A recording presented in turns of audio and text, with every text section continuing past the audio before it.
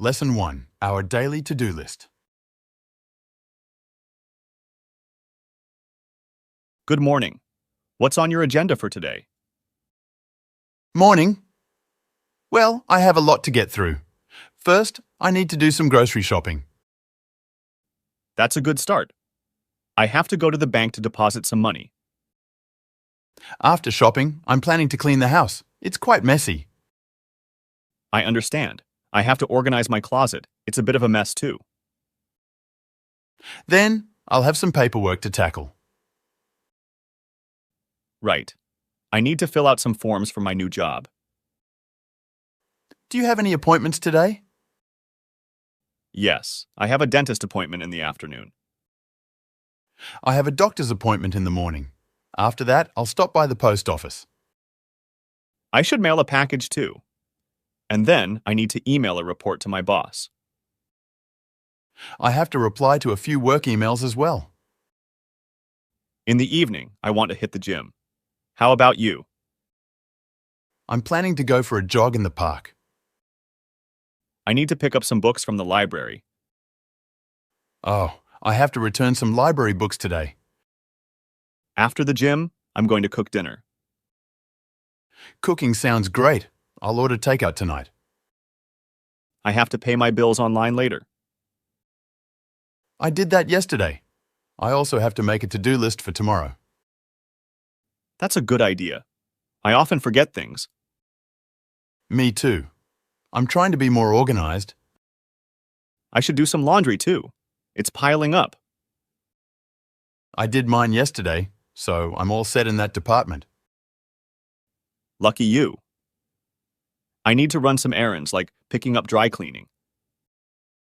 I have some errands to run as well, like getting my car serviced. I want to do some gardening if I have time. I have a few plants at home too. They need watering. I'm also thinking about watching a movie tonight. That sounds relaxing. I might watch a TV show. We should catch up soon. How about this weekend? Great idea. I'm free on Saturday. Let's plan something. I need to prepare a birthday card for my friend's party. I have a birthday gift to wrap for my sister. Speaking of birthdays, I need to call my cousin to wish her a happy birthday. Don't forget to set a reminder for that. You're right. I'll add it to my to-do list. I also need to fix a leaky faucet. Handy work, huh? I have to assemble a new bookshelf. After all that, I'll relax with a cup of tea. I'll enjoy a cup of coffee. And maybe read a book. I'm planning to catch up on some magazines. I almost forgot. I need to buy a new phone charger. My phone charger is working fine, but I need to update my apps. I'm planning to spend some time in the garden with my kids. Quality time with family is important. I'll play board games with mine. We should grab a coffee one of these days. Absolutely. Let's make it happen soon. Well, I think that covers most of my to-do list today. Same here. It's going to be a busy day for both of us. Lesson 2. Everyday self-care routines. Hey, how's your self-care routine these days? It's not bad. I try to take care of myself regularly. That's good to hear. What do you usually do in the morning? I start my day with a warm shower to wake up. I do the same. I find it really refreshing. After that, I brush my teeth and use mouthwash. Maintaining oral hygiene is essential. I do that too. Then I have a healthy breakfast. Usually some fruit and yogurt. Breakfast is important. It fuels your day. I prefer oatmeal. Do you exercise regularly? Yes, I try to go for a walk or do some light stretching.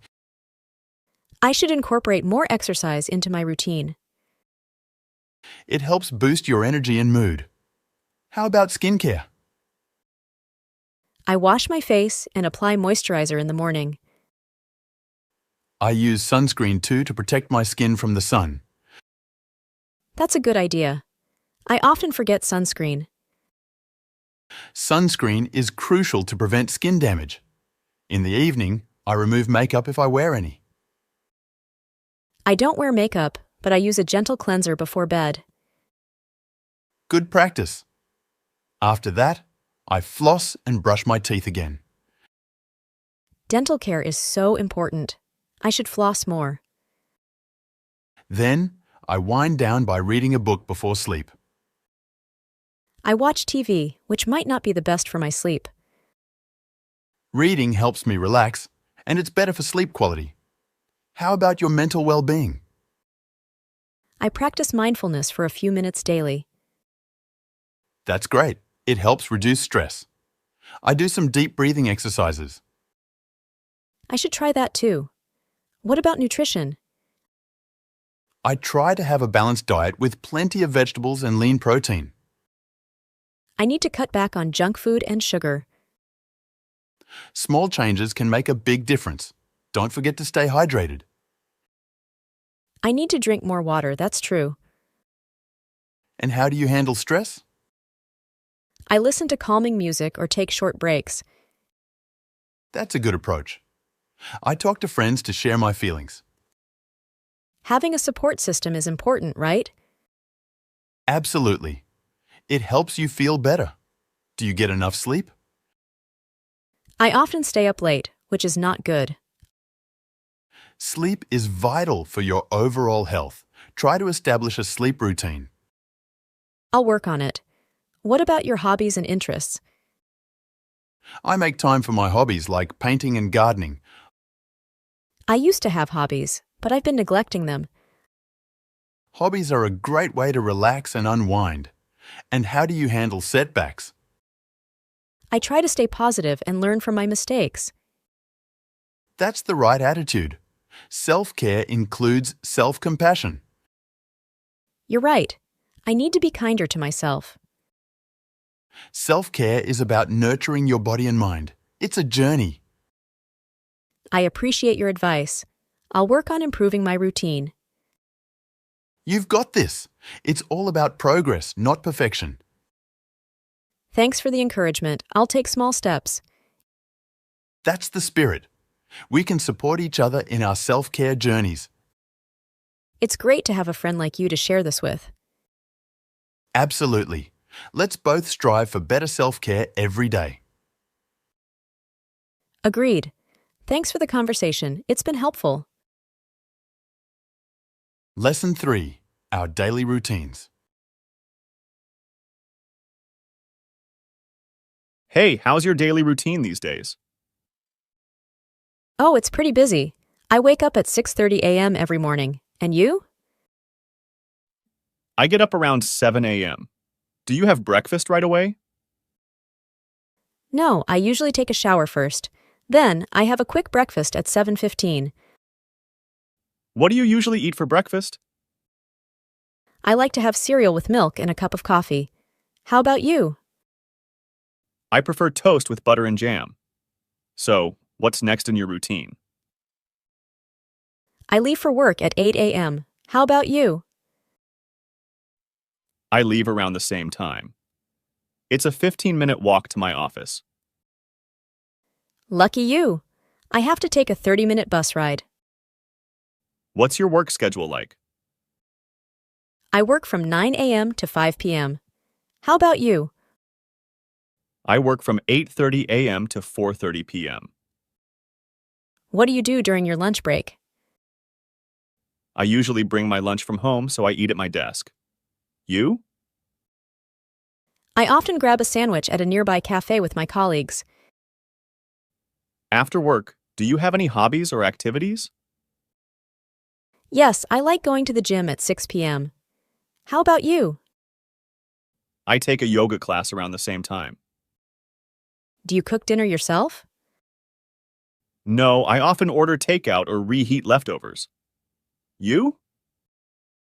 I cook dinner at home. I enjoy making different dishes. That sounds great. What time do you usually go to bed? I aim to be in bed by 11 p.m. And you? I try to get some sleep by 10:30 p.m. It sounds like you have an early bedtime. Well, I like getting a full night's sleep. That's true. It's important to be well rested. Absolutely. So, that's a typical day for us. Is there anything special on weekends? Weekends are more relaxed for me. I sleep in a bit and do some leisure activities. That sounds like a nice change of pace. I usually catch up on house chores on weekends. Different strokes for different folks, I guess. Indeed. But it's great to catch up and chat about our daily routines. Yes, it is. It's interesting to see how others go about their day.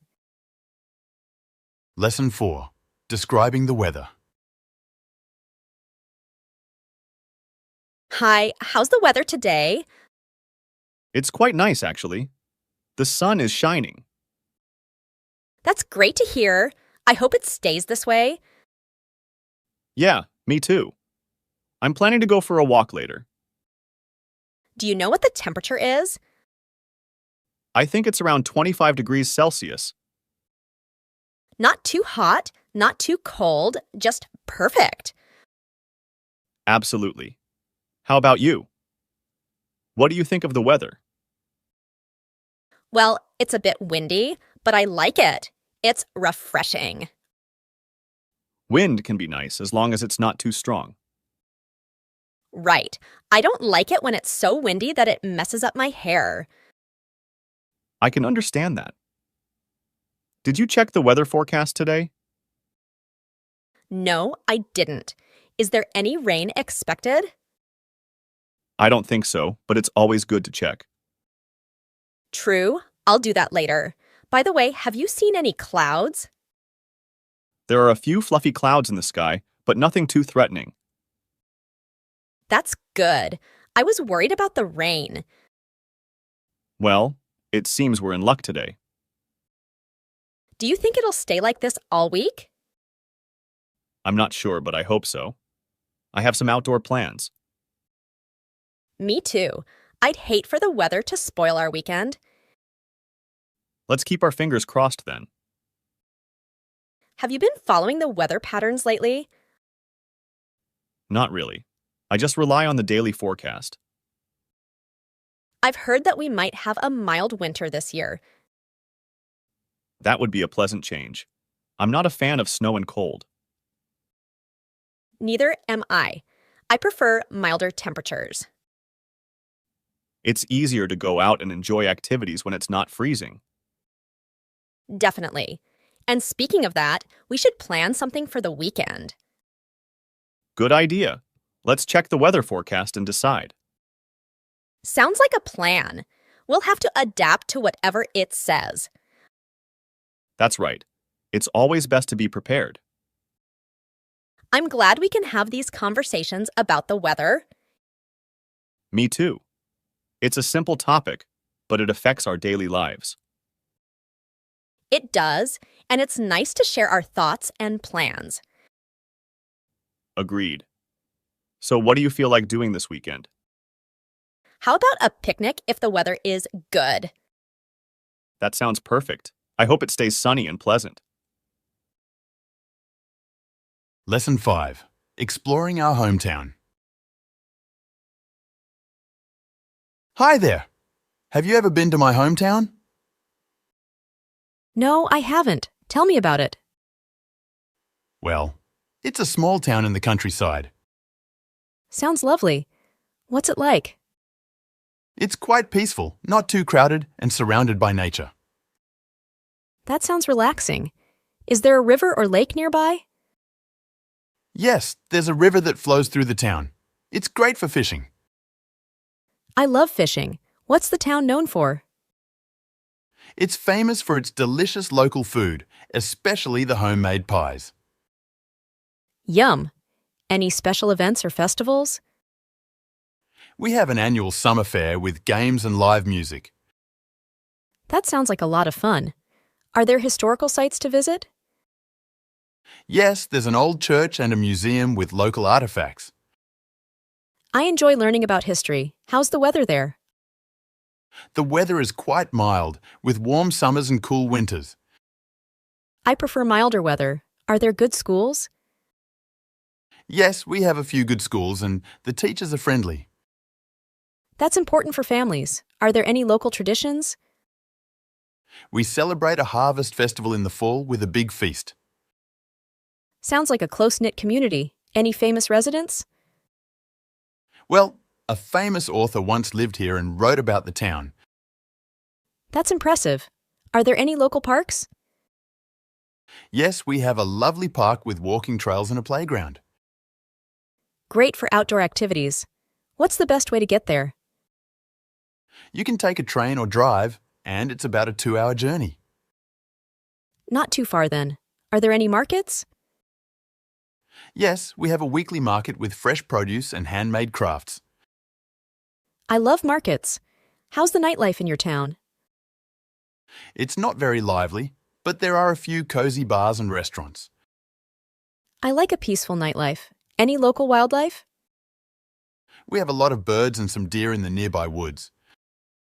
Nature lovers would enjoy that. Any local legends?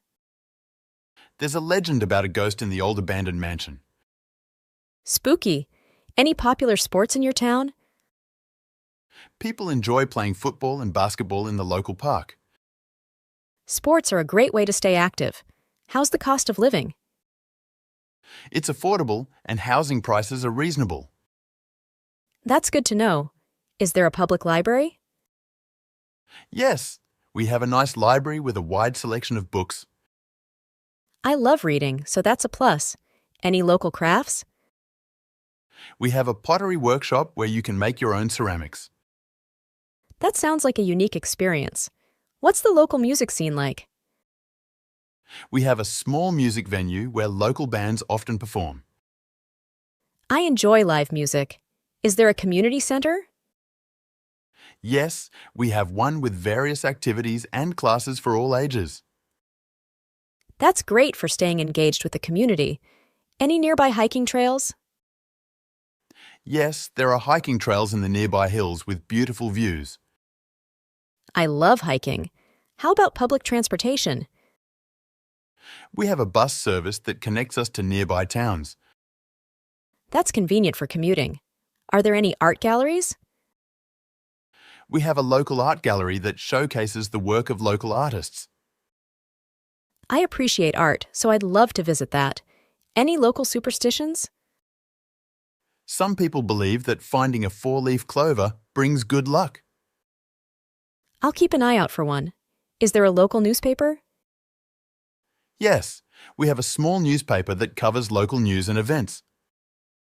It's good to stay informed. Any famous landmarks? There's an old lighthouse on the coast that's quite iconic. Sounds like a great spot for photos. How's the healthcare system? We have a local clinic and the nearby city has a hospital. Health services are important. Any local charities? Yes, there's a charity that helps those in need in our community. It's nice to see people helping each other. Are there any theaters? We have a small community theatre that puts on plays and performances. I enjoy watching live theater. Any local cafes? We have a few charming cafes with homemade pastries and coffee. Perfect for a relaxing afternoon. What's the local transportation like? Most people use bicycles or cars to get around. Bicycling is a healthy way to travel. Are there any art festivals? We have an art festival in the summer with local artists' displays. I appreciate art, so I'd love to visit that. Any beautiful gardens? Yes, we have a botanical garden with a wide variety of plants. The gardens are so peaceful. How's the community spirit? The people are friendly and there's a strong sense of community. That's what makes a place special. Is there a local cinema? Yes, we have a small cinema that shows the latest films. Movie nights are always enjoyable. How's the local economy? It's mostly based on agriculture and some small businesses. A diverse economy can be stable. Any historical landmarks? There's an old fort on the outskirts that's worth visiting. I enjoy exploring historical sites. How's the public safety? It's generally safe here, with a low crime rate. Safety is a top priority. Do you have any local traditions? We celebrate a spring festival with a parade and colourful decorations. Festivals are a great way to bring people together. Lesson 6. Plans for the future. Hey, have you thought about our future plans? Yeah, I've been thinking about it. I want to find a stable job, maybe in marketing. That sounds great. I was considering going back to school to improve my skills. Really? What field are you thinking of? I'm leaning towards computer science. It's in high demand these days. Nice choice. I'm aiming for a job that offers a good work-life balance. Me too. I value my free time and want a job that allows for personal development. I totally get that. I'm also thinking about saving money for a down payment on a house. That's a smart move. I'm planning to start investing for the long term. Investing sounds a bit complicated. Any tips? Well, diversifying your investments is crucial. Maybe we can attend a workshop together. That's a good idea. We can share what we learn and support each other. Absolutely. And speaking of support, I want to join a fitness class to stay healthy. Count me in. We can motivate each other to stay active. It's important to have a balanced lifestyle. I'm also considering learning a new language. That's ambitious. Which language are you interested in? I'm thinking of Spanish. It could open up new opportunities, especially in the job market.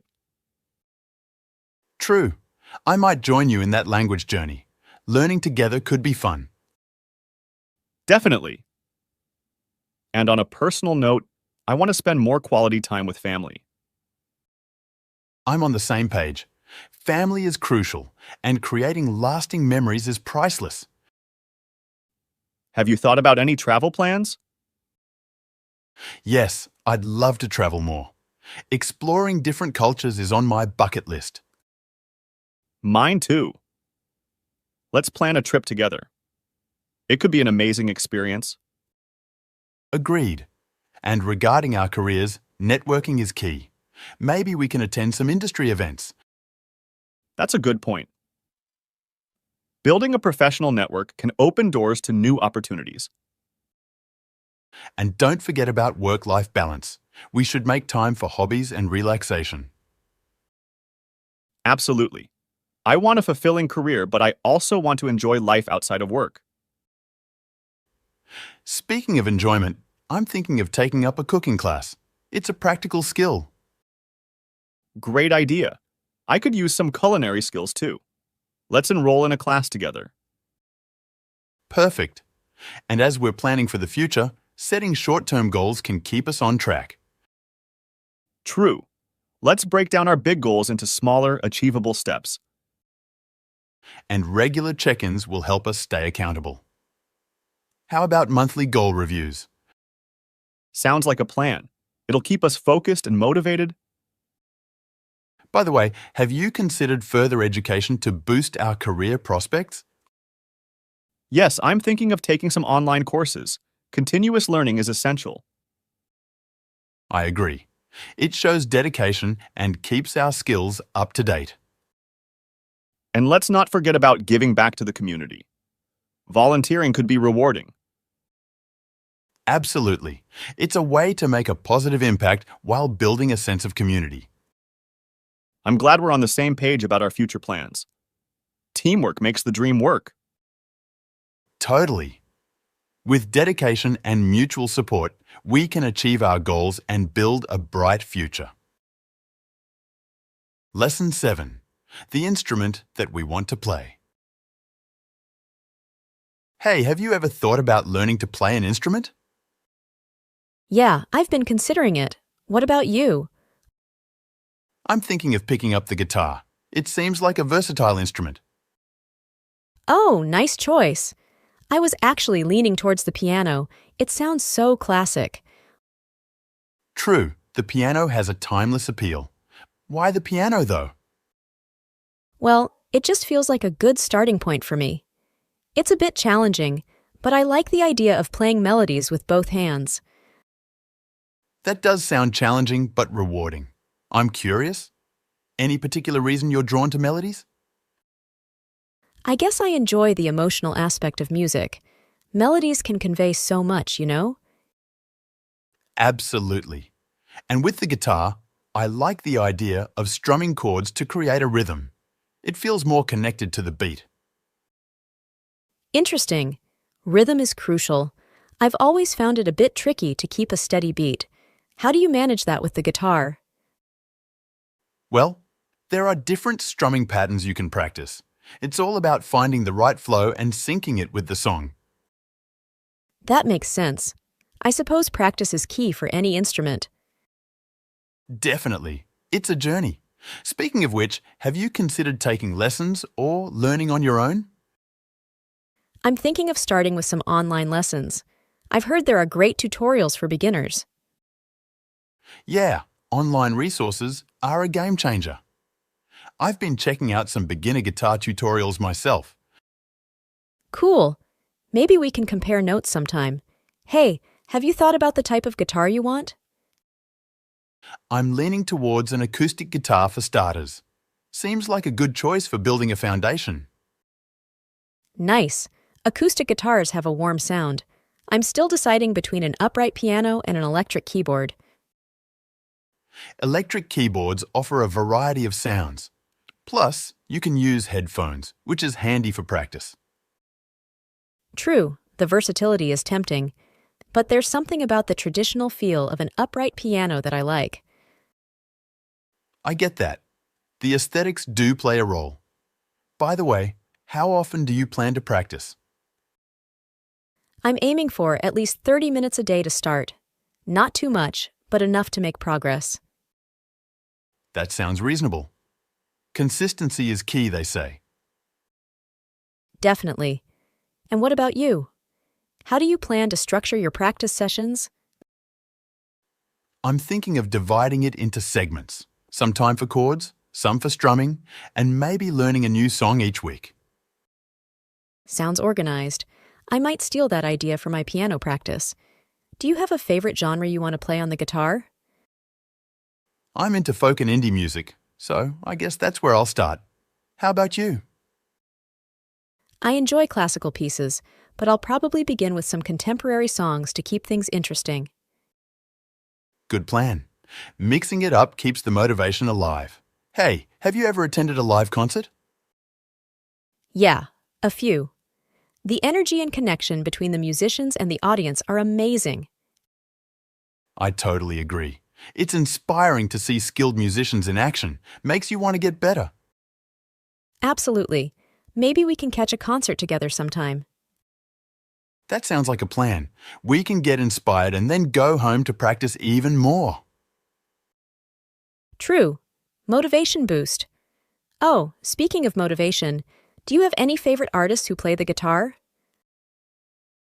I'm a big fan of Ed Sheeran's acoustic style. His songwriting is impressive too. How about you? Classical pianists like Chopin and Beethoven inspire me. But for contemporary, I like Ludovico Einaudi's piano compositions. Nice choices. It's great to draw inspiration from different genres. Keeps things fresh. Agreed. Hey, have you ever tried playing any other instruments before deciding on the guitar? I dabbled with the harmonica once, but the guitar seems like a better fit for me. How about you? I experimented with the flute briefly, but the piano captured my interest more. So, are you excited to start this musical journey? Absolutely. It's going to be challenging, but I'm looking forward to the learning process. How about you? Same here. The thought of making beautiful music is exciting. We'll have to update each other on our progress. Definitely. It'll be motivating to see each other grow as musicians. What's the first song you want to learn? I think I'll start with something simple, maybe a classic like For Elise. How about you? I'm eyeing Horse with No Name by America. The chords seem manageable for a beginner. Solid choices. We'll have to play them for each other once we get the hang of it. Absolutely. A mini concert between friends. It'll be fun. For sure. We can celebrate our musical milestones together. It's a deal then. Here's to the beginning of our musical journeys. Cheers. May the chords be ever in our favor. Lesson 8, Our Lovely Pet. Hey, how's your pet doing? Oh, he's fine, thanks. Just got back from the vet. Really? What happened? Nothing serious, just a regular checkup. That's good. Is he eating well? Yes, he has a healthy appetite. How about your pet? She's doing great. I took her for a walk yesterday and she had so much fun. Nice. I need to take mine out more often. It's good exercise for them. By the way, have you tried that new pet food? Yeah, I switched to it recently. Seems like he enjoys it. Mine too. It's amazing how picky they can be. True. Do you brush your pet's fur regularly? Yes, almost every day. Keeps it shiny and reduces shedding. I should do that more often. How about toys? Any recommendations? Oh, the squeaky toys are a hit with my pet. Keeps her entertained for hours. I'll get some this weekend. And what about training? Basic commands are essential. My pet learned sit and stay pretty quickly. Mine struggles with stay. Any tips? Patience is key.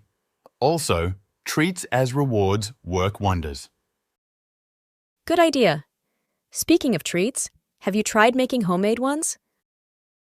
Yeah, I found a simple recipe online. My pet loves them. Mind sharing the recipe? I want to try it too.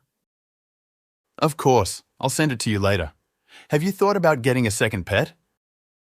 Not yet. One is enough for now. How about you? Same here. One keeps me busy, but it's so rewarding. Agreed. Pets bring so much joy to our lives. Absolutely. By the way, do you have any pet insurance? No, not yet. Is it worth it?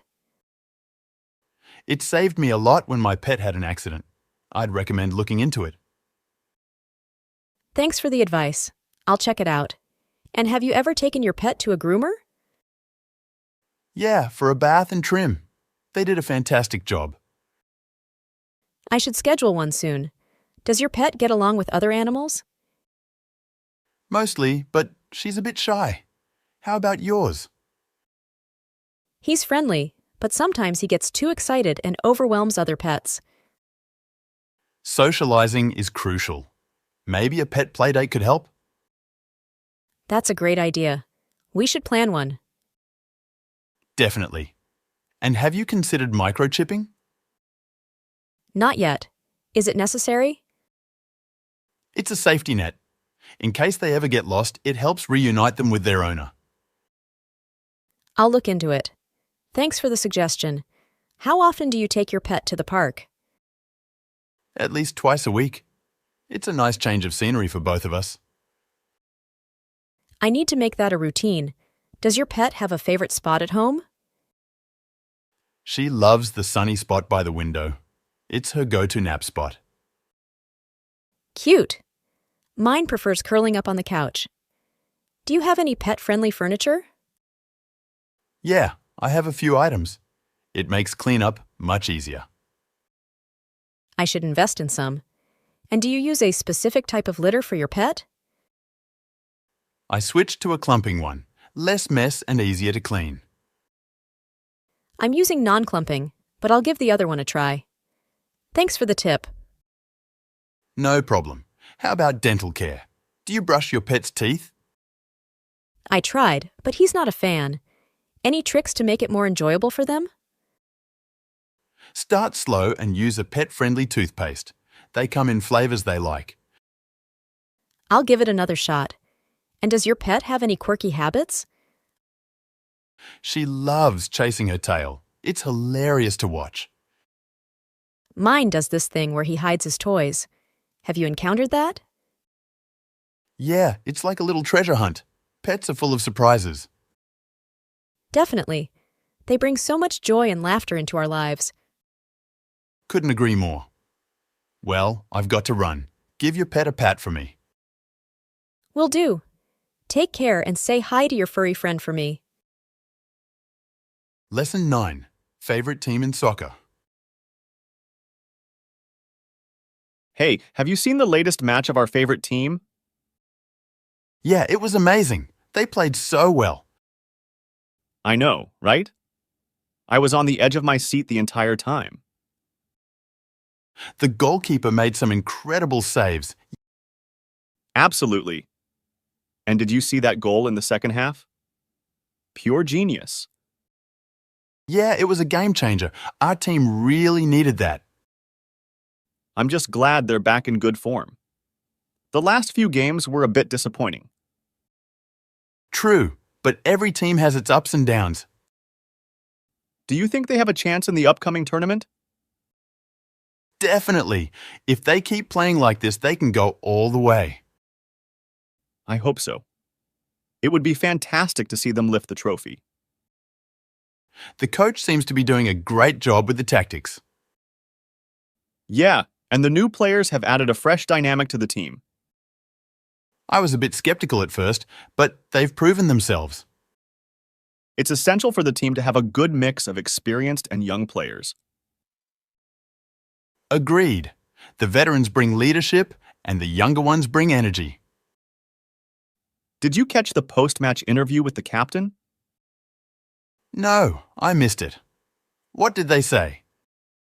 They mentioned how the team's camaraderie is at an all-time high. That's great to hear. A united team is a strong team. And the fans were incredible in the stadium. The atmosphere was electric. I wish I could have been there. Watching it on TV just isn't the same. I know what you mean, but hey, we can plan to catch a live game sometime.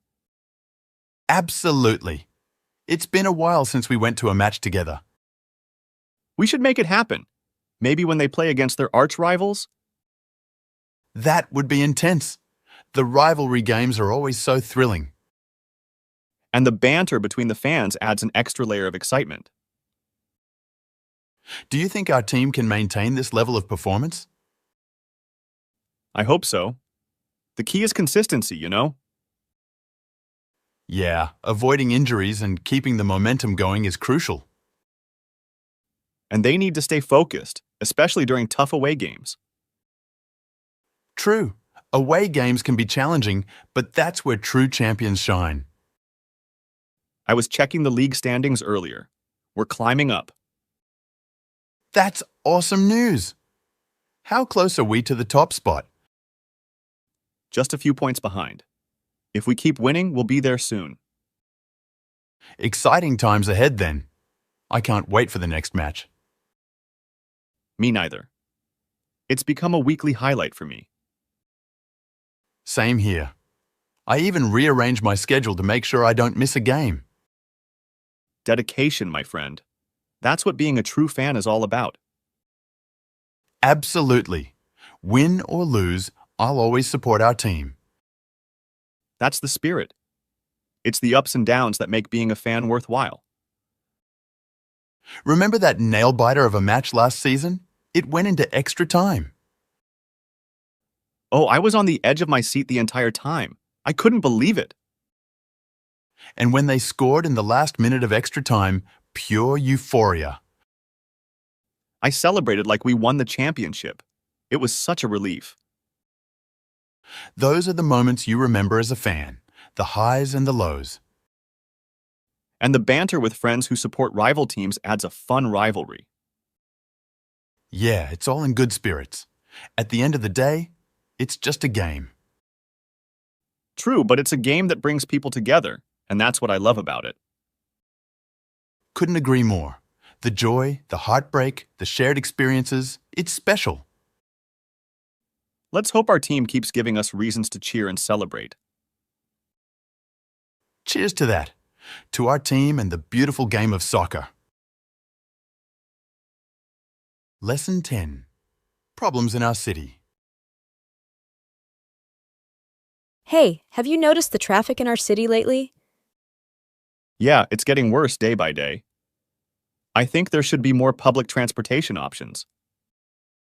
True, the buses are always crowded. Maybe they should invest in a metro system. That's a good idea. It could help reduce the number of cars on the road. And speaking of roads, the potholes are a nightmare. They need to fix them ASAP. Absolutely. I've almost damaged my car a couple of times because of those potholes. I heard there's a plan to improve the infrastructure. Hope it happens soon. Yeah, let's hope they don't just talk about it but actually take action. The pollution is another concern. We need more green spaces and better waste management. I agree. Cleaner air and a healthier environment would make a huge difference. The cost of living is also going up. Rent, groceries, everything. Tell me about it. I wish there were more affordable housing options. And the job market isn't great either. It's tough finding a decent job. Maybe the city should attract more companies to create more opportunities. Yeah, that could boost the economy and create more jobs. On a different note, have you noticed the increase in crime lately? Yeah, it's concerning. We need better law enforcement and community policing. Agreed. It would make the city a safer place for everyone. Education is another issue. The schools need more resources. True. Investing in education is an investment in the future. Did you hear about the new cultural center they're planning to build?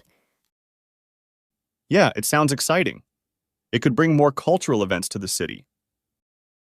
That might attract more tourists too, boosting the local economy. Hopefully, it's well managed, and the benefits reach the community. The healthcare system could also use some improvements. Yeah, shorter wait times and better access to healthcare services would be great. I wonder if there's a platform for citizens to voice their concerns. Maybe we should start a petition or something to get our voices heard. Good idea. We need a platform for constructive feedback and suggestions. It's crucial for the city to evolve and address the needs of its residents. I think the City Council should be more transparent about their decisions. Transparency builds trust. It's essential for a thriving community. Do you think organizing community events would help bring people together? Definitely. It fosters a sense of community and strengthens social bonds. We should also encourage local businesses to thrive. It supports the economy. True, supporting local businesses keeps the money circulating within the community. Have you ever considered joining a neighborhood watch program? It's not a bad idea. It could help make our streets safer. And we should promote environmental awareness. Maybe start a recycling program? Absolutely.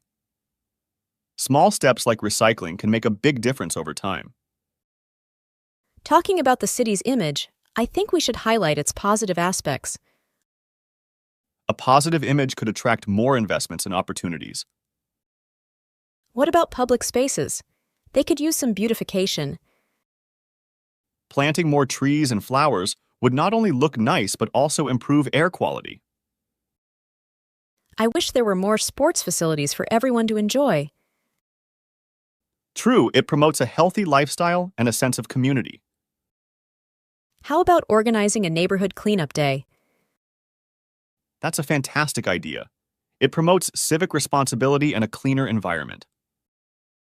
We need to address these issues collectively. It's not just the government's responsibility. Exactly. A community working together can bring about positive change. I read about a successful community garden in another city. Maybe we could start one here. That could provide fresh produce and bring people together in a shared activity. What are your thoughts on improving public spaces for children? Playgrounds and safe spaces for kids are crucial. It enhances the quality of life for families. I've heard about initiatives where communities come together for street art projects. Street art can add vibrancy to the city and create a sense of pride among residents. Let's not forget about the importance of cultural diversity in our city. Embracing diversity enriches our community. It's something we should celebrate. I wonder if there are any grants or funding opportunities for community projects. It's worth looking into. Financial support could make a significant difference. I've been thinking about starting a community newsletter. What do you think? A newsletter could keep everyone informed and engaged. It's a great way to share ideas. Let's encourage more civic participation. Maybe host town hall meetings? Town hall meetings provide a platform for open discussions and community input. It's essential to strike a balance between progress and preserving our city's history. Preserving our cultural heritage is vital. It gives our city a unique identity. What if we create a mentorship program for young entrepreneurs? A mentorship program could nurture talent and contribute to economic growth. And we should advocate for better public services, like healthcare and education. Advocacy can make a difference. It's about ensuring our basic needs are met. Let's encourage responsible tourism. It can bring in revenue without harming the environment. Responsible tourism is key. It benefits the city while preserving its natural beauty.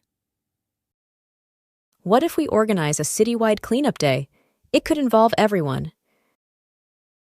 A cleanup day is a practical way to instill a sense of pride and ownership in our city.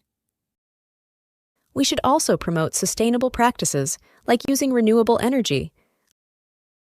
Sustainable practices are crucial for the long-term well-being of our city. Let's stay informed about local policies and elections. Our voices matter. Being informed allows us to make informed decisions and contribute to positive change. It's inspiring to see how small changes can lead to a big impact in a community. Absolutely. Every action, no matter how small, contributes to the overall well-being of our city. I appreciate our conversation. It's motivating to brainstorm ideas for a better city. Likewise. Let's continue to share ideas and work towards making our city a better place for everyone. Lesson 11. Setting and achieving fitness goals. Hey, have you thought about getting in shape lately? Yeah, I've been considering it. I want to be healthier. Same here. I was thinking of starting with some light exercises, maybe jogging. That sounds good. I'm not really into intense workouts. Me neither. Just trying to stay active. What's your fitness goal? I just want to lose a bit of weight and feel more energized. You? I'm aiming for better overall fitness. Maybe tone up a bit, you know? Absolutely. Nothing wrong with that. What kind of exercises are you thinking of? I heard bodyweight exercises are effective. Squats, push-ups, that sort of thing. Yeah, those sound doable. I was considering yoga for flexibility. Nice choice. Yoga's great for both flexibility and relaxation. We could try a class together. Sure, that sounds fun. Do you follow any specific diet? Not really, just trying to cut down on unhealthy snacks. How about you? I'm thinking of incorporating more veggies and less processed food. Smart move. Small changes can make a big difference. Have you set a workout schedule? Not yet. I was thinking maybe 3 times a week to start. What about you? Same here. Consistency is key. Maybe we could motivate each other. That's a great idea. It's always easier with a workout buddy. Are you into any sports? I used to play soccer. Thinking of joining a local league again. You? Not really into competitive sports, but maybe something recreational like badminton. Nice. Mixing it up keeps things interesting. How do you stay motivated? Well, I thought of setting short-term goals, like reaching a certain weight in a month. That's a good approach. I'm more about enjoying the process and celebrating small victories. True, we shouldn't be too hard on ourselves. What about cheat days? Do you have them? Oh, for sure. A little treat here and there keeps me sane. It's all about balance. I like that mindset. What's your favorite healthy snack? Probably fruit or a handful of nuts. Easy and satisfying. What about you? I'm a fan of Greek yogurt with some honey and berries. Sounds delicious. We should swap some recipes. How do you deal with sore muscles? I've heard stretching helps. Maybe a hot bath. You? Yeah, stretching is a lifesaver. I also use a foam roller. Works wonders. I'll look into that. Do you track your progress? Yeah, I keep a workout journal.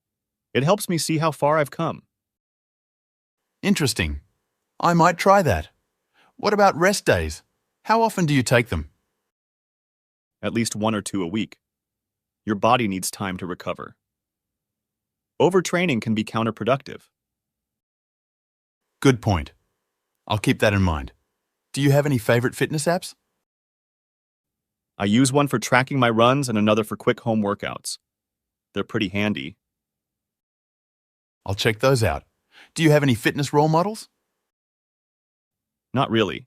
I'm more inspired by personal progress. What about you? I follow a few fitness influencers on social media. They share useful tips and motivation. That's cool. It's nice to have some inspiration. Have you noticed any changes in your energy levels? Yeah, I feel more awake during the day. It's surprising how exercise affects energy. Absolutely. It's like a natural energy booster. Have you convinced anyone else to join you on this fitness journey? Not yet, but I'm working on it. How about you? My sister's considering it. I think we might start jogging together. It's always more fun with company. Definitely. We should get our friends involved too. The more, the merrier. Agreed.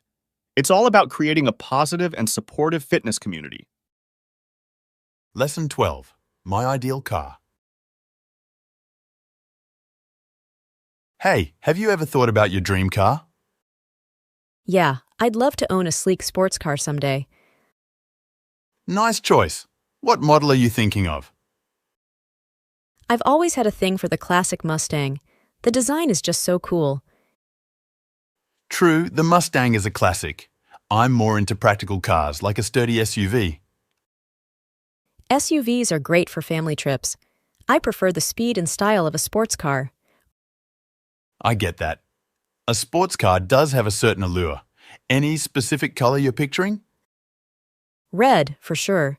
It's vibrant and attention-grabbing. Classic choice. I'm leaning towards a metallic blue for my SUV. Looks sharp.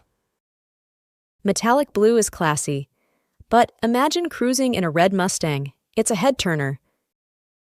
For sure.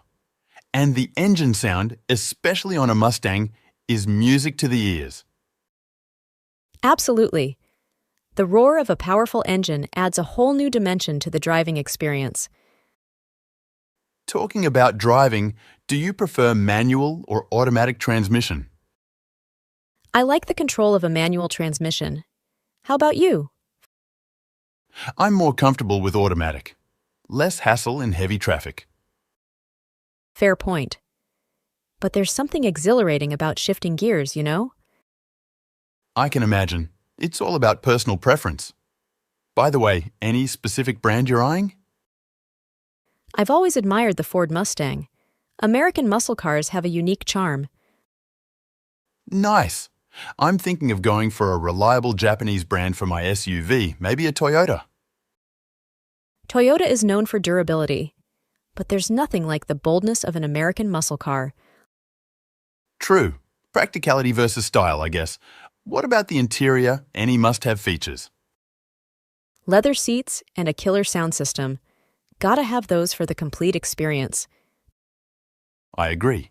Comfort is key. In my SUV, I'd prioritize spacious seating and a user-friendly dashboard. Different strokes for different folks. A comfy interior makes those long drives enjoyable. Absolutely. Dream cars are all about making every drive a memorable experience. Totally.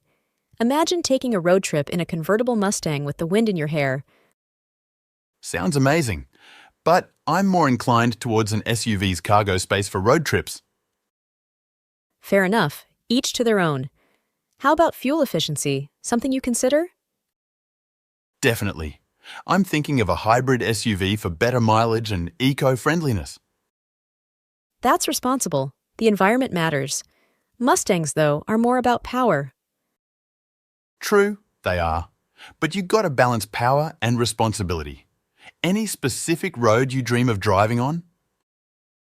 I've always imagined cruising down the Pacific Coast Highway in California. The views would be breathtaking. Nice choice. I'm more into off-road adventures, so an SUV suits my dream road trip. Off-roading has its own charm. A Mustang might struggle, but an SUV can handle it. Exactly.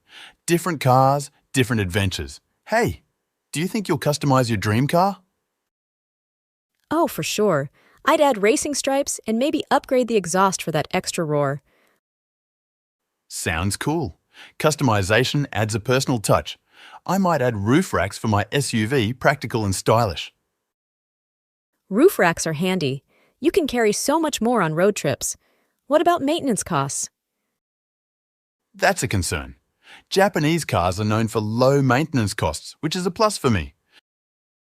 American muscle cars might have higher maintenance costs, but the experience is worth it. It's all about finding the right balance.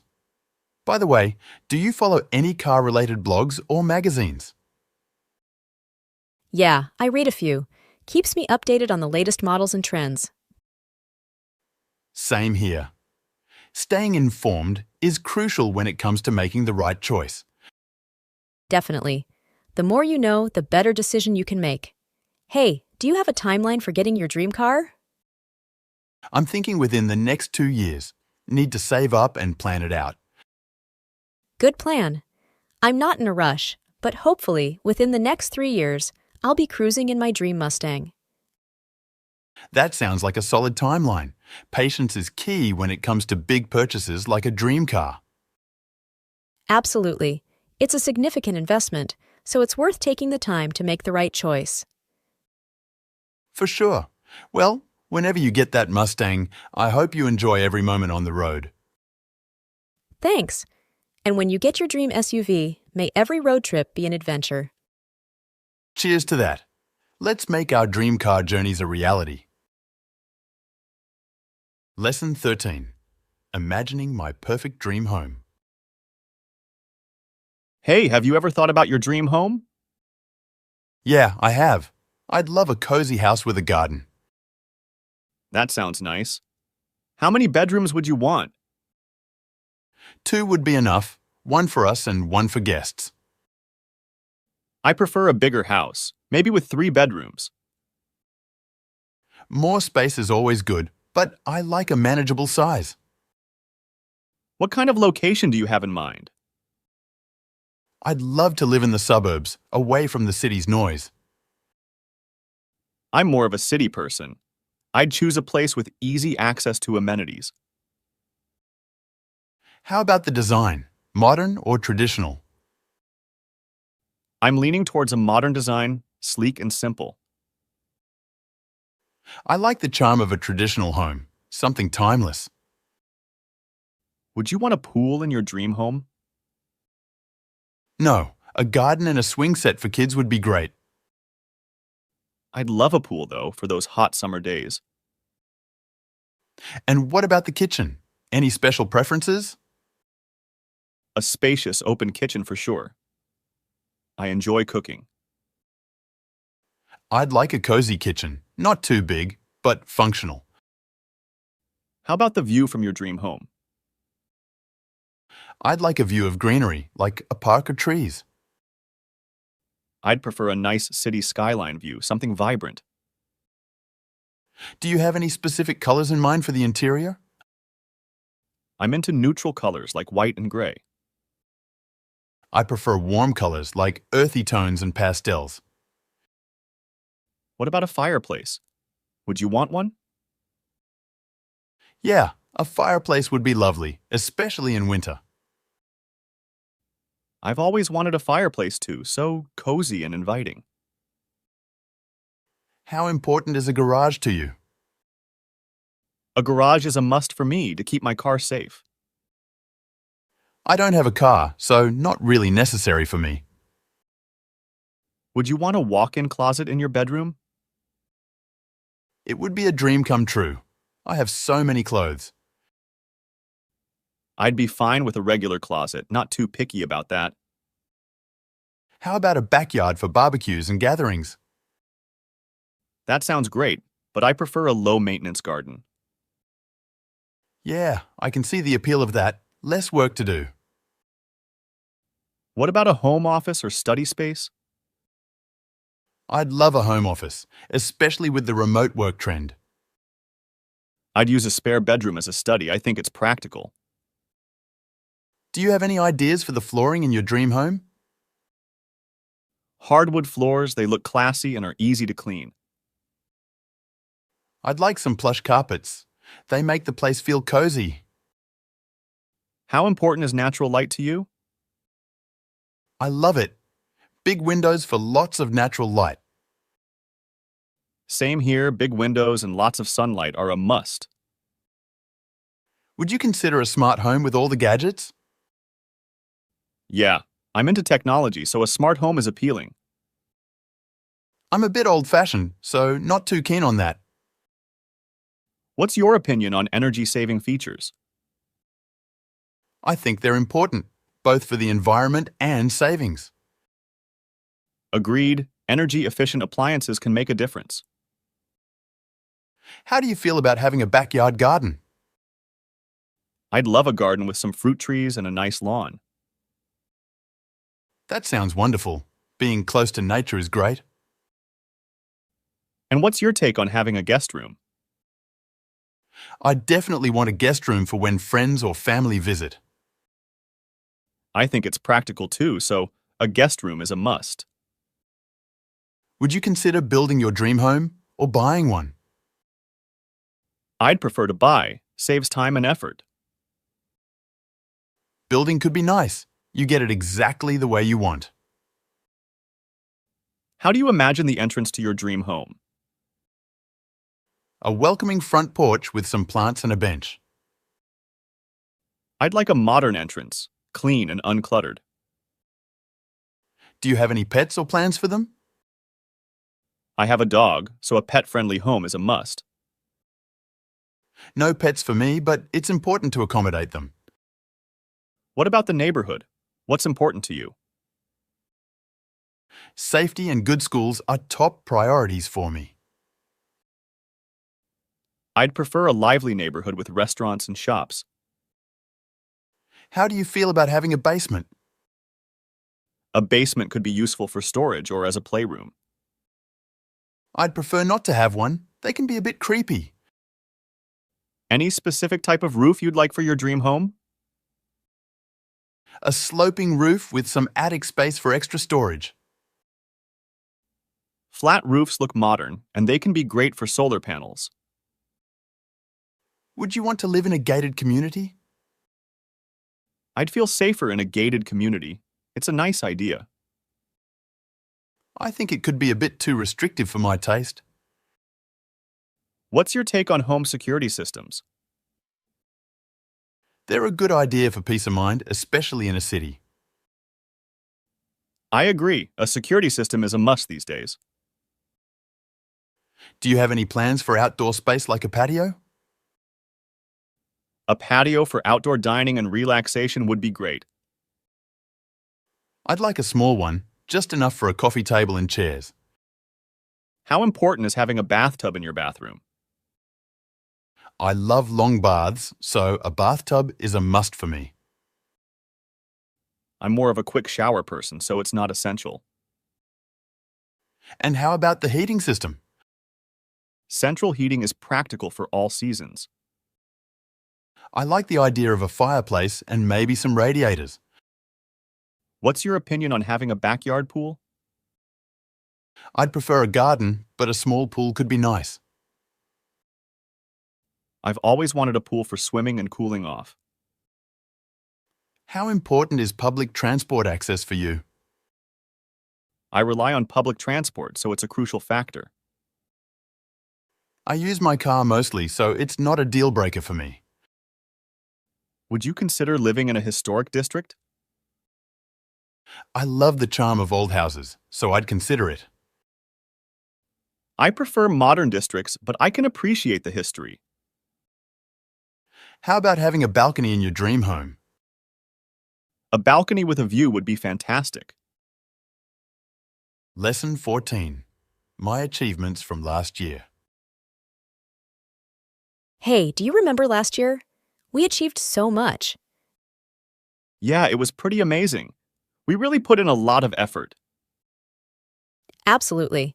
I think our teamwork was key to our success. Definitely. We all played our part and made a real impact. I'm proud of what we accomplished. It wasn't easy, but it was worth it. True, overcoming challenges made the achievement even more satisfying. I feel like we improved our skills throughout the project.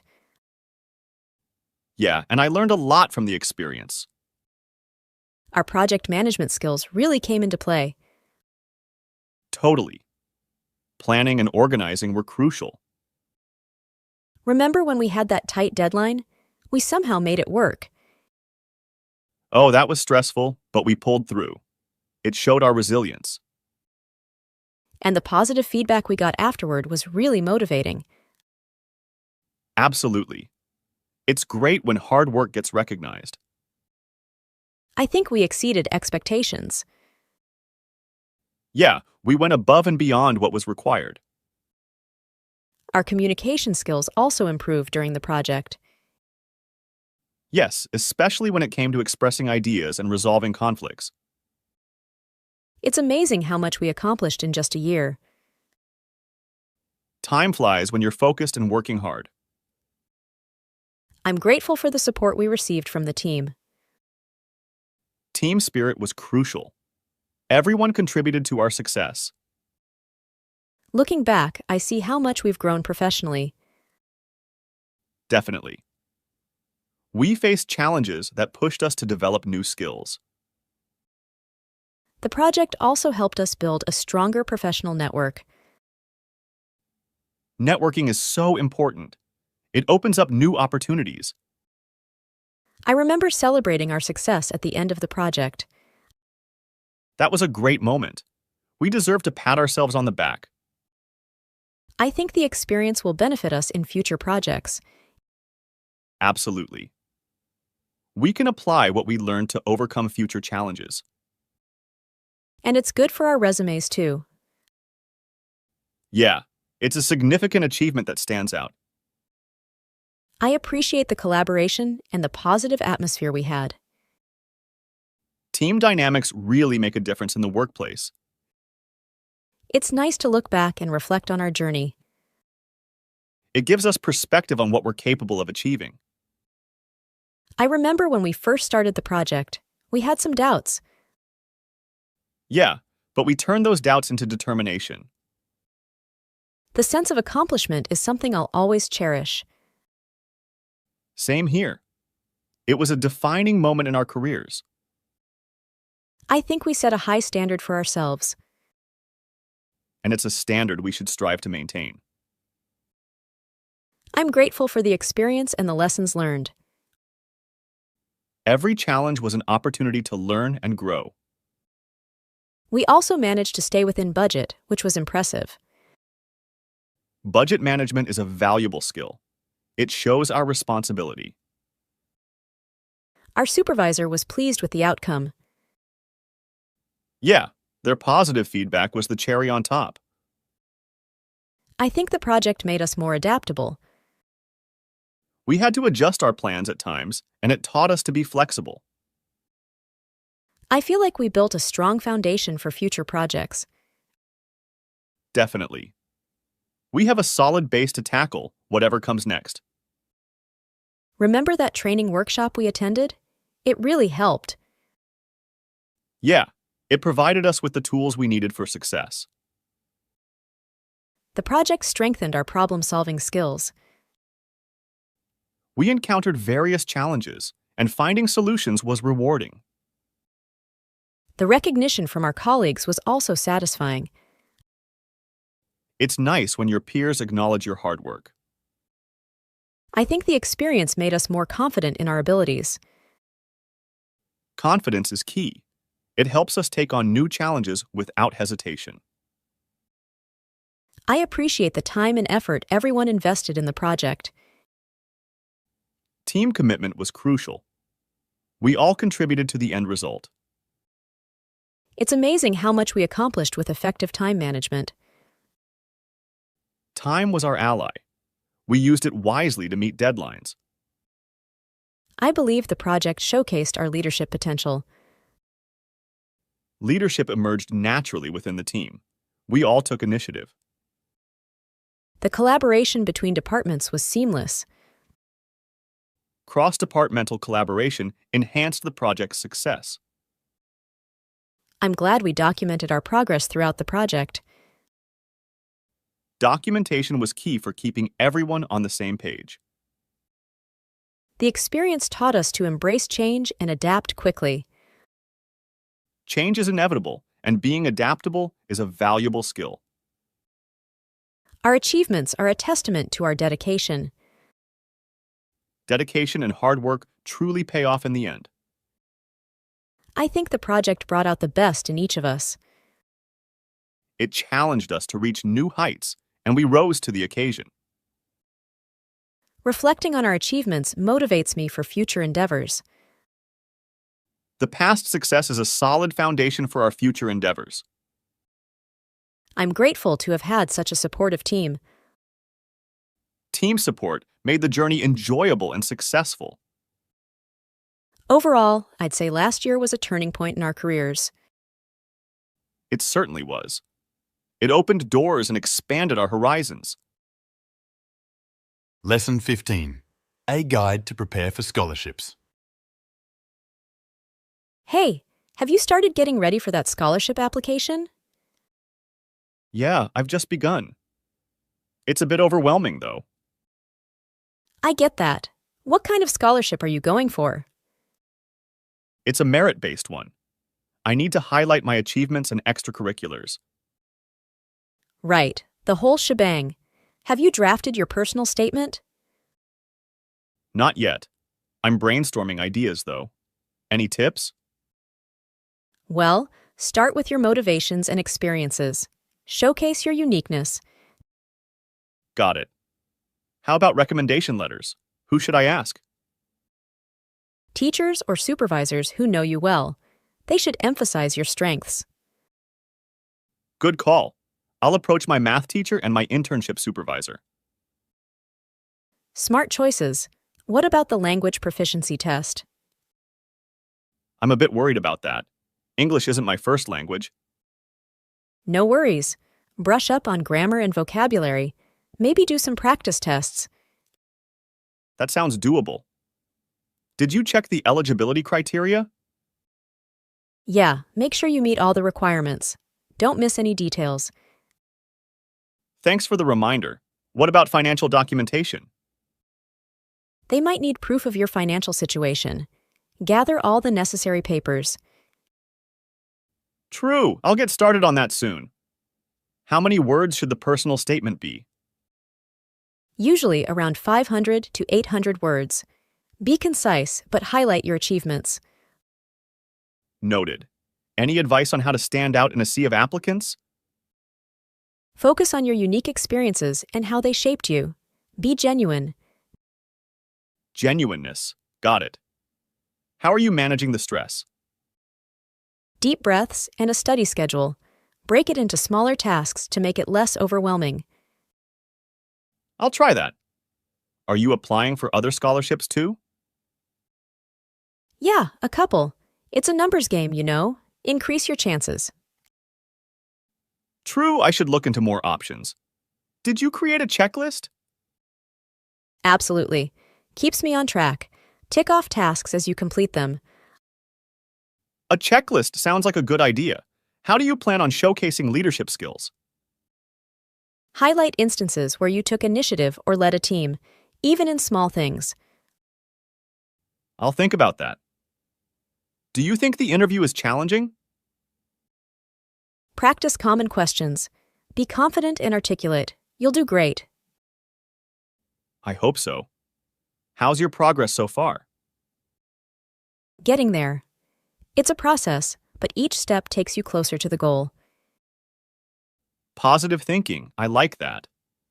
How important is community service in these applications? It can make you stand out.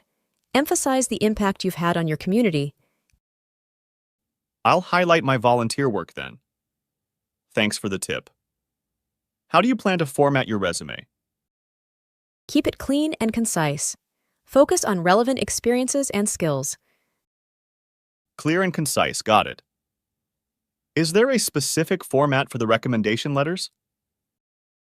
Not really, but they should be formal and highlight your strengths convincingly.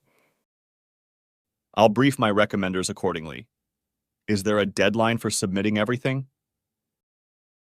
Yeah, check the scholarship website. Don't miss the deadline. It's crucial. I'll make sure to note that down. How do you balance studying for exams and scholarship preparation? Allocate specific times for each. Don't let one overshadow the other. Time management, right? I struggle with that sometimes. How many scholarships are you applying for in total? About 3. Quality over quantity, but having options is good. 3 sounds manageable. I'll explore a few more. Are you using any online resources for guidance? Yeah, there are great templates and guides online. They're super helpful. I'll check those out. What's your backup plan if you don't get the scholarship? Apply for other financial aid options and maybe consider part-time work. True. Always good to have a plan B. How do you address weaknesses in your application? Acknowledge them briefly, but focus more on how you've learned and grown. Learn from mistakes, got it. Do you think grades weigh heavily in the selection process? They matter, but so do other factors. Showcase your overall capabilities. I'll make sure to highlight my strengths. How do you express gratitude in the application? A simple thank you at the end of your personal statement is a nice touch. I'll include that. Thanks for all the advice. I feel more confident now. Anytime. We're in this together. Good luck with your application. Lesson 16. A daily commute. Hi, how do you get to work every day? I usually take the bus. What about you? I drive my car. It's convenient. Is traffic bad in the morning? Yeah, it can be a bit slow sometimes. I hate being stuck in traffic. Me too. Do you have a long commute? Not really. It takes about 30 minutes. Lucky you. Mine's closer to an hour. That's tough. Do you ever carpool? Sometimes with a colleague who lives nearby. Carpooling can save money and reduce traffic. Absolutely, and it's more eco-friendly. Do you take the subway on occasion? Yes, when I want to avoid the hassle of parking. I've heard the subway is crowded during rush hour. It can get packed, but it's fast. What time do you leave for work? I aim for 8:30 to avoid the worst of the rush. I leave around 7 o'clock to beat the traffic. Early bird, huh? I'm not a morning person. Mornings are tough, but it's worth it. Do you listen to music on your commute? Yes, it makes the ride more enjoyable. I listen to podcasts. They're entertaining. Any podcast recommendations? I like ones about true crime and history. Sounds interesting. I'll check them out. What do you do when you're stuck in traffic? I use that time to catch up on phone calls. Multitasking, I see. I usually daydream. Daydreaming can be nice too. Have you ever considered biking to work? It's too far for me, and I'm not a cyclist. It's a good way to stay in shape, though. I prefer the gym for that. Fair enough. What's your favorite part of the commute? I enjoy watching the city wake up. That's poetic. I like the fresh morning air. It's rejuvenating, isn't it? Do you take any shortcuts to avoid traffic? Yes, there's a back road I sometimes use. Clever. I should find some shortcuts. It helps save time and reduces stress. Do you ever car share with coworkers? Occasionally, when our schedules align. Sharing rides can be cost-effective. Plus, it's nice to have company. I agree. Commuting can be a bit lonely. Well, we've made it more enjoyable with this chat. Lesson 17. Exploring my favorite sport. Hey, do you like sports? Yeah, I love sports. What about you? Same here. What's your favorite sport? I'm a big fan of soccer. How about you? Oh, nice. I prefer basketball. Do you play soccer yourself? Yeah, I play with some friends every weekend. It's a lot of fun. That sounds great. I play basketball at the local court. Ever tried it? Not really, but I'd love to give it a shot. What do you like about basketball?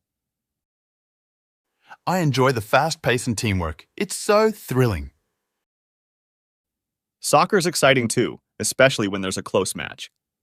Do you watch basketball games? Yeah, I'm a huge fan.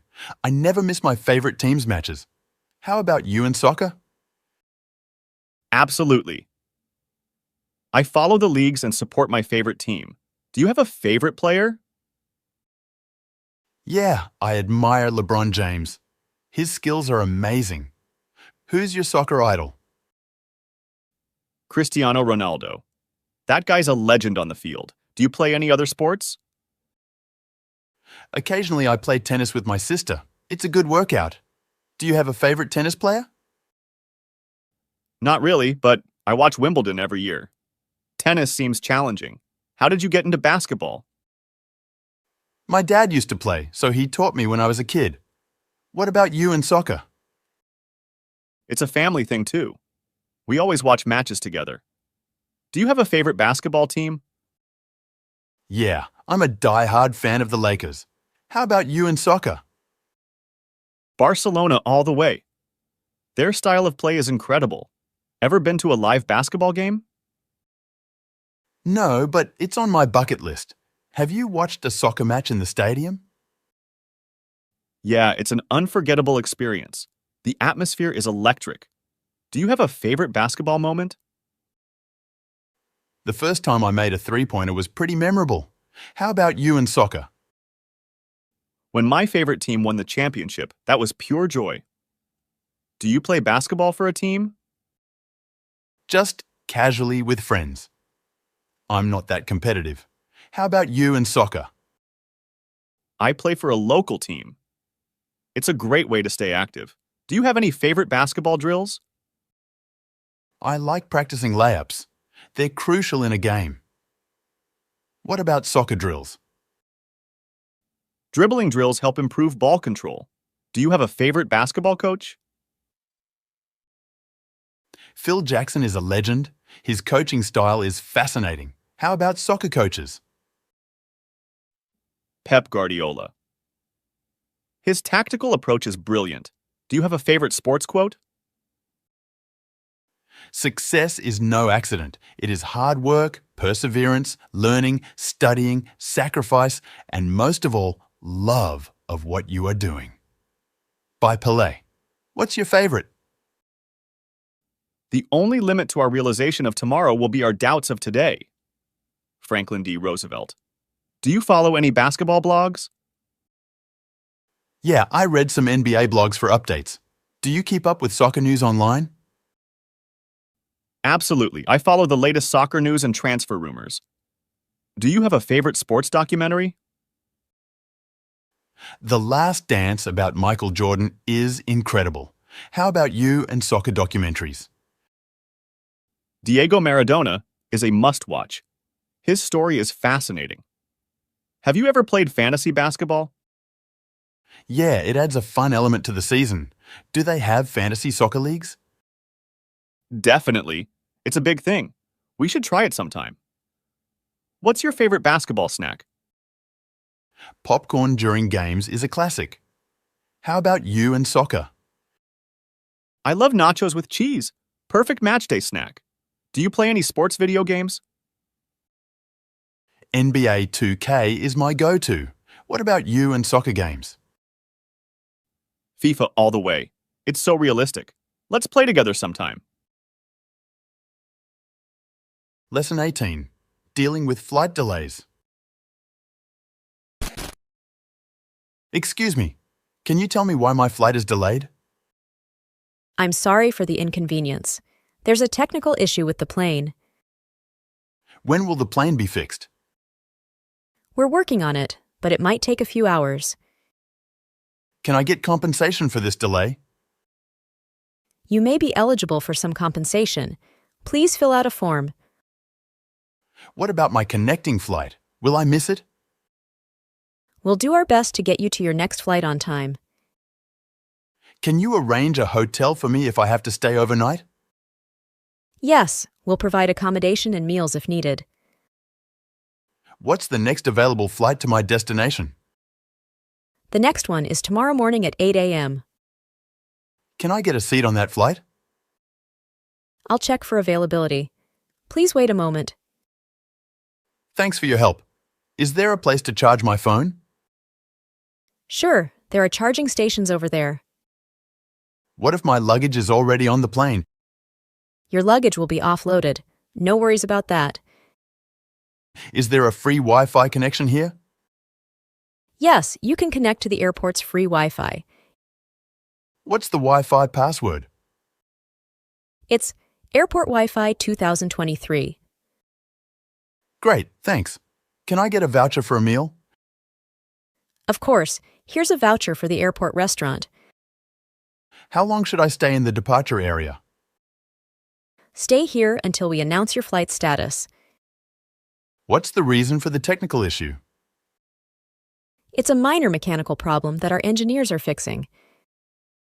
Do you know if my travel insurance covers this delay?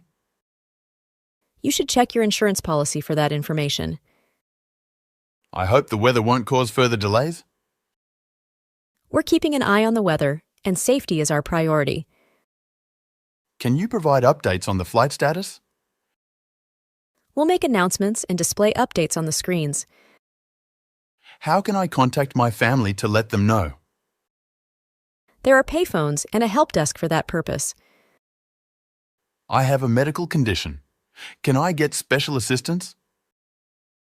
Please let us know, and we'll arrange the necessary help. What's the compensation amount for this delay? It depends on the duration and reason for the delay. I hope my checked luggage doesn't get lost. Don't worry, it will be handled with care. Can I reschedule my return flight due to this delay? Yes, we can help you reschedule your return flight. What if I miss an important appointment because of this? We apologize for any inconvenience and can provide a letter for your appointment. How about a complimentary drink or snack? Sure, you can get one at the airport cafe. Will there be any extra charges for the rescheduled flight? If there's a price difference, you may need to pay it. Can I board the plane as soon as it's ready? We'll call you when it's time to board. Is there a place to store my hand luggage while I wait? You can use the overhead bins or store them under your seat. I hope this delay won't happen on my return flight. We'll do our best to prevent any future delays. Can I get a refund instead of taking the rescheduled flight? You'll need to contact our customer service for that. How do I find my gate when it's time to board? We'll announce the gate number when the plane is ready. Thanks for your assistance. I appreciate it. You're welcome. We aim to make your travel as smooth as possible. I'll just read a book while I wait. That sounds like a good idea to pass the time. How often will you provide updates on the flight? We'll announce updates every 30 minutes. Is there a restroom nearby? Yes, the restrooms are just around the corner. I hope the delay doesn't affect my hotel reservation. It's always a good idea to inform your hotel about the delay. Can you recommend a good book to read? I'm not sure, but you can ask the bookstore over there. I'm just glad the delay wasn't due to a security issue. Absolutely. Safety is our top priority. Is there a lost and found department in case I misplace something? Yes, it's located near the baggage claim area. I'll go there if I need assistance. Thanks again. You're welcome. If you have more questions, feel free to ask. Lesson 19 Weekend Trip Chat. Hey, did you have a nice weekend trip? Yes, it was great. We went to the mountains. Mountains? That sounds exciting. Yeah, it was beautiful. We hiked a lot. Hiking can be tiring, right? Yeah, but the views were amazing. Did you take many photos? Oh, lots of them. The scenery was breathtaking. I'd love to see them sometime. Sure, I'll show you later. Did you stay in a hotel? No, we camped in tents. It was fun. Camping is not really my thing. It's not for everyone, but I enjoy it. How was the weather? It was sunny most of the time, perfect for hiking. Did you have any problems? Well, we got lost once, but we found our way. That sounds a bit scary. It was, but it added some adventure. What about food? Did you eat out? We mostly cooked by the campfire. That must have been an experience. Yes, and the marshmallows were a hit. Did you meet any interesting people? Not really. We mostly kept to ourselves. Did you see any wildlife? We saw some birds and a squirrel. Sounds like a peaceful trip. It was away from the city's hustle. How long did you stay? Just the weekend, but it felt longer. I wish I could have joined you. You should come with us next time. I'd love to, but I'm not very outdoorsy. You can always give it a try. Maybe one day, who knows? That would be fun. We'll be waiting. Thanks, I'll think about it. Sure, no pressure. It's all about having a good time. I can see that. You look so relaxed. Nature has that effect on me. I can tell. Your trip was a success. Absolutely. Can't wait for the next one. Well, I hope you have many more great trips. Thank you. Have a good week ahead. Lesson 20, Tips for English Learners. Hey, I've been feeling down lately. I feel like I'm not making much progress in learning English. I understand how you feel, but don't be too hard on yourself. Learning a new language can be challenging.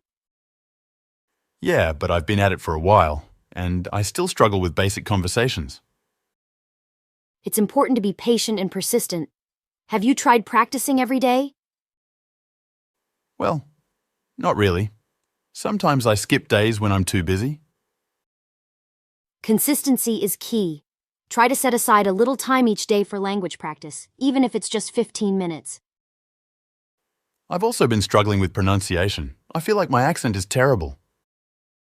Don't worry too much about that. It takes time to improve your pronunciation.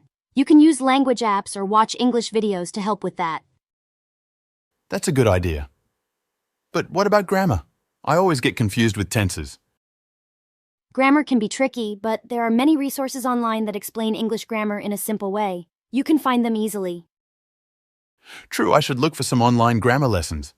Do you think joining a language course would help? It can be beneficial, especially if you want structured learning, but it's not necessary. Self-study is also very effective. I'll try self-study more often then. It's just hard to stay motivated. I get it, setting goals can help. For example, aim to have a 10-minute conversation in English every week. That sounds doable. I also worry about not understanding native speakers when they talk fast. Listening to English music, podcasts, and watching movies with subtitles can help improve your listening skills. Thanks for the tips. It's nice to know I'm not alone in feeling this way. You're definitely not alone. Learning a new language is a journey, and it's okay to have ups and downs. Just keep going, and you'll improve over time. You're right. I won't give up. Thanks for the encouragement. You're welcome. I'm here to support you in your English learning journey.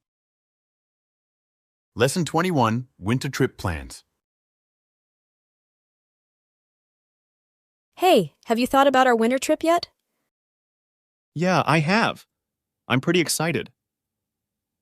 Where do you want to go? I was thinking of a cozy cabin in the mountains. What do you think? That sounds great. Do you prefer skiing or snowboarding? I'm more into skiing. How about you? I've tried skiing once, but I think I'd prefer snowboarding. It looks fun.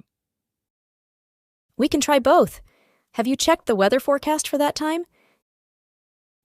Not yet. Should we do that first? Yes, it's important to ensure good conditions. I'll check it later. What about the accommodation? Any preferences? I like cabins with a fireplace. It feels so cozy and warm. That does sound cozy. And what about food? Are we cooking or eating out?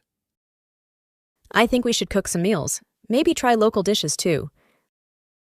Great idea. Have you looked for any good recipes?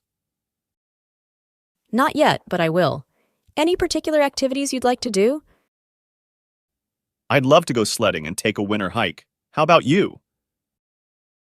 Snowshoeing and building a snowman would be fun. Awesome. And what about clothing? Do we need to buy winter gear? Yeah, I need some warm clothes and snow boots. How about you? I have a few things, but I'll need to grab a few more items. We should shop together. Maybe we'll find some good deals. Sure, let's plan a shopping trip soon. Do we need to rent any equipment?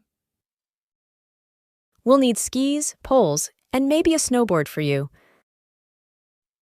All right, we should look for rentals nearby. How about transportation? I was thinking of renting a car for the trip. Does that work for you? Sounds good. It'll give us the flexibility to explore the area. What's our budget for this trip? We should set a limit. I agree. Let's decide on a budget to make it affordable. Have you checked the travel insurance? It's important for emergencies. Good point. I'll look into it to make sure we're covered. We should also make a packing list to ensure we don't forget anything. Definitely. Let's start making one soon. Have you thought about when we should leave and how many days to stay? I was thinking of a long weekend leaving on Friday. That works for me. Let's book the accommodation as soon as possible. Agreed. We should reserve it before it gets too busy. Should we invite others to join us, or keep it just the two of us? I think just the two of us would be more relaxing, don't you? Yeah, you're right. It'll be a nice getaway for us. I can't wait. This winter trip is going to be fantastic. I feel the same way. It'll be an unforgettable experience. We'll make the most of it for sure. Let's start planning everything and make this trip a reality. I'm all in. Winter adventure, here we come. Lesson 22. Exploring our favorite tech gadgets. Hey there, do you like gadgets? Oh, absolutely. I'm a big fan of tech stuff. What's your favorite gadget? Well, I'm really into smartphones. I just got the latest one and it's amazing. Nice. I've had mine for a while, but it still works great. What's so special about your new phone? It has a fantastic camera. I can take awesome photos and videos with it. That's cool. I love taking photos too. What brand is it? It's a Samsung. I find their phones user-friendly. I'm more of an Apple fan. I like the iOS system.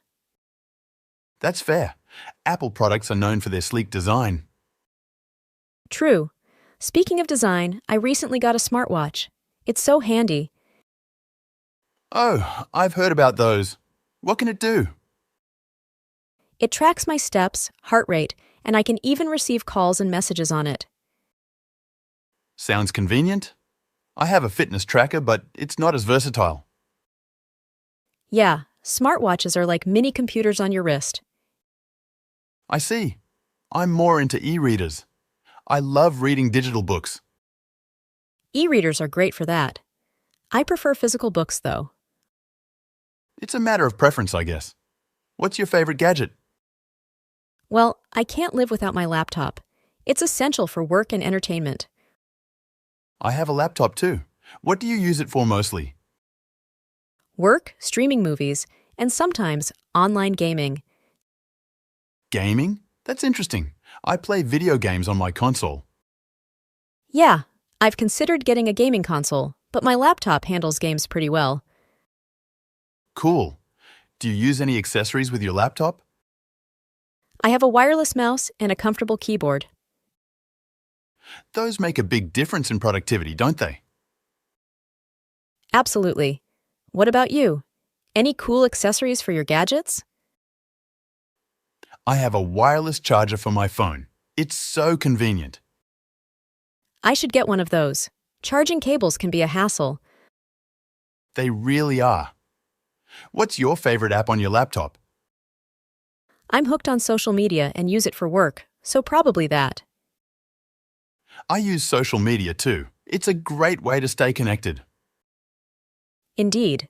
Any favorite apps on your smartphone? I love photo editing apps. They make my pictures pop. Photo editing is fun. I enjoy using weather apps and navigation apps. Very practical choices. I also use a language learning app. Oh, that's great. I've been meaning to learn a new language. It's never too late to start. Which language are you interested in? I've always wanted to learn Spanish. It's a beautiful language. Spanish is a fantastic choice. The app makes it easy to practice. I'll have to check it out. By the way, do you own any smart home gadgets? I have a smart speaker that controls my lights and plays music. Nice. I've been thinking about getting a smart thermostat. Smart thermostats are energy efficient and can save you money. That's exactly why I'm considering it. Do you have any concerns about technology? Cybersecurity worries me. I always try to be cautious online. That's a valid concern. I make sure to use strong passwords. Good practice. I also try to update my software regularly. Updates are essential for security.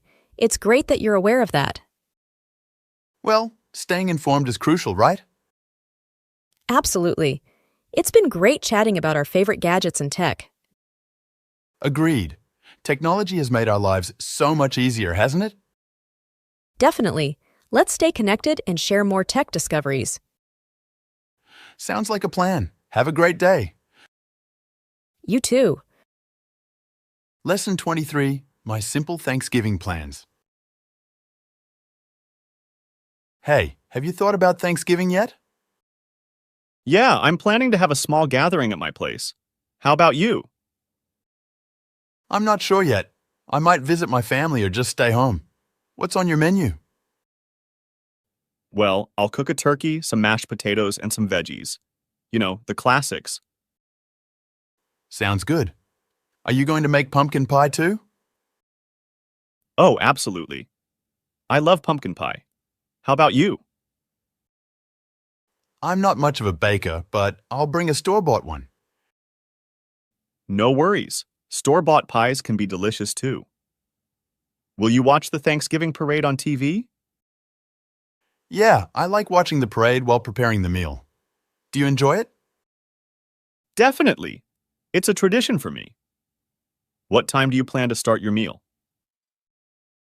Probably around 2 p.m. How about you? That works for me. I'll aim for 3 p.m. Gives me some extra prep time. Nice. I'll help you out with anything you need when I'm done with my preparations. Thanks. It's always more fun to cook and celebrate together. Do you have any dietary restrictions to keep in mind? No, I'm pretty flexible. What about you? Well, my cousin is vegetarian, so I'll prepare a veggie alternative for her. That's thoughtful. It's good to cater to everyone's preferences. Are you going to decorate your place? Yeah, a little bit. I'll set the table with some fall-themed decorations. How about you? I'll do some simple decorations too, like a centerpiece and some candles. Sounds cozy. Are you planning any games or activities after the meal? I haven't thought about it yet. Do you have any ideas? Well, I thought we could play board games or watch a Thanksgiving movie. Board games sound fun. I'll bring some along. Great! It'll keep the festive spirit going. Do you plan to go Black Friday shopping? I might do some online shopping, but I'm not big on the crowds. How about you? Same here, I'll check out the online deals. Do you have any guests coming over? Just a couple of friends? How about you? My parents and a few close relatives? Do you usually take a walk after eating? Yes, a post-meal walk is a great idea. It helps with digestion. I agree. It's a nice tradition to have. Have you prepared your shopping list yet? Not yet, but I'll do it soon to avoid any last-minute rush. How about you? I have a list and will start shopping for the ingredients this weekend. That's smart planning. Are you making any homemade cranberry sauce? Of course, homemade is the way to go. How about you? I'll go with the canned one. Homemade is beyond my culinary skills. No worries, both are tasty in their own way. Do you plan to share recipes with friends? That's a good idea. We can exchange some recipes for next year. I'll bring my sweet potato casserole recipe. It's always a hit. I'd love to try it. I'll share my stuffing recipe in return. Awesome. It's going to be a Thanksgiving recipe swap. Have you invited anyone for dessert only? Not this time, but that's a great suggestion for the future. It's a good way to include more friends in the celebration. Do you make your gravy from scratch? No, I use the store-bought one. Do you make yours from scratch? Yeah, it's pretty easy. I can share the recipe if you're interested. Thanks, I might give it a try next time. Do you watch football games on Thanksgiving? Not really, but I might have the game on in the background. How about you? I'm not a big sports fan, so I'll probably skip it. Are you planning to donate to a food drive? Yes, I always make a donation to a local food bank. That's wonderful. I should do that too. It's a way to give back. Absolutely. It's important to remember those in need, especially during the holiday season. What's your favorite part of Thanksgiving? I love the feeling of togetherness and gratitude. It's heartwarming. I couldn't agree more. It's a time to appreciate the people in our lives. Well, it sounds like we're both on the same page about Thanksgiving. Indeed, it's a special day to cherish. I'm looking forward to it. Me too. It's going to be a great Thanksgiving. Lesson 24, My Plans for the Weekend.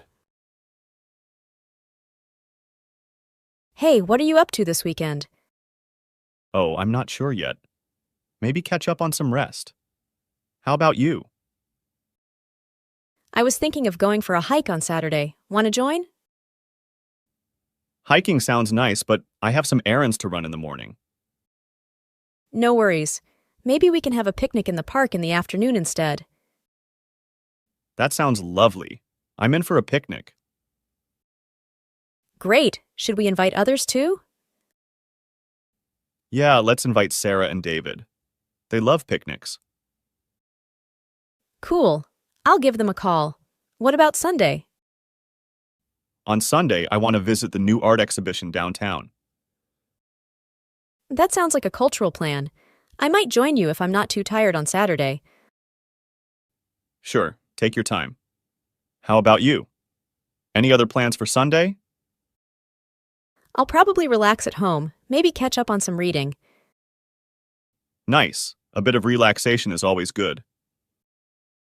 Do you have any movie recommendations for the weekend? Well, there's a new comedy film I heard about. We can watch it on Saturday night. Sounds like a plan. I'll get some popcorn.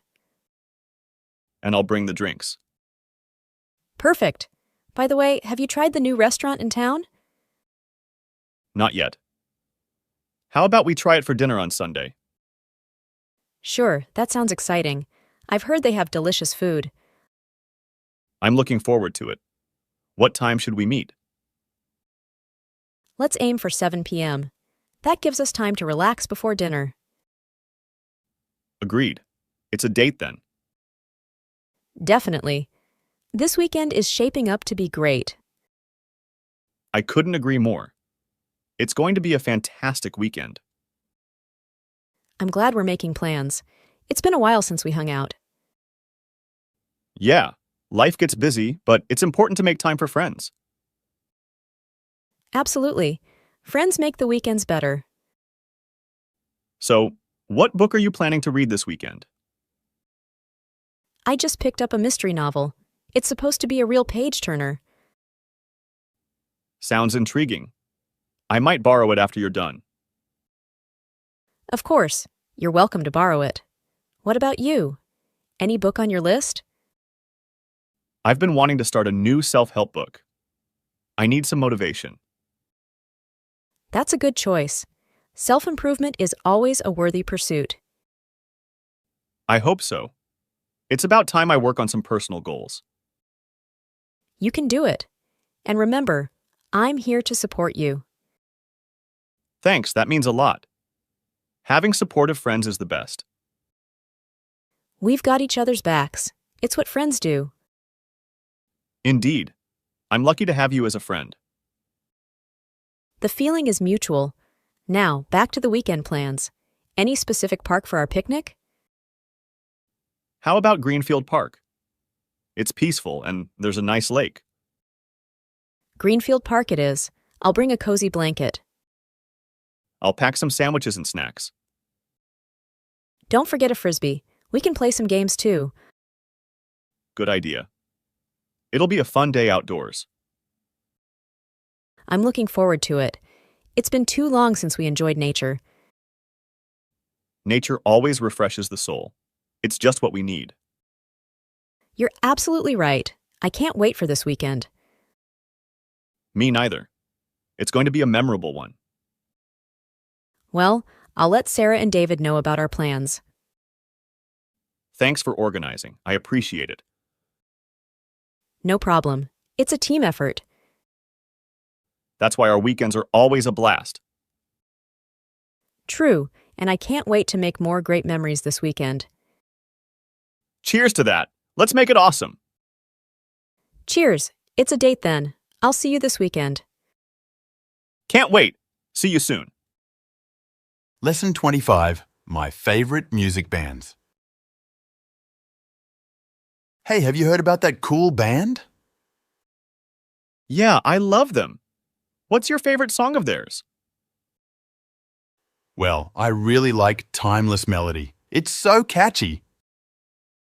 Oh, that's a great choice. I prefer Echoes of Dreams. The lyrics are amazing.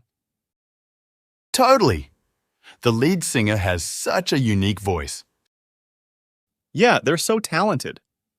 I heard they're going on tour soon. Seriously? That's awesome. We should totally get tickets. Absolutely. I've never been to one of their concerts before. You'll love it. The atmosphere is electric. Do they play a lot of their older stuff? Yeah, they mix it up. Hits from the past and some new tracks. Nice. I can't wait to experience it. By the way, have you seen their latest music video? Oh yeah, the one with the stunning visuals? It's incredible. I couldn't agree more. Their videos are always so creative. And the way they experiment with different genres is fascinating. True. It keeps their music fresh and interesting. I heard the guitarist is working on a solo project too. Really? That's intriguing. I wonder what it will sound like. I'm curious too. The band's dynamic won't be the same without them. Yeah, each member adds something special to the mix. Have you ever tried playing any of their songs on an instrument? I've attempted the guitar part for rhythmic harmony. It's a bit challenging but fun. Nice effort. I'm still learning to play the drums to their beat. That's cool. Maybe we can jam together sometime. Absolutely. It would be a blast. By the way, do you follow them on social media? Yeah, their posts give a behind-the-scenes look at their lives.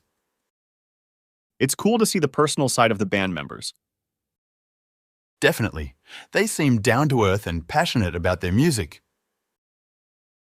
Did you catch their interview on the radio last week? No, I missed it. What did they talk about? They discussed the inspiration behind their latest album. It was so interesting. I'll have to find a recording of it. Their creative process fascinates me. It's worth listening to. It gives you a deeper appreciation for their music. I agree. Their lyrics often have profound meanings. And the way they connect with their audience is special. I remember when they performed live on TV. The energy was unbelievable. Yeah, that kind of performance leaves a lasting impression. I hope they continue making music for years to come. Me too.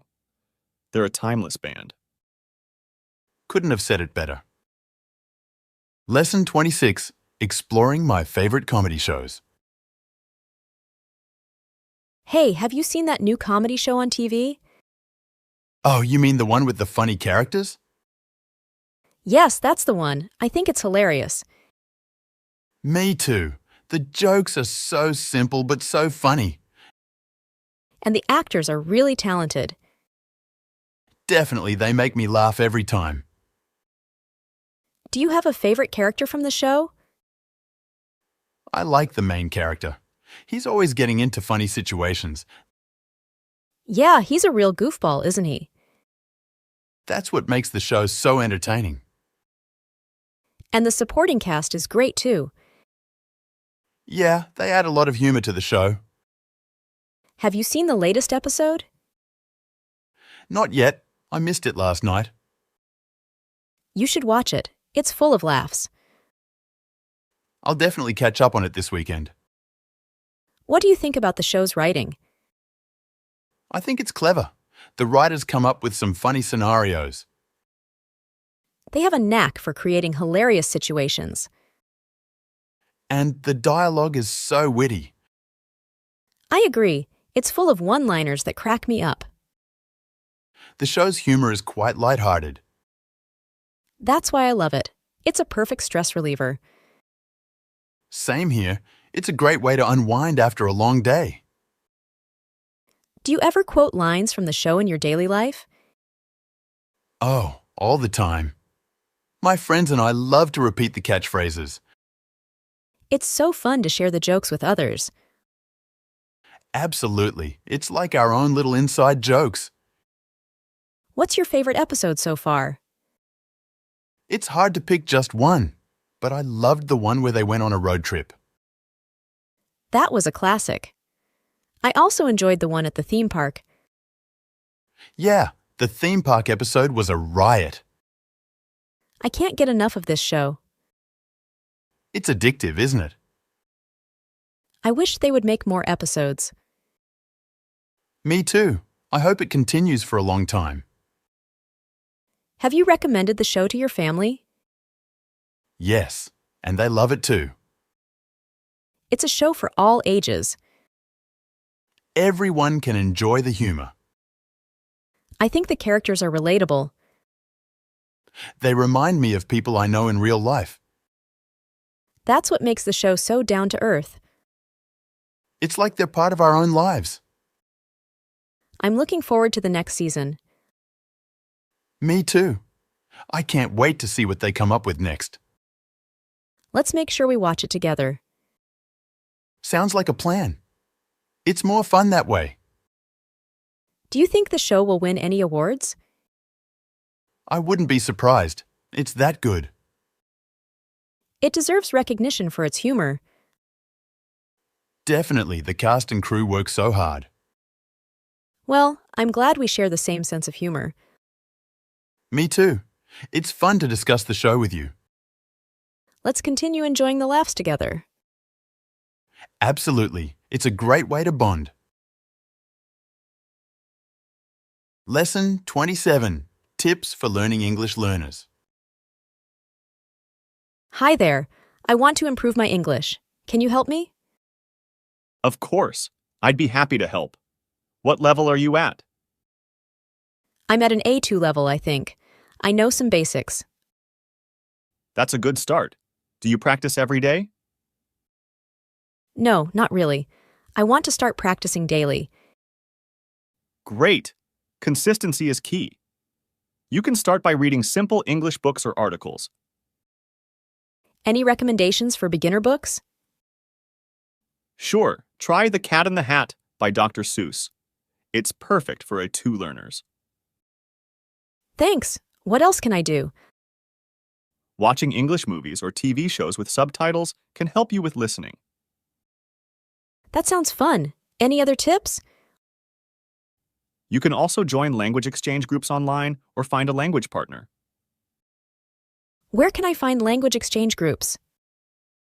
Look on websites like Meetup or Tandem, or even on social media. How about grammar? I struggle with it. No worries. There are many online grammar exercises and apps for A2 learners. Do you have any app recommendations? Try Duolingo or Memrise. They're great for practicing grammar and vocabulary. Thanks. I'll check those out. Should I set goals? Yes, setting small, achievable goals can keep you motivated, like learning a new word every day. That sounds manageable. How about speaking? Find a language partner or tutor to practice speaking with. It really helps. I'm a bit shy. Any tips for overcoming that? Start with short conversations and gradually build up your confidence. Got it. What about pronunciation? You can use YouTube videos or apps to practice pronunciation. Excellent. I'll start working on all these suggestions. Just remember, that progress takes time, so be patient with yourself. Thanks for your advice. I'm excited to improve my English. You're welcome. I'm sure you'll do great. Let's practice together sometime. Lesson 28. My college experience. Hey, have you finished all your assignments for this semester? Not yet. I still have a few more to go. How about you? Same here. I always procrastinate. Yeah, it's hard to stay motivated all the time. Remember our first year? Everything was so new and exciting. Yeah, it feels like it was just yesterday. Do you like your major? It's okay, but I'm thinking of changing it. Oh, really? What are you considering? I'm thinking of switching to psychology. That's interesting. I've heard it's quite challenging. Yeah, but I've always been curious about the human mind. I can see why you'd be interested in that. How about you? Are you happy with your major? I'm still not sure. I might switch too. It's never too late to explore different options. True. By the way, do you have any tips for studying effectively? Well, I find that making a study schedule really helps. I should try that. I've been so disorganized lately. And don't forget to take breaks. It's important to recharge. You're right. Burnout is no fun. Have you joined any clubs or organizations on campus? I'm in the debate club. How about you? I joined the environmental club. It's been a great way to meet people. That's awesome. I've been thinking about joining more clubs. It's a good way to make the most of our university experience. Speaking of which, have you been to any parties recently? Not really. I've been focusing on my studies. I went to one last weekend. It was a blast. I bet it was. I need to find a balance between fun and work. Definitely. It's all about time management. I struggle with that sometimes.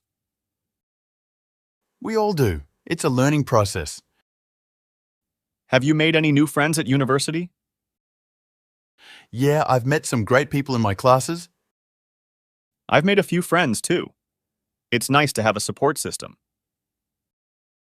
It really is. College can get lonely if you don't have friends. What do you think about our professors? Some are really good and some are not so great. I agree. It's a mixed bag. But we have to make the best of it and learn as much as we can. That's true. The education is what we make of it. Do you live on campus? No, I live off campus in a small apartment. I live in a dorm. It's convenient but noisy. I like having my own space even if it's small. Yeah, it must be nice to have some privacy. So, any plans for after graduation? I'm not sure yet. Maybe further studies or a job. I'm thinking about the same options. It's a big decision. But for now, let's focus on getting through this semester. Agreed. One step at a time. Hey, do you have any good study spots on campus? The library is always a safe bet, but I like studying at the cafe too. I find the library a bit too quiet sometimes. I prefer some background noise. Then the cafe might be perfect for you. I'll give it a try. Thanks for the tip. No problem. Anything to help you succeed. How do you handle stress during exams? I try to stay calm and not cram too much. I wish I could do that. I always end up cramming at the last minute. It's not healthy. Planning and time management are key. You're right. I need to work on that. Don't worry, you'll get better with time. Have you had any memorable experiences at university so far? Oh, many. From the first day of our study trips, it's been a roller coaster. Yeah, it's been quite the journey, and it's not over yet. That's what makes it all so exciting. You're absolutely right. University life is a unique chapter in our lives. Cherish it while it lasts. I will, and I'm glad we've shared this journey together. Me too. It's been a pleasure. Let's make the most of our time here, and who knows what the future holds. Agreed. The best is yet to come. Lesson 29, My Amazing Family. Hi there. How's everything at home? Hey, things are good. How about you? Quite good, thanks. How's your brother doing? He's doing okay, working hard as always. And your sister? She's fine, busy with her studies. How about your parents? They're fine, thanks for asking. Your folks? They're doing well, enjoying their retirement. Any plans for the holidays? Not sure yet, probably visiting some relatives. How about you? We might have a family gathering. Have you met my cousin? I don't think so. Is he the one who lives abroad? Yeah, that's the one. He's returning home next month. That's great. My aunt just had a baby, did I tell you? No, you didn't. Is it a boy or a girl? It's a boy, and they named him David. Lovely name. How's your grandma doing? She's a bit unwell, but she's getting better slowly. How about your grandpa? He's doing fine and still very active for his age. That's great to hear. Do you have any cousins? Yeah, a few. One of them is studying abroad. Studying abroad must be exciting. How's your aunt doing? She's managing well. Are you close to your cousins? Quite close, especially to the ones living nearby. How about you? I have a good bond with most of them. Any family traditions you cherish? We usually have a big dinner every Sunday. Do you have any? We celebrate every birthday with a family dinner. Do you celebrate any festivals together? Yeah, we celebrate major festivals with all our relatives. What about you? We gather for Christmas and New Year's. How's your sister-in-law doing? She's doing great, thanks. How's your brother-in-law? He's doing fine, busy with his job. Do you often visit your relatives? Not as often as I'd like. How about you? We try to visit them at least once a month. Do you have family reunions? Yes, every few years. How about you? We try to have one annually. What family values do you cherish? We value spending time together. How about your family? We value honesty and respect. Any family hobbies you share? We all love hiking together. What about you? We enjoy cooking together. How often do you communicate with your family? Regularly, we chat almost every day. And you? Quite often we have a family group chat. Do you have any family conflicts? Occasionally, but we resolve them soon. How about you? Rarely, but when it happens, we talk it out. Have any memorable family trips? We had a great trip to the mountains. How about you? We had an amazing beach vacation. Do you have family heirlooms? Yes, an old watch passed down. What about you? We have a family photo album from generations. How do you support your family members? We support each other emotionally and financially. And you? We help each other out in times of need. Any family jokes or stories you often share? Yeah, we have a few funny anecdotes. Do you have any? We have this one story that always gets everyone laughing. How do you show appreciation to your family? We express gratitude and small gestures. And you? We often say thank you and show support. How do you feel about family gatherings? I love them. It's a chance to bond. And you? They're heartwarming, a time for connections. What do you admire most about your family? Their resilience and unity. How about you? Their unconditional love and support. Lesson 30, The Pros and Cons of Being Single. Hey, have you ever thought about the perks of being single? Yeah, I mean, it's nice not having to compromise on everything. You can just do what you want. Absolutely. And there's so much freedom. No need to check in with anyone before making plans. True, but then again, sometimes I feel a bit lonely. You know, no one to share the highs and lows with. I get that. But hey, at least we don't have to deal with annoying habits or arguments, right? That's a good point. But on the downside, there's no one to help with chores. It can get overwhelming. I guess so. But think about the financial freedom. No joint expenses, just spending on yourself. Yeah, but then there's no one to split the bills with. It can get a bit tight sometimes. Fair enough. On a positive note, being single means you have more time for personal growth and pursuing your passions. That's true. But in a relationship, you have a partner to motivate and support you in your goals. Good point. But isn't it nice not having to worry about someone else's preferences when choosing what to watch or eat? It is, but sharing those moments with someone special has its own charm, you know? Absolutely. But let's not forget the joy of not having to deal with relationship drama and heartbreaks. Fair, but then again, the support and companionship during tough times can be really comforting.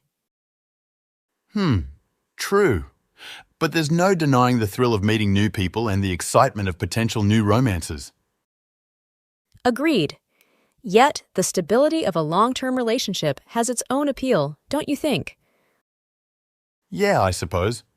But single life means you can focus entirely on yourself without any external distractions.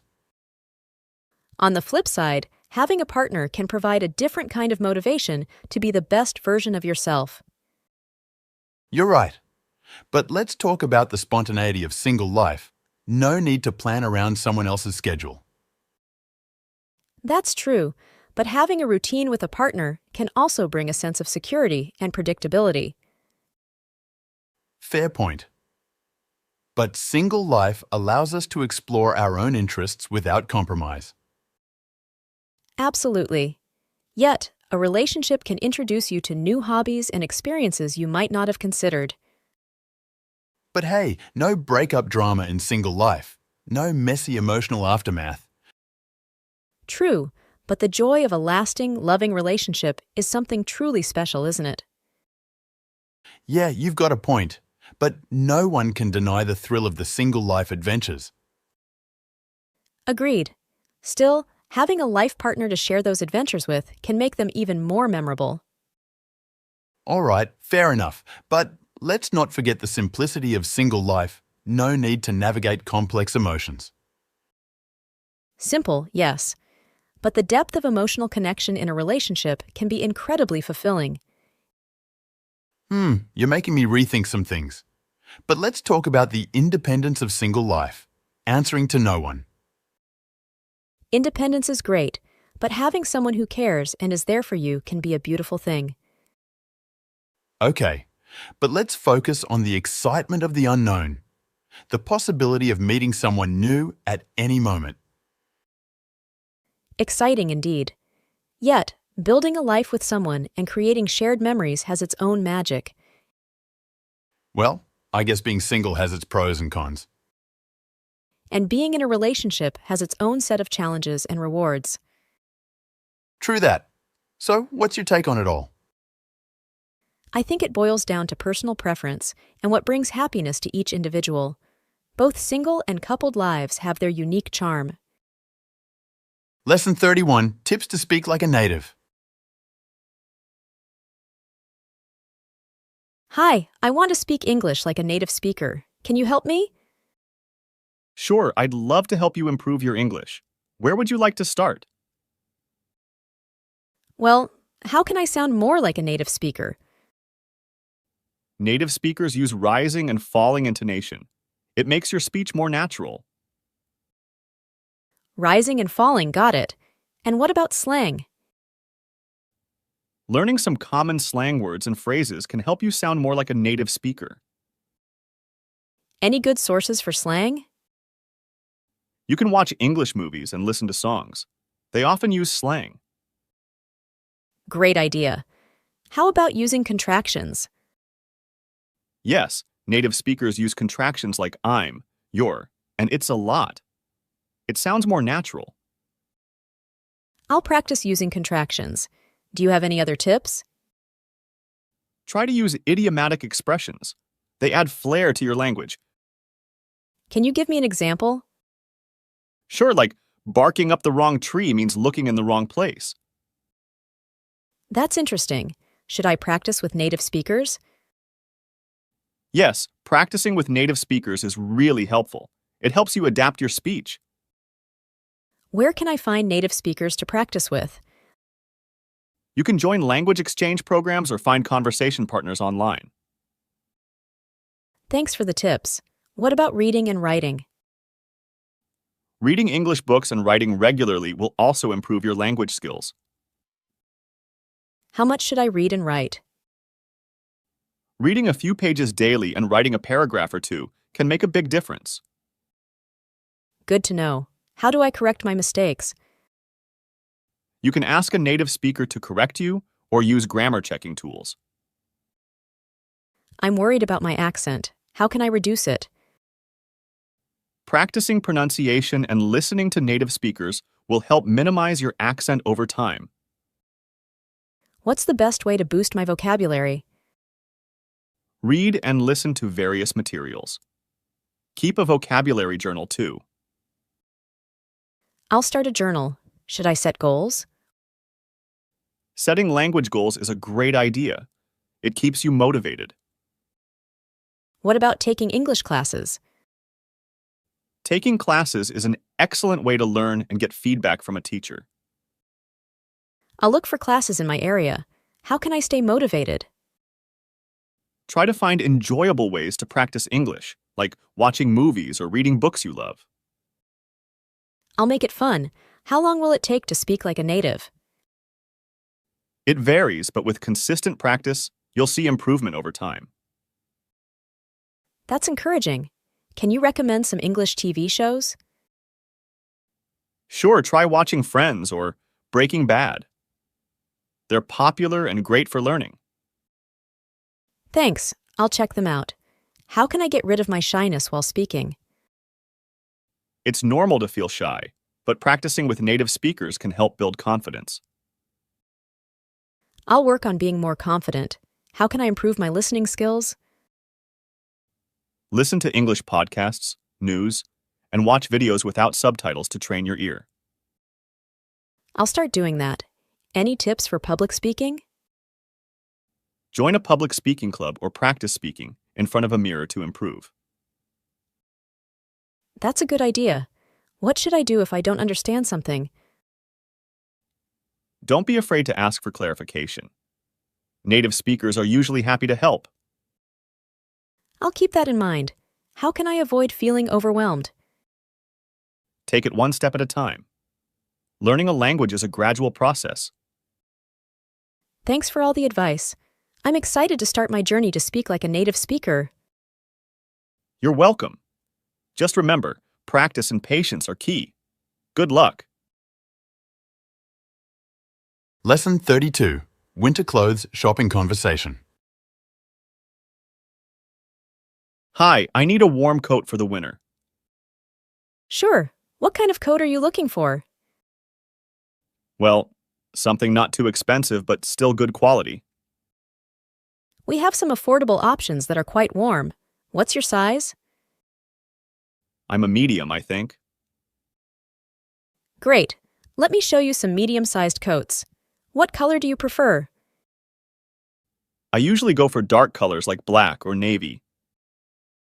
Here's a black coat in your size. How does it feel? It's a bit tight in the shoulders. Do you have a larger size? Of course, I'll get you a large. Meanwhile, have you thought about a winter hat? I was actually looking for one. Do you have any warm hats? Yes, we have some cozy beanies. What color do you like? I'd like a gray one, please. Here's a gray beanie. Try it on. It fits perfectly. I'll take it. Excellent choice. Now, let me get that larger coat for you. Thank you. What about gloves? Do you have any? Yes, we have gloves. What size are your hands? I'm not sure. Probably medium? I'll bring you a medium pair. What color would you prefer? I like black gloves to match the coat. Here are the gloves. Try them on and see if they fit well. These gloves are just right. I'll take them too. Perfect. Is there anything else you're looking for to keep warm? Actually, I need a scarf to complete the outfit. We have some nice scarves. Any particular color or style you're interested in? I'm thinking of a classic plaid pattern in red and black. I believe we have one like that. Let me check. Great, thank you. Here's the red and black plaid scarf. How does it look? It's exactly what I had in mind. I'll take it as well. Wonderful.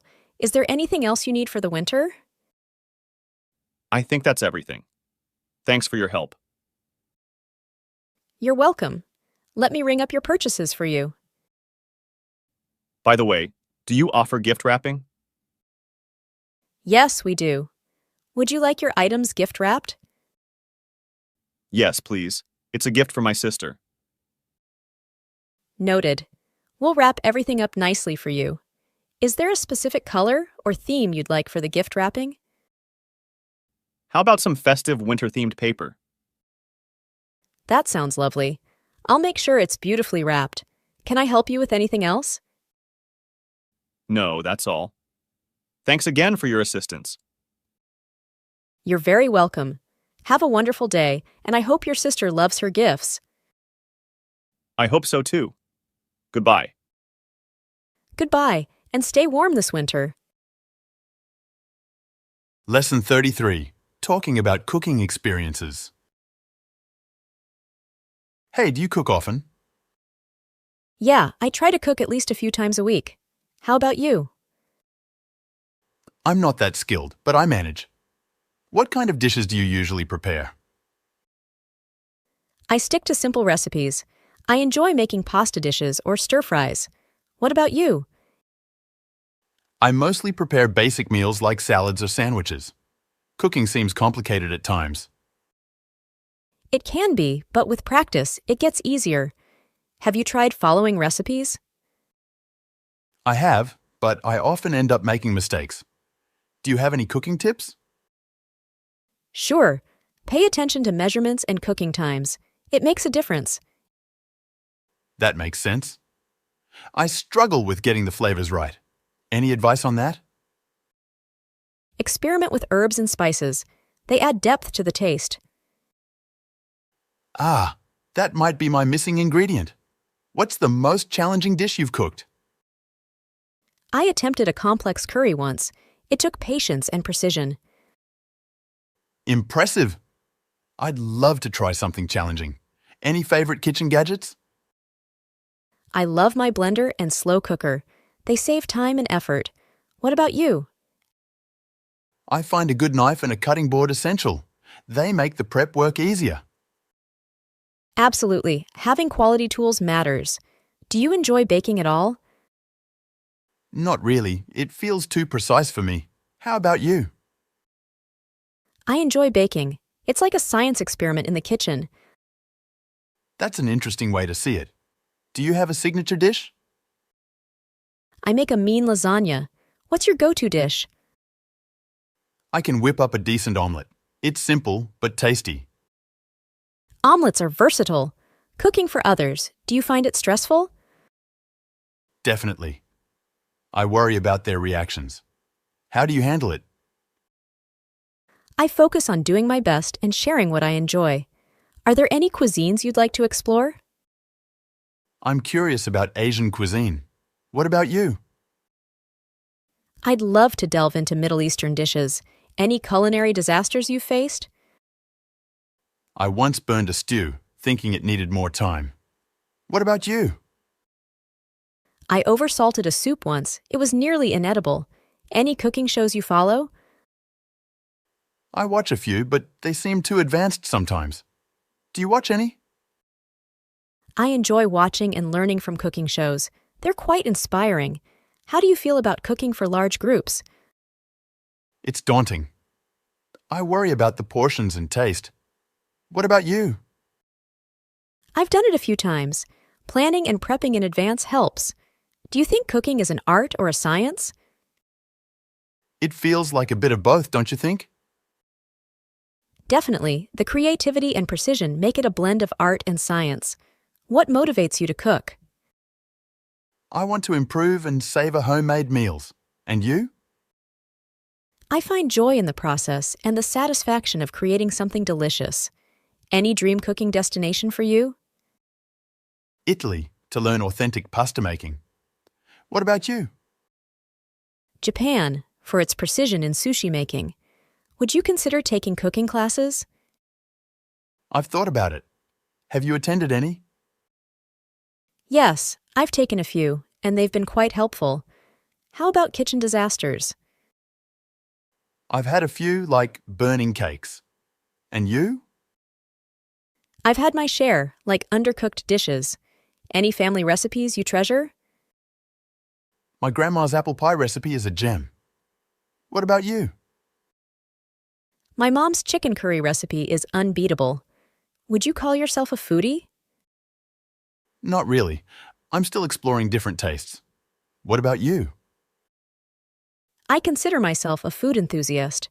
Trying new flavors is thrilling. Do you prefer cooking alone or with company? I prefer alone with less pressure. And you? I enjoy cooking with friends. It's more fun and social. Have you tried creating your recipes? Not yet. I stick to what I know. Have you tried? I experiment occasionally. It's exciting to create something new. Do you believe in the saying, cooking is love made edible? Absolutely. It's a way to show care and affection. And you? I couldn't agree more. It's a heartfelt way to connect with others. Lesson 34, Discussing Family Background. Hey, do you have a big family? Yes, I do. I have 4 brothers and 2 sisters. What about you? Wow, that's huge. I have 1 sister and 1 brother. That's nice. Are they older or younger than you? My sister is older and my brother is younger. How about your siblings? My brothers are all older and my sisters are younger. Do you get along with your siblings? Yeah, we get along pretty well. We have our arguments, but we're close. That's good to hear. My sister and I fight a lot, but we love each other. Siblings do tend to argue sometimes. What do your parents do for a living? My dad is a teacher and my mom works at a hospital. What about your parents? My dad is a mechanic and my mom is a nurse. We're a working-class family. It sounds like you have a diverse family background. Do you have any family traditions? Not really, just the usual holiday celebrations. How about you? We celebrate birthdays and holidays too, but that's about it. Are you close to your extended family, like grandparents or cousins? I'm pretty close to my grandparents. They live nearby. What about you? My cousins live far away, so we don't see them often, but we're close when we do. Do you have any family pets? No, we don't have any pets. How about you? We have a dog. He's really cute. Dogs are great. What's your family's favorite type of food? We love Italian food. How about your family? We enjoy Mexican food a lot. Tacos and burritos are our favorites. Yum, that sounds delicious. Is there a family recipe you all love? We make a special spaghetti sauce that's been in our family for generations. What about you? My mom makes the best apple pie. It's a secret family recipe. That sounds amazing. Have you ever traveled together as a family? Yeah, we've been on a few family trips. Do you travel together? We took a trip to the beach last summer. It was a lot of fun. That sounds like a great vacation. What's your family's favorite holiday? Christmas is our favorite. We exchange gifts and decorate the house. How about your family? We love Thanksgiving. We get together, cook a big meal, and share what we're thankful for. Thanksgiving is a wonderful holiday too. Do you have any family photos on display? Yes, we have a family photo on our living room wall. It's from our last vacation. That's nice. We have a family photo album with lots of memories. It's important to cherish those memories. Do you have any family heirlooms? Yes, we have some old family jewelry that's been passed down through generations. What about you? We have a vintage clock that belonged to my great-grandparents. Family heirlooms are so precious. Is there anything else unique about your family? Well, we all have a shared love for hiking. We go on hikes together sometimes. That's great. We enjoy playing board games as a family. It's a lot of fun. Family game nights sound like a blast. Do you have any family nicknames? My mom calls me Honey, and my dad calls me Sport. What about you? My sister calls me Buddy, and my dad calls me Champ. Those are cute nicknames. Is there a family member you're closest to? I'm closest to my mom. She's my best friend. How about you? I'm closest to my older brother. We have a special bond. Family bonds are so important. Do you have any family traditions for special occasions? We always have a big barbecue for the 4th of July. It's a lot of fun. That sounds like a great tradition. We have a special cake for birthdays. Cake is a must for birthdays. Do you have any family superstitions? Not really, but my grandma is quite superstitious. She believes in good luck charms. That's interesting.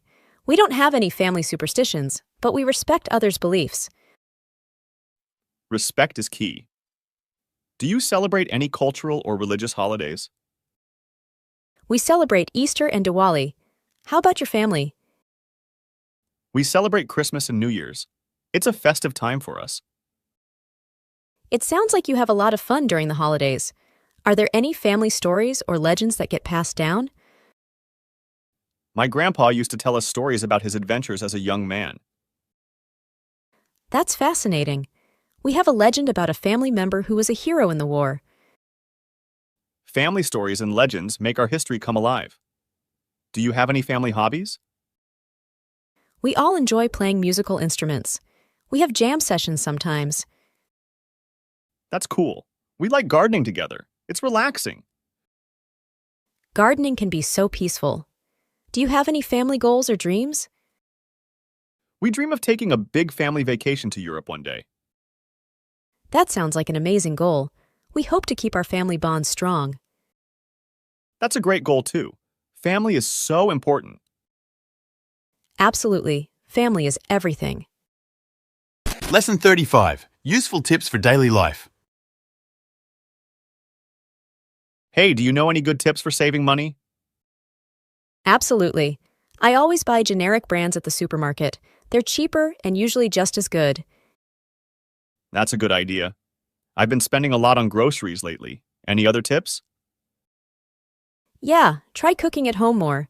Eating out can be expensive. Plus, it's healthier. I'm not a great cook, though. Any easy recipes you recommend? Stir fry is simple. Just chop veggies, throw in some meat, and stir it up in a pan. Quick and tasty. Nice. I'll give it a shot. By the way, how do you stay organized? I use a to-do list. Helps me prioritize tasks and not forget anything important. I always forget to make one. Any app you recommend for that? Yeah, try Todoist. It's user-friendly and has a free version that works well. Thanks. Speaking of apps, do you know any good language learning apps? Duolingo is great for beginners. It's free and makes learning languages fun. Awesome. I've been wanting to learn Spanish. What about staying healthy? I try to exercise regularly. Even a 30-minute walk every day makes a difference. True. I've been thinking about jogging. Any tips for a beginner? Start slow and don't push too hard at first. Listen to your body and stay consistent. Got it. And how about staying motivated at work? Break your tasks into smaller ones. It feels great to check things off the list as you go. Good point. I struggle with time management. Any advice? Use a timer. Set it for focused work, then take short breaks. Keeps you on track. I'll try that. Changing the subject, have you found any good podcasts lately? Yeah, I love listening to TED Talks. They cover a wide range of interesting topics. Nice. I need something new for my commute. What about budget-friendly travel tips? Booking flights in advance and using public transport can save a lot. Airbnb is also usually cheaper than hotels. I'll keep that in mind for my next trip. How about reducing stress? Deep breathing helps. Take a few minutes each day to relax and clear your mind. Sounds easy enough. I get bored easily. Any book recommendations? The Alchemist is a great read. It's inspiring and not too heavy. I'll check it out. By the way, how do you handle work-life balance? I make sure to disconnect when I'm home. It's important to have time for yourself and your loved ones. True. I sometimes struggle with saying no. Any advice on that? Prioritize and be honest. If you can't take on more, it's okay to decline politely. Thanks for the advice. How about saving energy at home? Switch to LED bulbs. They use less electricity and last longer. Great idea. I'm trying to be more eco-friendly. Any other tips? Use a reusable water bottle and bags. Small changes make a big impact over time. I'll start doing that. Speaking of which, any good eco-friendly brands you recommend? Check out brands that use sustainable materials and have eco-friendly practices. Patagonia is a good one. I'll look into it. How about improving productivity at work? Set specific goals for the day and focus on one task at a time. Multitasking can be counterproductive. I'll try that. Changing gears, any good movies or TV shows you've watched recently? The Queen's Gambit on Netflix is fantastic. Engaging storyline and great characters. I need a new show. Thanks for the suggestion. On a different note, any good money-saving apps? I use Mint. It tracks your spending, helps you budget, and it's free. That sounds perfect. I'll download it. Do you have any favorite weekend activities? I enjoy hiking. It's a great way to stay active and connect with nature. Nice. I need to get outdoors more. How about dealing with difficult people at work? Stay calm, listen actively, and express your thoughts calmly. It helps in resolving conflicts. Good advice. I sometimes struggle with public speaking. Any tips? Practice, practice, practice. Start small and gradually work your way up to larger audiences. I'll give it a shot. And lastly, any advice on improving sleep quality? Keep a consistent sleep schedule, avoid caffeine before bed, and create a relaxing bedtime routine. I've been having trouble sleeping lately. I'll follow your tips. Thanks for all the useful advice. No problem. Anytime you need tips or advice, just ask. Lesson 36, talking about our childhood. Hey, do you remember our childhood? Yeah, it feels like a long time ago. What were your favorite games back then? I loved playing hide and seek. How about you? I was into building forts with my friends. Those were some great times, right? Absolutely. Do you recall our school days? Of course, I remember our teachers and classmates. Who was your favorite teacher? Mrs. Smith. She made learning fun. I liked Mr. Johnson. He was really funny. Did you have any hobbies as a child? I used to collect stamps. How about you? I was into drawing and painting. Ah, you're quite artistic. Thanks, I haven't done it in years, though. What about family vacations? We used to go to the beach every summer. Lucky you. We mostly visited our grandparents. Family time was always special. Do you remember any childhood pranks? Oh, we used to play pranks on each other all the time. I recall the time we put a fake spider in Tim's room. That was hilarious. Did you have any pets growing up? We had a dog named Max. He was so playful. I had a cat named Whiskers. She was very independent. Pets make childhood memorable. What was your favorite childhood movie? I loved The Lion King. It was so heartwarming. I was a big fan of Toy Story. Buzz Lightyear was my hero. Did you have any childhood fears? I was scared of the dark. I always needed a nightlight. I had a fear of spiders. I'd scream every time I saw one. I remember that. How about school lunches? Oh, I hated the cafeteria food. Me too. My mom packed my lunch every day. You were lucky. My mom was always in a hurry. Remember the treehouse we built? Yes, that was our secret hideout. What was your favorite subject in school? I enjoyed art and English. Math was my strong suit. I loved solving problems. We had quite different interests. Any memorable birthdays from your childhood? My 10th birthday party was amazing. We had a clown. I had a surprise party when I turned 13. It was so much fun. Birthdays were a big deal back then. Did you have any childhood crushes? Oh, I had a crush on Amy from our class. I had a crush on Ryan. He was so pretty. Childhood crushes were so innocent. Do you remember our first day of school? I was so nervous I didn't want to go. I felt the same way, but it turned out to be fun. Childhood memories are treasures. Indeed, they shape who we are today. Thanks for walking down memory lane with me. Anytime, old friend. Lesson 37, Music Volume Dilemma Saturation. Hey there, I was thinking of playing some music. Do you mind if I turn up the volume a bit? Well, I appreciate music, but I'm not a big fan of loud music. It's quite bothersome, to be honest. Oh, I didn't realize it would bother you. How can we find a solution that works for both of us? Maybe we can compromise. Could you use headphones or keep the volume down a bit? I guess I could use headphones when you're around, and I'll keep the volume lower when I'm not wearing them.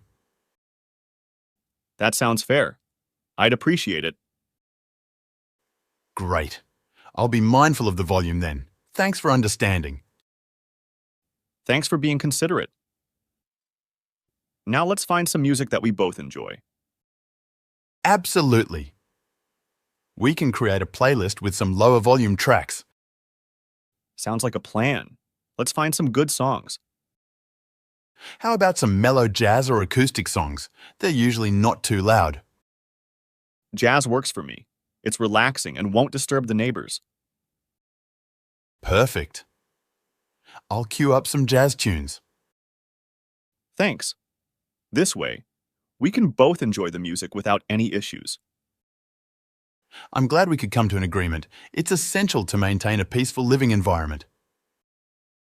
Definitely. It's all about being considerate of each other's preferences. By the way, what's your favorite type of music? I'm into classical music and a bit of indie rock. How about you? I'm more into electronic and pop, but I can appreciate some classical music too. That's cool. Maybe we can explore each other's music tastes sometime. Absolutely. It's a great way to discover new music. So, how's the volume level with the headphones on? It's perfect for me. I can enjoy my music without disturbing you. That's good to hear. And when you're not using headphones, just keep it at a reasonable volume. Of course, I'll make sure it's not too loud. We'll find the right balance. Thanks for understanding and for being a considerate neighbor. No problem at all. I want our living situation to be pleasant for both of us. I appreciate that. It's important to communicate and find solutions. You're absolutely right. Communication is key in resolving such issues. Agreed. It's always better to talk things out and find common ground. I'm glad we were able to do that. It makes living here more enjoyable. Me too. It's nice when people are willing to work together for a harmonious environment. So, any specific classical music pieces you enjoy? I love Beethoven's Moonlight Sonata and Mozart's Eine kleine Nachtmusik. Great choices. I'll give them a listen and see if they grow on me. And if you have any electronic or pop songs you think I might like, feel free to share them. Will do. Sharing music is a fun way to connect. Indeed, it's a universal language that brings people together. I'm looking forward to enjoying some good music together. Likewise, it's going to be a pleasant living arrangement from now on. Thanks again for your understanding and willingness to compromise. You're welcome. It's all about being good neighbors and friends. I couldn't agree more. Let's keep the music flowing at the right volume. Sounds like a plan. Here's to a harmonious home. Lesson 38, Winter Vocabulary. Hi there. I've been trying to improve my English, and I'm wondering if you could help me learn some vocabulary related to the winter season. Of course, I'd be happy to help. Winter vocabulary is a great place to start. Let's begin with some basics. Great. So, what's the word for the cold period of the year with snow and ice? That's winter. It's the season between autumn and spring. Got it. And what's the white stuff that falls from the sky during winter? It's called snow. People often play in it and build snowmen. Snow, got it. What about those tiny pieces of frozen rain? Those are called sleet. They're like tiny icy pellets that can make roads slippery. Thanks. And what's the word for the frozen water that covers the ground? That's ice. Be careful, as it can be slippery and dangerous. I see. Are there any winter sports-related words you can share? Sure, how about skiing and snowboarding? They're popular winter sports where people glide on snow. That sounds fun. What's the word for those cozy clothes we wear in winter? You mean winter clothing or winter attire? It includes things like coats, scarves, and gloves. Right. And what about the headgear that keeps you warm? That's a hat or a beanie. They keep your head warm in cold weather. Perfect. Do people celebrate any holidays during winter? Yes, they do. Christmas and New Year's are two major holidays in the winter season. What about the festive decorations and lights? Those are called holiday decorations and Christmas lights. They make the season feel more festive. Nice. Are there any special foods associated with winter? Absolutely. People often enjoy hot chocolate and soup to keep warm in the cold weather. Hot chocolate is so comforting. And what's the word for a shelter made of ice and snow? That's an igloo. In some places, people build them as temporary shelters. Interesting. Is there a term for the feeling of being trapped indoors due to the cold weather? Yes, it's called cabin fever. It's when you feel restless from being inside for too long. I've heard of that before. Can you tell me a word for a person who enjoys cold weather and winter activities? That person is often called a winter enthusiast or a cold weather lover. I'm learning a lot. Is there a word for a winter storm with strong winds and blowing snow? Yes, that's a blizzard. They can be quite severe and cause travel disruptions. Thanks for all this information. I appreciate your help with my English learning. You're welcome. Keep practicing and you'll become fluent in no time. Enjoy your journey with the English language. Lesson 39, Halloween Day Plans. Hey, do you have any plans for Halloween this year? Yeah, I'm thinking of having a small get-together at my place. You? I might go trick-or-treating with my kids. They're really excited. That sounds fun. Are you dressing up too? Of course, I'll be a witch. How about you? Any costume plans? I'm thinking of going as a zombie. Should be easy to put together. Nice choice. Are you decorating your house for the occasion? Yeah, I'll put up some spooky decorations and carve some pumpkins. Sounds great. I plan to make some Halloween treats like cookies and cupcakes. Yum.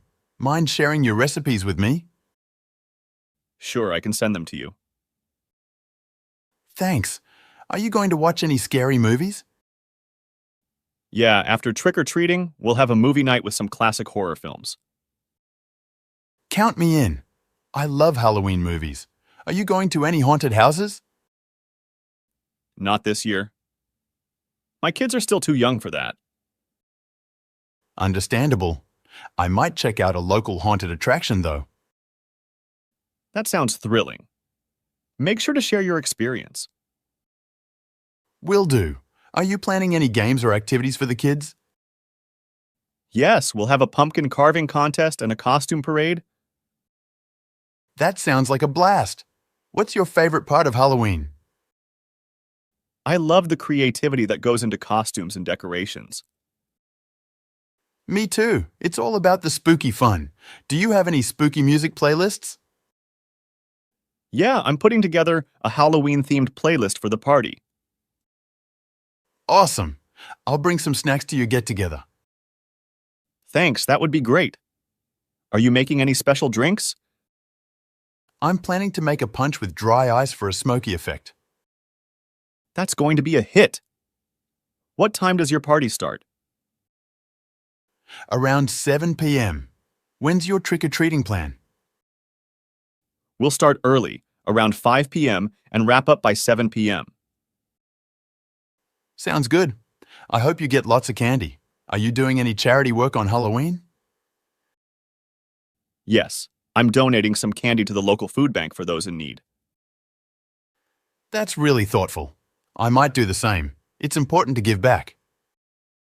Absolutely. Halloween is not just about fun, but also spreading joy. You're right. Well, I'm looking forward to your party. It's going to be a spooktacular night. Thanks. It's going to be a night to remember. Can't wait. Same here. Let's make it a memorable Halloween.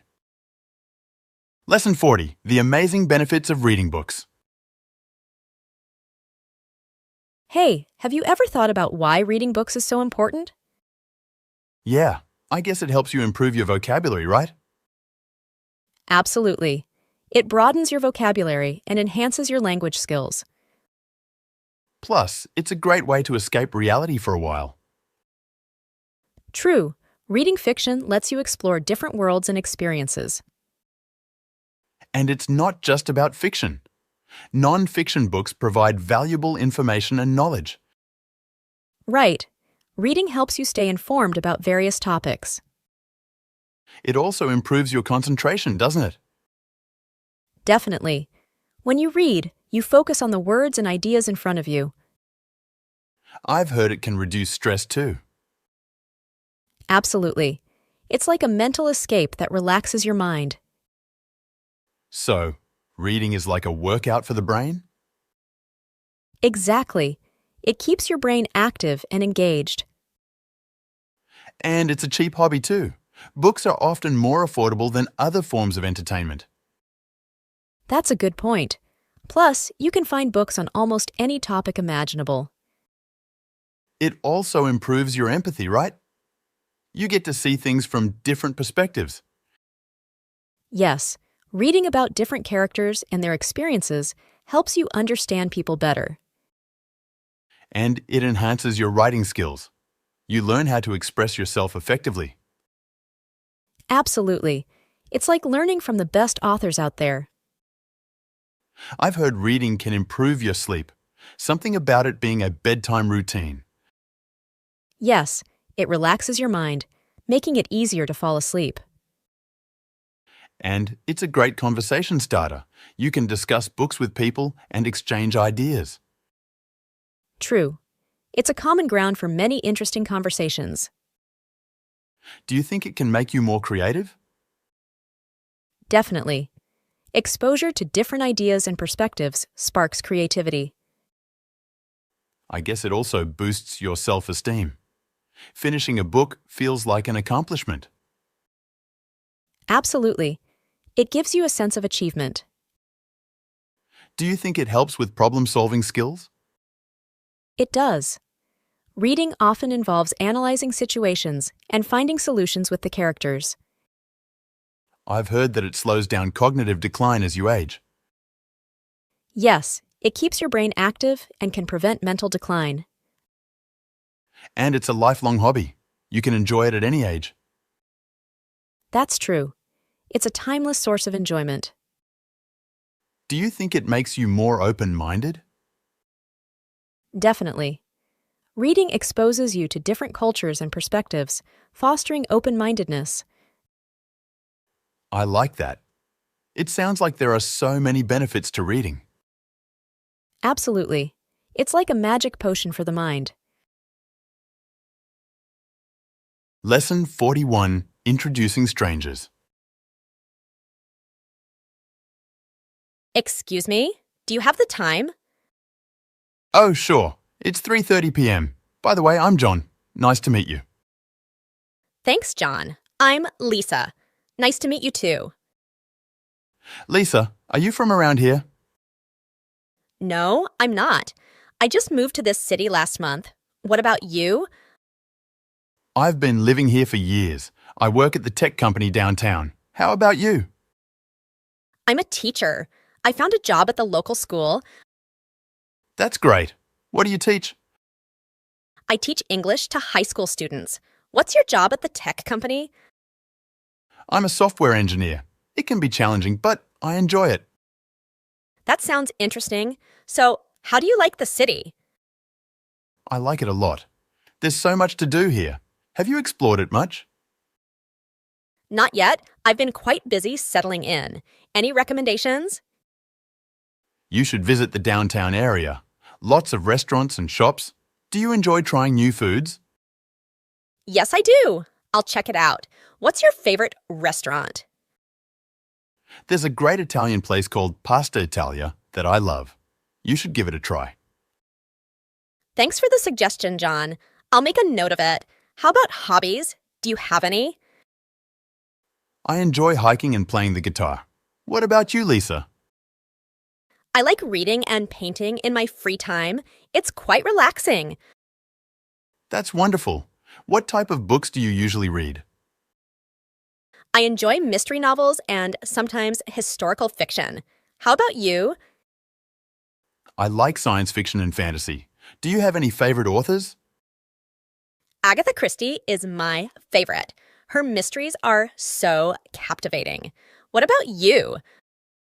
I'm a big fan of J.R.R. Tolkien. His fantasy worlds are amazing.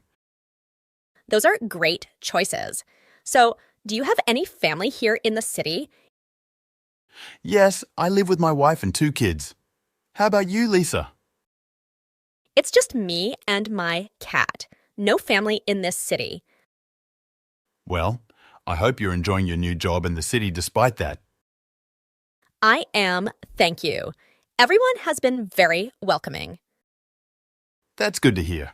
If you ever need help or have questions about the city, feel free to ask me. I appreciate that, John. It's been nice talking to you. Likewise, Lisa. Have a great day. You too, John. Goodbye. Lesson 42. Let's talk winter sports. Hey, do you like winter sports? Yeah, I love them. Skiing is my favorite. Oh, skiing. I've always wanted to try that. Is it difficult? It can be challenging at first, but it's so much fun. I think I'd be scared of falling. Don't worry, everyone falls when they start. It's part of the learning process. That's reassuring. Where do you usually go skiing? I go to the mountains. There are great ski resorts there. Sounds amazing. What about snowboarding? Snowboarding is cool too, but I prefer skiing. Is it because skiing is easier? I find skiing more comfortable, but it's a personal preference. I guess it's all about balance, right? Exactly. Balance is crucial in skiing. What equipment do you need for skiing? You'll need skis, boots, poles, and appropriate clothing. How about safety gear? A helmet and goggles are a must for safety.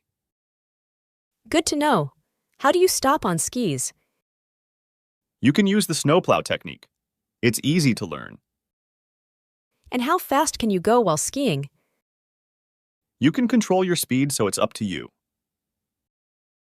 What's your favorite part about skiing? I love the feeling of gliding down the slopes in the fresh mountain air. Sounds wonderful. What about ice skating? Ice skating is fun too, especially if you enjoy graceful movements. Have you ever tried figure skating? I haven't, but I admire the skill and elegance of figure skaters. Ice hockey is another popular winter sport, right? Yes, it's fast-paced and intense. Some people love it. I've always been curious about curling. Do you know it? Yes, it's like a winter version of bowling, and it's quite strategic. That's intriguing. What do you need for curling?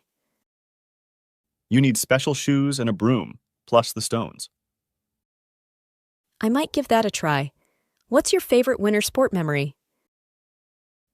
One time I skied down a mountain in fresh powder snow. It was magical. I can imagine how beautiful that must have been. Any tips for beginners? Take a lesson, start on easy slopes, and practice your balance. I'll keep that in mind. Have you ever been to a winter sports event? Yes, I've watched a skiing competition live. It was thrilling. That sounds exciting. Are there any famous skiers you admire? I look up to Lindsey Vonn. She's an amazing athlete. Do you follow the Winter Olympics? Absolutely, I never miss the skiing events during the Olympics. It's always a great show. What's the best time to go skiing? The winter season when the slopes are covered in snow. Do you have a favorite ski resort? I love going to Aspen, it's stunning there. I hope to experience that beauty one day. Thanks for sharing. You're welcome. If you ever decide to try skiing, I'd be happy to join you on the slopes. Lesson 43. Exploring the world of esports. Hey, have you ever played any video games? Yeah, I like playing esports. It's so much fun. Really? Which game is your favorite? I'm into League of Legends. It's a super popular MOBA. Oh, I've heard of it. Is it difficult to play? At first, yeah, but you get the hang of it. Want to try it sometime? Maybe. I prefer first-person shooters like Counter-Strike. Ah, CSGO! That's a classic. I enjoy watching the tournaments. Me too. The pro players are so skilled. Did you catch the recent championship? It was intense. Unfortunately, I missed it. Who won? Fnatic took the trophy this time. Their strategies were impressive. Nice. I'll have to watch the highlights. Who's your favorite player? I really like Faker from League of Legends. His plays are legendary. Faker, huh? I'll look him up. I'm more into S1 MPL from CSGO. Oh, S1 MPL is a beast. His aim is insane. Totally. Do you play with friends or solo? Mostly with friends. It's more fun that way. How about you? Same here. Teamwork makes the game more enjoyable. Have you ever been to a live esports event? No, but I'd love to experience the hype. It's amazing. The energy in the arena is unreal. Which teams do you usually support? I'm a fan of Cloud9 in CSGO and T1 in League of Legends. Cool choices. I lean towards Astralis and G2. Nice. Both are strong teams. Do you follow any esports news? Not really. Any interesting stories lately? Well, there's been some roster changes and drama in the scene. Drama? That's surprising. What happened? Some players switched teams, and there were disagreements. That happens in every sport, I guess. Keeps things exciting. True. The esports scene is always evolving. Do you think esports will become as big as traditional sports? It's getting there. The fan base is growing rapidly. It would be cool to see esports on TV more often. ESPN airs some tournaments. Esports is gaining recognition. That's awesome. Maybe my parents will finally understand it. Yeah, explaining esports to non-gamers can be tricky. Have you ever considered joining a local esports club? I haven't, but it sounds interesting. Are you part of one? Yeah, it's a great way to connect with other gamers. I'll look into it. Thanks for the suggestion. No problem. Maybe we can team up sometime. That sounds like a plan. Let's do it. Lesson 44, my first day at school.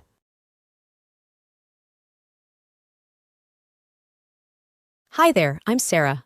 I'm new here. Hey Sarah, I'm Alex. Nice to meet you. Welcome to our school. Thanks, Alex. I'm a bit nervous. Can you tell me about the school? Of course, it's not too big, but we have great teachers and a friendly atmosphere. What's your major? I'm majoring in English literature. How about you? I'm studying psychology. I've been here for 2 years now. What made you choose this school? Well, I heard the English department here is fantastic, and it's not too far from home. How do you find the classes? Most classes are interesting, and the professors are usually helpful. Are you taking any extracurricular activities? I was thinking about joining the debate club. Have you been part of any clubs? I joined the photography club last year. It's a great way to make friends. Speaking of which, are you looking for a study group? Definitely. I'd love to study with others. Any recommendations for good study spots on campus? The library is a quiet and popular choice. Also, the student lounge is cozy and has comfy chairs. How about you? Do you have any tips for new students? Well, I've only been here a day, but I've already learned that everyone is really friendly and it's easy to ask for help. Do you know any good places to eat around here? Sure. There's a nice cafe just around the corner. They have great sandwiches. We can grab lunch there sometime. Sounds good, Alex. Thanks for being so welcoming. No problem, Sarah. If you ever need help or have questions, don't hesitate to ask. Enjoy your time here. Lesson 45, Planning Diwali Day. Hey, what are your Diwali plans this year? Oh, I'm thinking of having a small gathering at home. How about you? I'm planning to visit my relatives and exchange gifts. What about decorations? I'm going for traditional diyas and some colorful rangoli. What's on your list? I'm thinking of lighting up the house with fairy lights and lanterns. How about the festive food? I'm preparing sweets and some savory snacks. What's your menu like? I'm making traditional sweets like gulab jamun and some crispy samosas. What's your favorite Diwali tradition? I love bursting fireworks and playing games with family. How about you? I enjoy lighting sparklers and exchanging good wishes. What's your plan for the auspicious day? I'll start with prayers at the temple and then have a family dinner. What about you? I'll do the morning prayers and then visit friends to share the festive joy. Are you exchanging gifts? Yes, I've prepared gift baskets with sweets and candles. What's your gift plan? I'm thinking of giving personalized items and some decorative pieces. What's the most significant aspect of Diwali for you? For me, it's the coming together of family and spreading happiness. How about you? I find the positivity and the spirit of togetherness most meaningful. Any special clothing for the day? I'll wear traditional attire. What about you? I'm planning to dress in vibrant ethnic wear. Are you attending any community events? Not this time. How about you? I might visit a local celebration in the evening. Are you planning any cultural performances? No, but I'll play some festive music. What about you? I've made a playlist of traditional songs to enjoy with friends. How long do you usually celebrate Diwali? Usually a day or two. How about you? Same here, a day filled with festivities and joy. Are you making any special drinks? Just some traditional spiced tea. What's your plan for the evening? I'll have a small family dinner and watch fireworks. How do you wrap up your Diwali celebration? I wind down with some prayers and reflection. What about you? I usually end with exchanging heartfelt wishes and gratitude. What's your most memorable Diwali experience? The time when all my family gathered after a long time. How about you? It was when I hosted my first Diwali celebration. What's your wish for this Diwali? I wish for happiness and prosperity for everyone. What about you? I wish for peace and joy to fill everyone's hearts. Lesson 46. The Joy of Hobbies and Interests. Hey, what do you like to do in your free time? Well, I'm into reading. I enjoy books and novels. That's cool. I'm more into sports. I play basketball every weekend. Basketball sounds fun. I've tried it a few times, but I'm not very good at it. Practice makes perfect, you know. What else are you interested in? I like painting. It's relaxing. I'm terrible at art, but I love watching movies. Do you have a favorite genre? I'm a fan of romantic comedies. How about you? Action and sci-fi movies are my go-to. Have you traveled anywhere interesting lately? Not recently, but I love traveling. I went to Paris a few years ago.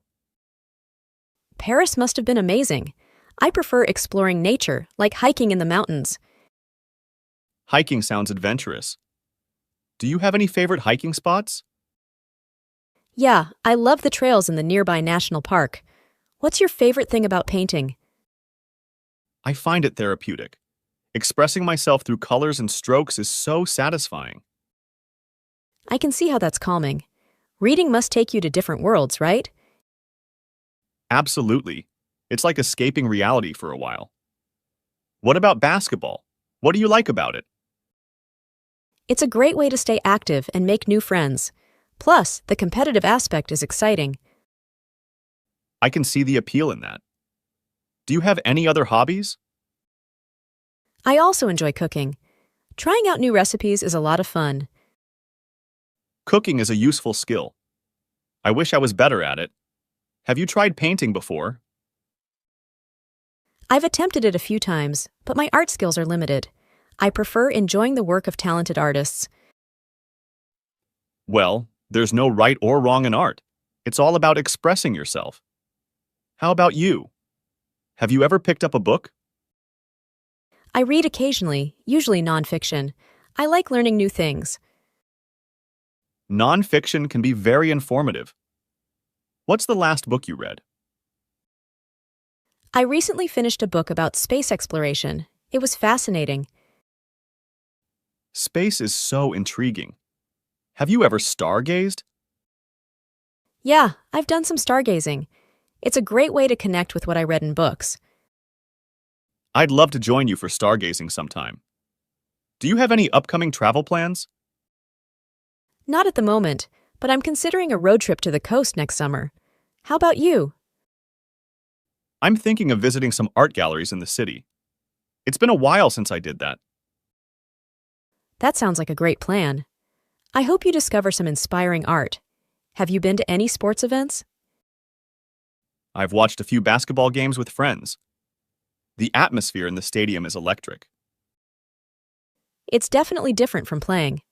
I love the adrenaline rush during a game. Any other interests? I enjoy gardening.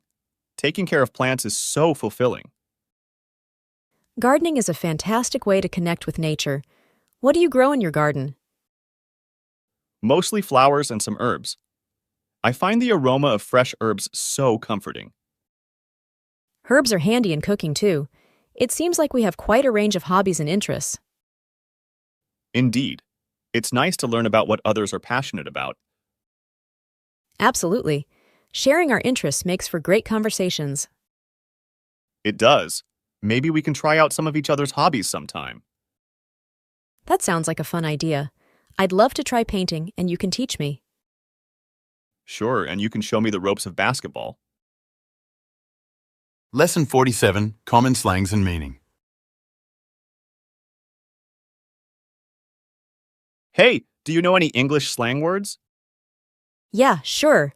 Slang is like informal language, you know? Informal? What's that mean? It means it's not too proper, more like everyday talk. So, cool is slang for awesome. Cool? What's awesome? Awesome means really great. It's like saying something is amazing. Got it. What about lit? I heard that a lot. Lit means something is exciting or really fun, like, the party was lit. Oh, I see. And what's broke? Broke means having no money, like, I can't go out tonight, I'm broke. Thanks. What's chill? Chill means relaxed or calm, like, let's just chill at home tonight. How about sick? Sick is a bit tricky. It can mean something's awesome, but it can also mean you're not feeling well. Context matters. All right. Tell me about bae. Bae is a cute way to say before anyone else. It's like calling someone your special person. On fleek? I heard that too. On fleek means something is perfect or looks great, like her makeup is on fleek. What's FOMO? FOMO stands for fear of missing out. It's when you're worried about not being where the fun is. YOLO is another one, right? Yes. YOLO is you only live once. People use it to say they want to enjoy life. Thanks, that's helpful. How about hanging out? Hanging out means spending time together casually, without any specific plan. And chillax? Chillax is a mix of chill and relax. It means to take it easy and relax. Got it. What's gonna? Gonna is short for going to. It's used for future actions, like, I'm gonna eat pizza. Tell me about wanna. Wanna is short for want to. It's used when you're talking about something you want to do, like, I want to watch a movie. Thanks. What's ain't? Ain't is a slang word for isn't, aren't, or am not. It's not very formal. And dunno. Dunno is short for don't know. It's like saying you have no idea. Great, thanks. How about gimme? Gimme is short for give me. It's used when you want someone to give you something. Kinda. Kinda is short for kind of. It's used to say something is somewhat true, like, I'm kinda tired. And sorta. Sorta is short for sort of. It's similar to kinda. It means something is partially true. Thanks for explaining all these slang words. You're welcome. Slang can be fun to use in casual conversations. Just remember to use it appropriately. Lesson 48, discussing last night's football match. Hey, did you catch the football match last night? Yeah, I did. It was amazing, wasn't it? Absolutely. The teams played really well. I agree. They showed good teamwork. That goal in the first half was fantastic. Yeah, it was a great shot. And the goalkeeper made some excellent saves. He did a fantastic job protecting the goal. Did you see the red card in the second half? Yeah, the referee had to send off a player. It changed the dynamics of the game. Definitely, it became more challenging for the team with 10 players. The crowd was so enthusiastic. The atmosphere in the stadium was electric. Did you like the halftime show? Yeah, the cheerleaders were entertaining. And the food at the stadium was delicious. I couldn't resist having some hot dogs. How about that penalty kick they missed?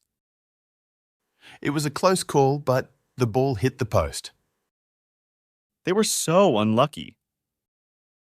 It could have changed the outcome. What's your favorite team? I'm a fan of the home team. I support the away team. That's why we're rivals. Indeed.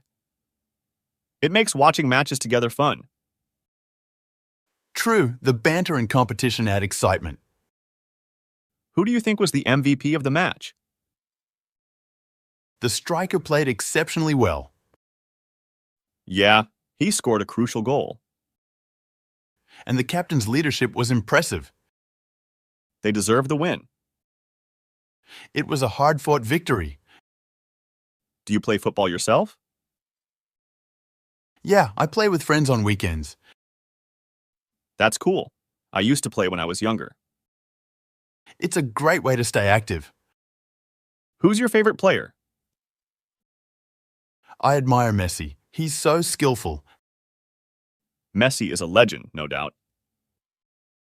How about you? Any favorite player? Ronaldo has always been my favorite. He's a goal-scoring machine. I wish I could watch him play live someday. Me too, that would be a dream come true. Let's catch another match next week. Definitely, I wouldn't miss it for anything. It's always a great time to discuss football with you. Same here. It's our little tradition. Well, until next time, my football buddy. Looking forward to it. See you soon. Lesson 49, Goals and Dreams. Hey, how's everything going with you? Not too bad, thanks. I've been thinking a lot about my goals and dreams lately. Oh, that's interesting. What are they? Well, I've always wanted to travel more. Seeing new places is a big dream of mine. That sounds amazing. Where would you like to go? I'd love to visit Italy. The culture and food there are so appealing. Italy is beautiful. I hope you make it there someday. Thanks. What about you? What are your goals and dreams? I've been working on a novel. My dream is to become a published author one day. That's so cool. What's your novel about? It's a mystery novel set in a small town. I'm excited about it. I can't wait to read it when it's finished. I hope you get to visit Italy soon. Do you have a plan? I'm saving money, and I'm looking for good travel deals. That's a great start. You'll get there. I really hope so. How about your writing? Any plans to publish soon? I'm still in the editing phase. I hope to query literary agents soon. Best of luck with that. It's a big step towards your dream. Thanks. I appreciate the support. So, what else do you dream of? Well, I also want to learn a new language. Spanish, maybe. Learning a new language is a fantastic goal. It opens up so many opportunities. I think it would be beneficial, and it's something I've always wanted. Have you started learning yet? I've been using some language learning apps. It's slow progress, though. Progress takes time, so don't be too hard on yourself. You're right. I'll keep at it. What's another goal of yours? I'd like to be more active. Maybe take up hiking or biking. Staying active is a great goal for a healthy life. Yeah, and it can be a lot of fun too. Do you have any fitness goals? I'd like to start jogging regularly. It's a simple way to stay in shape. That's a good plan. I'm sure you'll feel better once you get started. I hope so. What about your travels? Any specific places you want to visit? I've always dreamed of going to Japan. The culture and history there fascinate me. Japan is on my list too. It seems like a unique experience. Definitely. And I'd love to taste authentic sushi in Japan. That's a delicious dream. I hope we both get to visit our dream destinations. I'm sure we will. Dreams can come true with dedication and hard work. You're right. Let's keep pushing towards our goals and dreams. Lesson 50. Exploring the wonders of movies. Hey, do you fancy catching a film tonight? Sure, sounds good. What kind of movie are you in the mood for? Well, I was thinking of a comedy, something light and fun. Oh, great idea. I could use a good laugh. Any specific movie in mind? How about that new romantic comedy that's out? I heard it's hilarious. Sounds good to me. What's it called? Love and Laughter. It's got good reviews. Awesome. Where is it playing? It's showing at the cinema downtown. We could grab tickets on the way. Perfect. What time does it start? The next showing is at 7:30 p.m. Does that work for you? Yeah, that's fine. Let's aim to get there a bit early. Agreed. We can grab some popcorn and find good seats. By the way, have you seen the trailer for Love and Laughter? Yeah, I watched it online. It looks hilarious, right? Absolutely. I can't wait to see it. Who are the main actors? I think it's Jennifer Addams and Mark Thompson. They have great chemistry on screen. I like their work. Should be a good time. Definitely. Have you been to this cinema before? No, it'll be my first time. Is it easy to find? Yeah, it's right next to the mall. We won't miss it. Cool. And parking? There's a parking lot nearby, so we should be fine. Great. Thanks for the info. Oh, speaking of malls, maybe we can grab a quick bite before the movie? Good idea. There's a nice cafe near the cinema. We can grab a snack there. Perfect.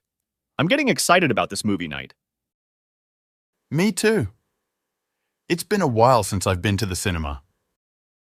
Same here. Movies are such a good way to relax. Totally agree. Plus, it's a nice break from our hectic schedules. So true.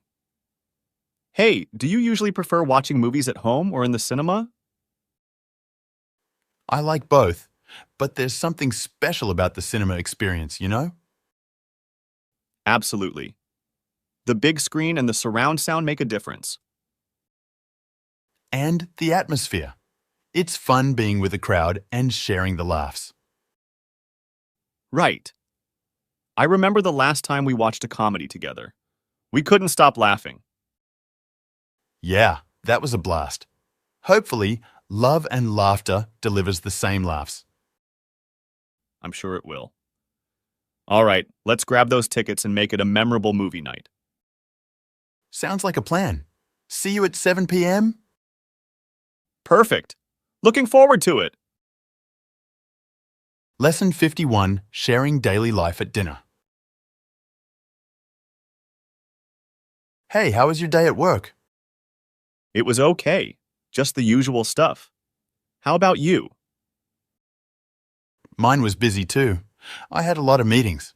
So, did you get any interesting tasks today? Not really, just some paperwork and emails to deal with. By the way, how's your new project going? It's moving along. We're making progress, but it's a lot of work. I can imagine. So, is anything exciting happening in the office?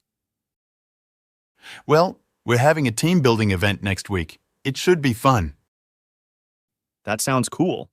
I hope I can join too. You should come. It'll be great to have you there. Thanks, I'll consider it.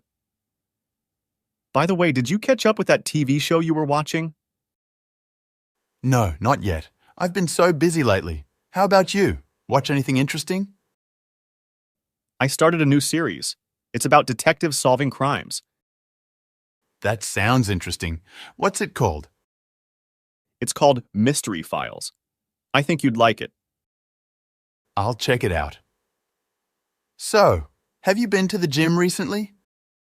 Not as much as I'd like. I missed a couple of sessions this week. Don't worry, we all have those days. I find it hard to stay motivated too. Yeah, it can be a challenge, but I'm trying to keep up with it. That's the spirit. I need to get back on track with my workouts too. We could motivate each other. That's a good idea. Let's do it. Oh, did you see the weather forecast for the weekend? I haven't checked. What's it looking like? They say it's going to be sunny. Perfect for a little outdoor adventure. Sounds great. Maybe we can plan a hike or a picnic. That would be lovely. I miss spending time outdoors. Me too. It's been too long. So, any exciting plans for the weekend? Not really. I might just relax and catch up on some reading. That sounds nice. I could use some relaxation too. You should join me. We can share some book recommendations.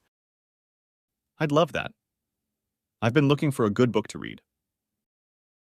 Speaking of books, I found a great bookstore downtown. It's filled with classics. Really?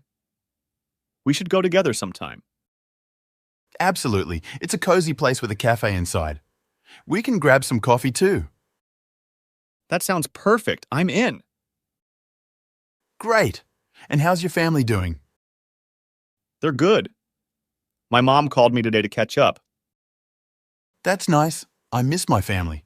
I should give them a call this weekend. Family is important. It's always good to stay connected. You're right. So, what's new with you? Any other exciting news? Not really, just the usual routine. How about you? Any plans for your birthday next month? I haven't decided yet. Maybe a small gathering with friends. It's still a few weeks away. Well, count me in. I'll make sure to bring a nice birthday gift. Thanks. That would be awesome. So, what do you think of the food tonight? It's delicious. I love your cooking. What's the secret to this recipe? It's just a family recipe I learned from my grandmother. It's fantastic. You should share it with me sometime. I'd be happy to. It's all about the right spices and a bit of patience. I'll remember that. Thanks for the meal. It's been a great evening. You're welcome. I always enjoy our dinners together. Likewise. Let's do it again soon. Lesson 52, talking about our favorite authors. Hey, have you read that new book by our favorite author? Yeah, I did. It was amazing. I couldn't put it down. Totally agree. What do you think makes this author so good? Well, the way they describe things is just perfect. It's like I'm right there in the story. Right? The characters feel so real. Which book is your favorite? I think it's hard to choose, but maybe the one about the detective. It kept me guessing until the end. Oh, I love that one too. The twists and turns were unexpected. Absolutely. And the author's writing style is so easy to follow. I never felt lost. Yeah, it's not too complicated, but still keeps you hooked. Do you know if they're working on a new book? I heard some rumors about it. Can't wait. I hope it's as good as the others. Same here. I always look forward to their new releases. It's like a literary event for me. And the way they explore different themes in each book is impressive. It's not just one type of story. Right. Diversity in themes keeps it interesting. Do you recommend this author to others? Absolutely. I've already told my friends to check them out. Everyone should experience their writing. It's great to share the love for good books. What other authors do you enjoy? Well, I like a mix of genres, but this author is definitely at the top of my list. How about you? Same here. I do enjoy exploring different genres, but this author's consistency is something special. And the way they create a connection between the reader and the characters is remarkable. Yeah, you feel like you're going through the ups and downs with them. It's a unique talent.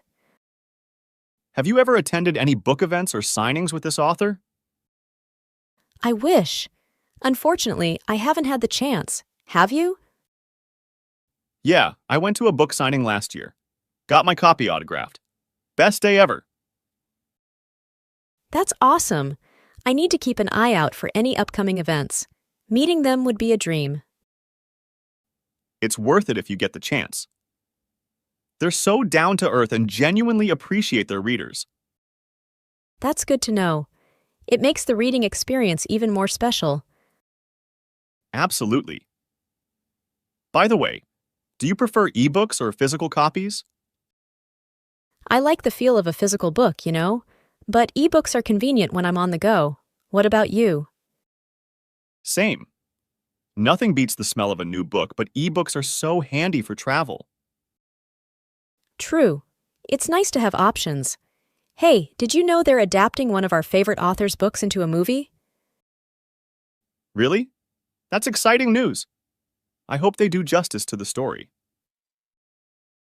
Fingers crossed. Sometimes movie adaptations can be a hit or miss. Yeah, but I'm hopeful. The storyline has so much potential for the big screen. Totally agree. I can't wait to see who they cast for the main characters. It's always interesting to see how your imagination matches up with the filmmaker's choices. Right? Sometimes it's spot on, and other times it's a surprise. Do you usually read the book before watching the movie? Yeah, I like to have the original story in my mind first. How about you? Same. The book usually gives more depth to the characters and plot. Agreed. It's like you get the full experience. By the way, have you ever joined a book club? Not yet, but I've been thinking about it. It could be a fun way to discover new authors and discuss different perspectives. Absolutely. It's a great way to broaden your reading horizons. Let me know if you find a good one. Will do. Maybe we could join one together. It could be a cool shared experience. I like that idea. It's always more enjoyable to share thoughts on a book with someone else. Definitely. Well, I guess we've covered everything about our favorite author. Anything else you want to add? Just that I'm grateful for the stories they've given us. It's like a literary journey every time I pick up one of their books. Couldn't have said it better myself. Here's to many more books from our favorite author. Cheers to that. Lesson 53. Talking about favorite foods. Hey, what's your favorite food?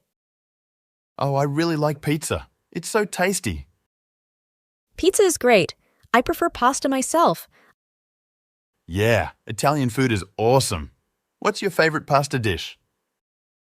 I love spaghetti with meatballs. How about you? I'm a fan of lasagna. It's so cheesy and delicious. Cheese is amazing. Do you like cheeseburgers? Of course, cheeseburgers are fantastic. What do you like on your burger? I enjoy lettuce, tomatoes, and ketchup. And you?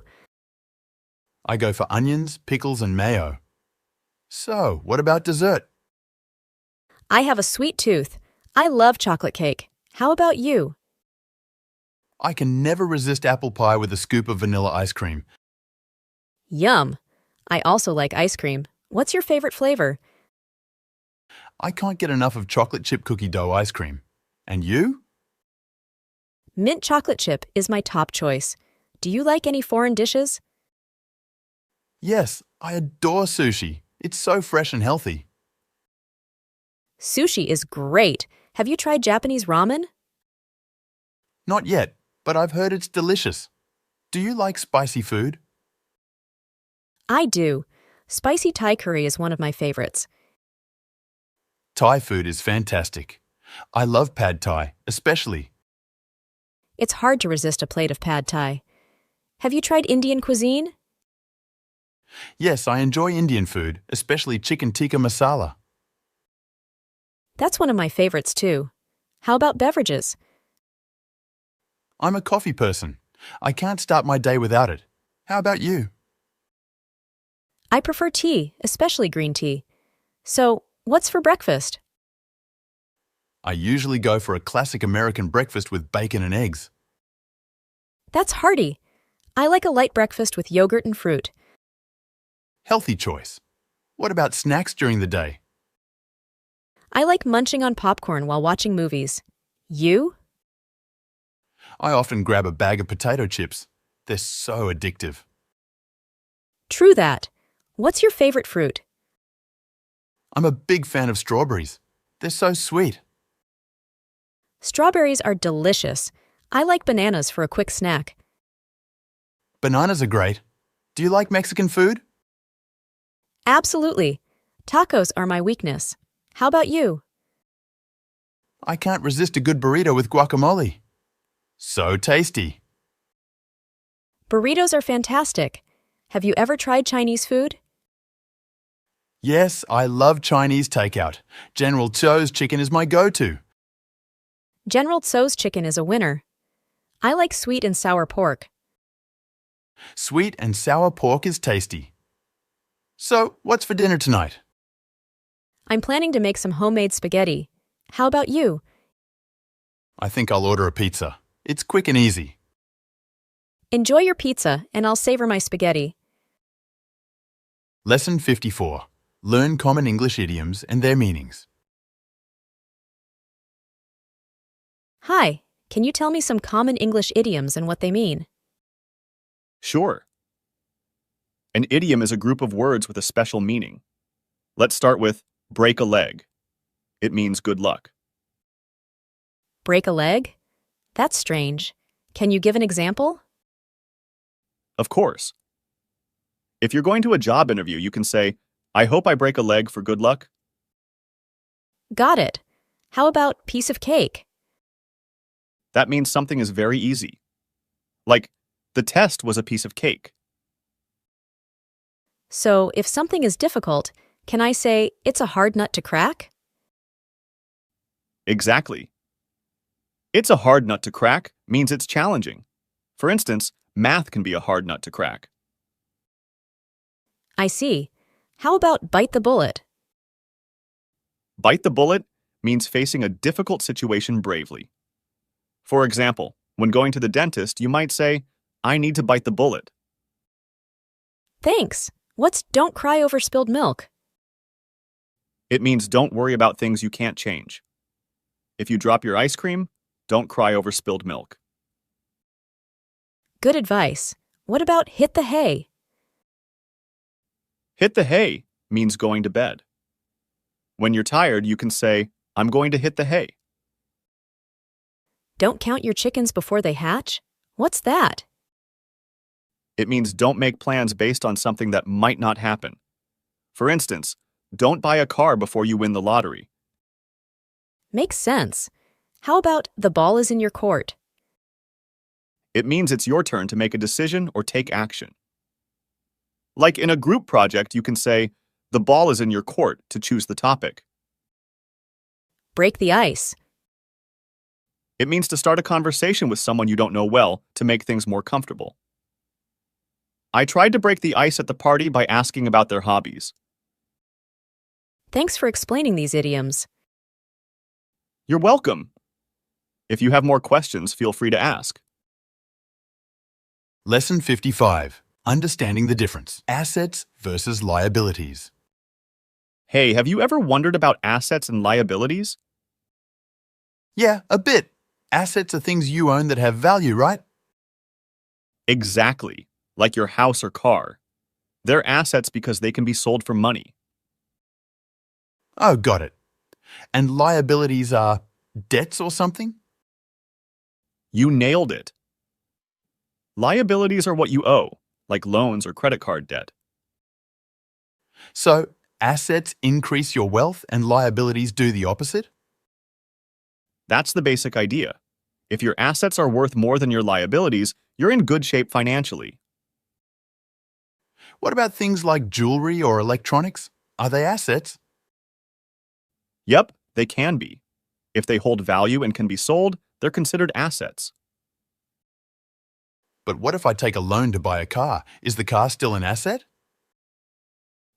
Good question. In that case, the car is still an asset, but the loan becomes a liability.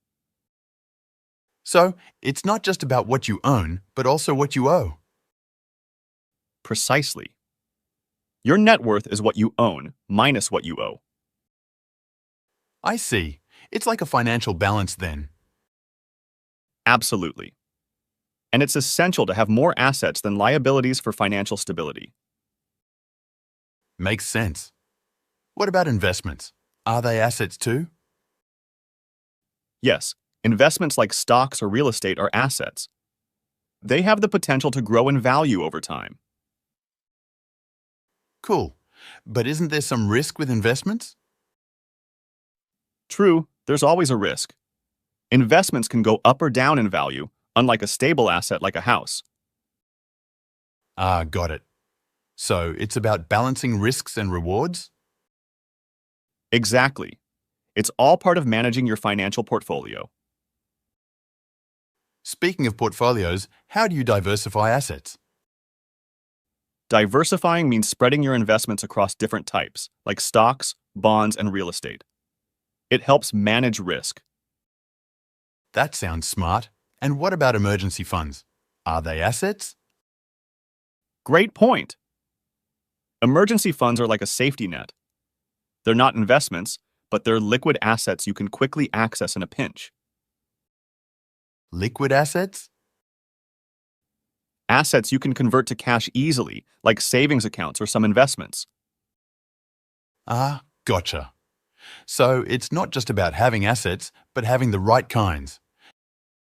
Spot on. And understanding the difference between assets and liabilities is the first step.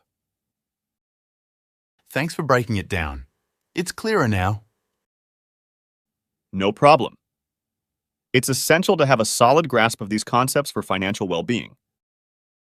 Definitely. I'll start paying more attention to my assets and liabilities from now on. Lesson 56. Best ways to save money. Hey, have you ever thought about how to save some extra cash? Yeah, I'm always looking for ways to cut costs. What do you have in mind? Well, I read that cooking at home instead of eating out can save a lot of money. True, but groceries can be expensive too. Maybe we should try buying generic brands instead of the expensive ones. Good point. And speaking of groceries, planning meals ahead of time can help avoid impulse buys. Yeah, and it ensures we only buy what we really need. By the way, have you considered using public transport instead of driving? I have, but sometimes it's more convenient to drive. Maybe we can carpool with colleagues or friends to share fuel costs. That's a smart idea.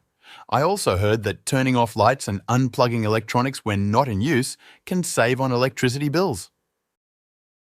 Absolutely. Small changes like using energy-efficient bulbs can make a difference too. What about our mobile plans?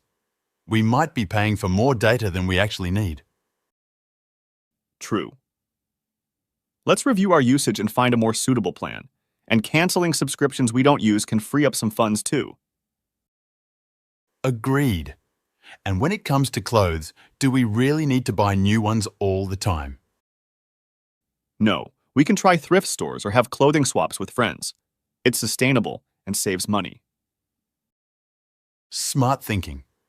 And what about coffee? Those daily cafe visits add up. Making coffee at home and using a reusable cup can save both money and the environment. Nice suggestion. I was also thinking of selling some items we don't need anymore, decluttering and earning a bit on the side. Great idea. Let's go through our stuff and see what we can sell online. By the way, have you considered buying in bulk? It's usually cheaper in the long run. Yes, and it reduces packaging waste too. We just need to make sure we have enough storage space. True. And when it comes to entertainment, maybe we can have more movie nights at home instead of going to the cinema. That sounds fun and definitely more budget-friendly. Also, fixing things instead of buying new ones can save money in the long term. I agree. Learning some basic repair skills can go a long way.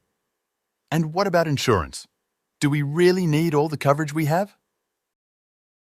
Let's review our policies and see if there are areas where we can cut back without compromising our needs. And when we do need to buy something, checking for discounts and using coupons can help. Absolutely. Let's become savvy shoppers and make the most of those deals. And hey, have you thought about setting up a budget? Yeah, having a budget can help us track our expenses and ensure we stay on target with our savings goals. Perfect. Let's start implementing these changes and watch our savings grow. Lesson 57, Discussing the Psychology of Money. Hey, have you read The Psychology of Money yet? Yeah, I just finished it. It was really interesting. What's the main lesson you took from it? Well, one big lesson is that it's not about how much you make, but how you manage what you have. Yeah, I heard that too. Can you explain more? Sure, it means that even if you earn a lot, if you spend it all and don't save or invest wisely, you won't be financially secure. That makes sense. What else did you learn? The book talks about the power of compounding. Small, consistent investments can grow over time. So, starting early is important, right? Exactly. Starting early can make a huge difference in the long run. I also read something about the importance of avoiding big losses. Can you explain that? Of course, it's about protecting what you have. If you lose a big chunk of your savings, it's hard to recover. So, risk management is crucial? Yes, it's about balancing risk and reward. Did the book mention anything about our emotions and money? Yes, it did. It talks about how our emotions can lead to impulsive decisions and how we should try to stay calm and rational when it comes to money. That's easier said than done, right? Absolutely. It takes practice, but it's important for financial well-being. What about budgeting and tracking expenses? The book stresses the importance of knowing where your money goes. Budgeting helps you control your spending. Sounds like a good idea. Did the book have any practical tips? Yeah, it suggested automating savings and investments, so you don't even have to think about it. That's convenient. Did it mention anything about investing? Yes, it emphasized the value of long-term investing and diversifying your investments to spread risk. So don't put all your eggs in one basket. Right, that's the idea. Spread your investments across different assets. Did you find any stories or examples in the book? Yeah, there are plenty of real-life stories that illustrate the principles discussed. That makes it more relatable, I suppose.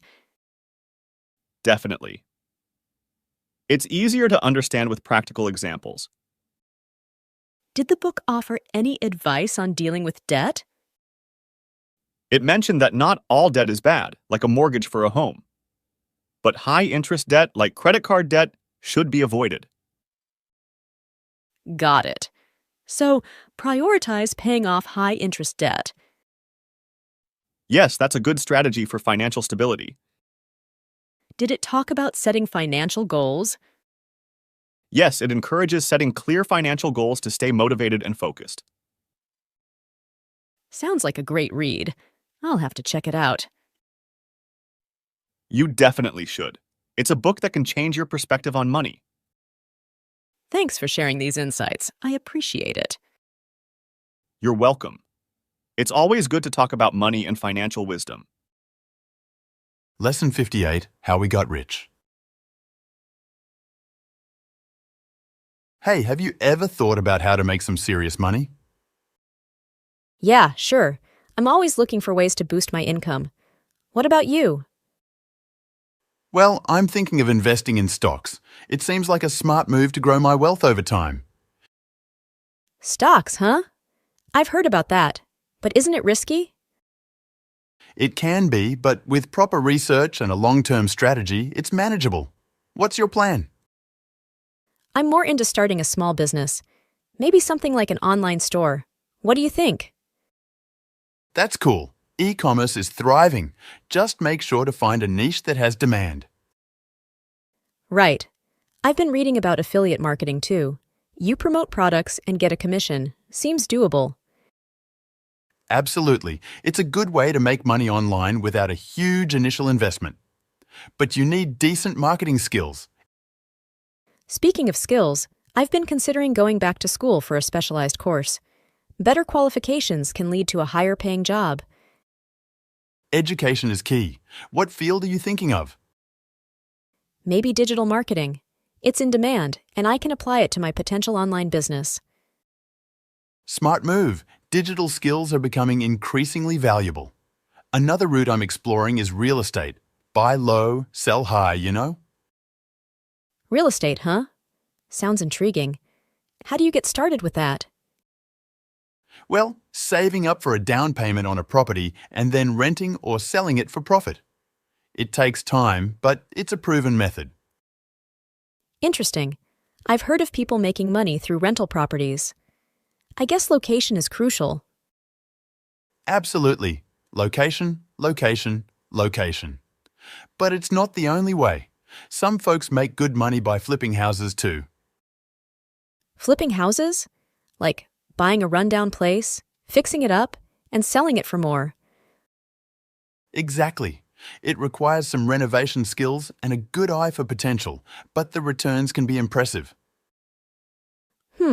I need to learn more about that. I also thought about creating a passive income stream, like through royalties or investments.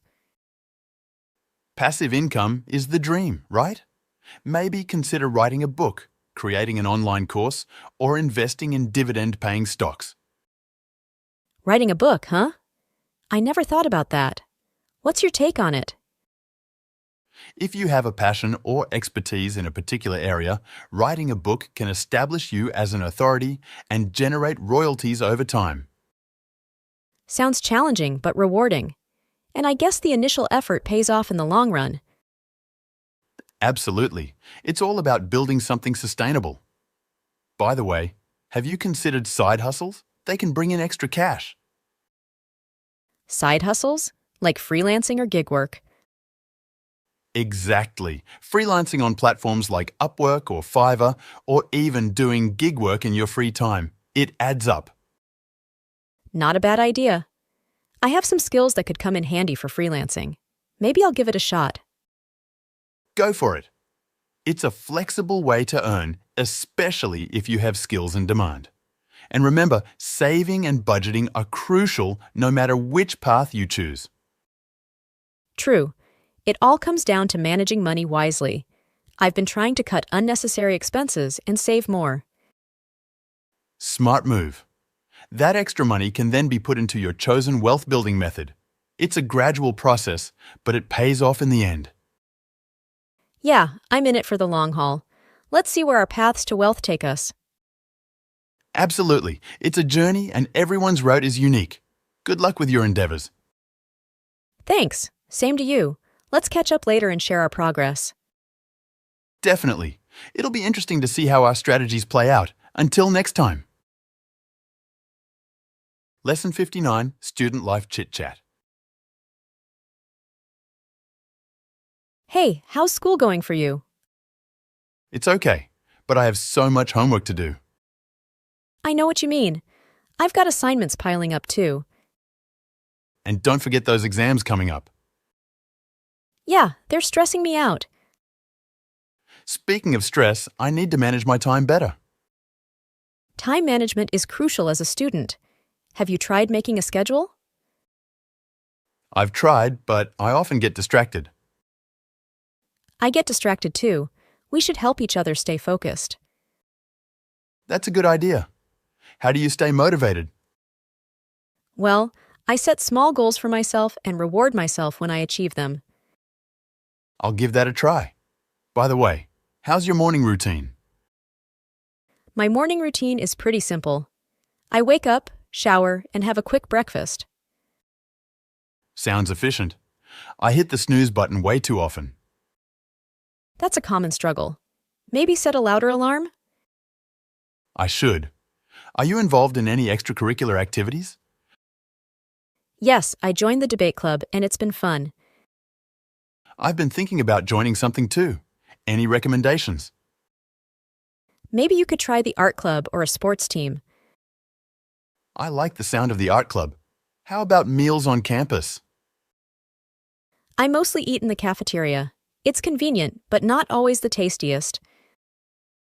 Yeah, cafeteria food can be hit or miss. Do you cook at home sometimes? Sometimes, when I have the time. It's nice to have a home-cooked meal. I wish I could cook. I survive on microwave meals. Cooking is a useful skill. You should give it a shot sometime. I will. Thanks for the encouragement. How do you commute to school? I take the bus. It's a bit crowded, but it's affordable. I walk to school. It's good exercise, but not so fun in bad weather. I can imagine. So, what's your favorite subject? I really enjoy history. The teacher makes it interesting. History is fascinating. I prefer science, though. Science can be confusing to me sometimes. How about study groups? I find study groups helpful. We can explain things to each other. I've never tried one. Maybe I should give it a go. It's worth a shot. What's your least favorite part of being a student? Exams. I hate the pressure of taking tests. I understand. For me, it's early morning classes. I'm not a morning person. Neither am I. Late classes are more my speed. Do you have any upcoming projects? I have a group project due next week. It's a bit stressful. Group projects can be challenging, but they teach you teamwork. True, but coordinating schedules is a nightmare. I know what you mean. Are you planning to go to college after high school? I'm considering it, but I'm not entirely sure yet. How about you? I definitely want to go to college, but I'm still deciding on my major. That's a big decision. Any ideas so far? I'm leaning toward engineering or computer science. Those sound like great choices. I'm still exploring my options. It's okay to take your time. What do you like to do in your free time? I like reading, especially novels and manga. How about you? I enjoy playing video games and hiking when I have the chance. Hiking sounds fun. I should try that sometime. Definitely, it's a great way to relax. Are you into any sports? I'm not very athletic, but I like watching soccer matches. Soccer is a popular sport. I play basketball with friends occasionally. That's cool. I wish I were better at sports. It's all about practice. Don't be too hard on yourself. Do you have any pets? Yes, I have a dog. He's a handful, but I love him. Dogs make great companions. I have a cat, and she's very independent. Cats are more low maintenance, I hear. How do you deal with stress? I meditate and take short breaks to clear my mind. I should try meditation.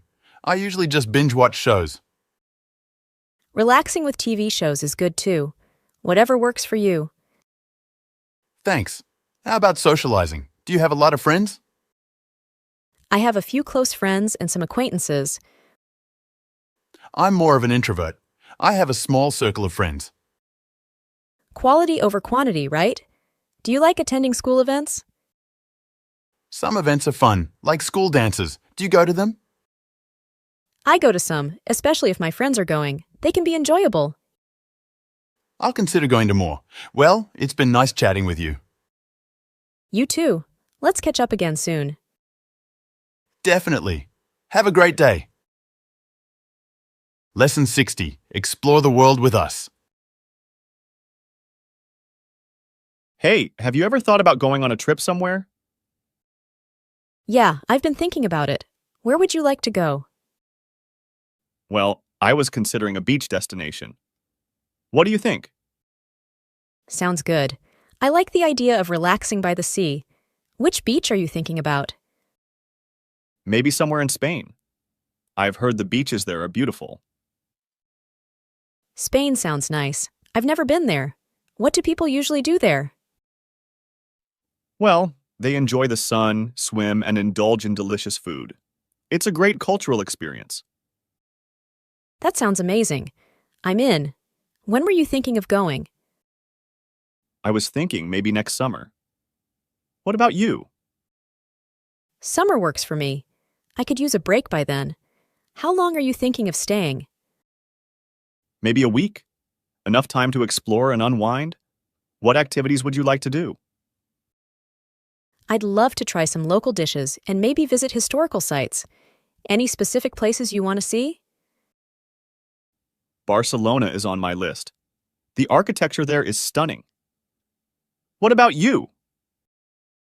I've heard about Seville. The culture and festivals seem interesting. Let's do it. Great! We should start planning soon. Do you prefer booking a package or planning everything separately? I think a package would be more convenient. Takes off the planning stress. What do you think? Agreed. Plus, it might be more cost-effective. Have you ever booked a package deal before? No, this would be my first time.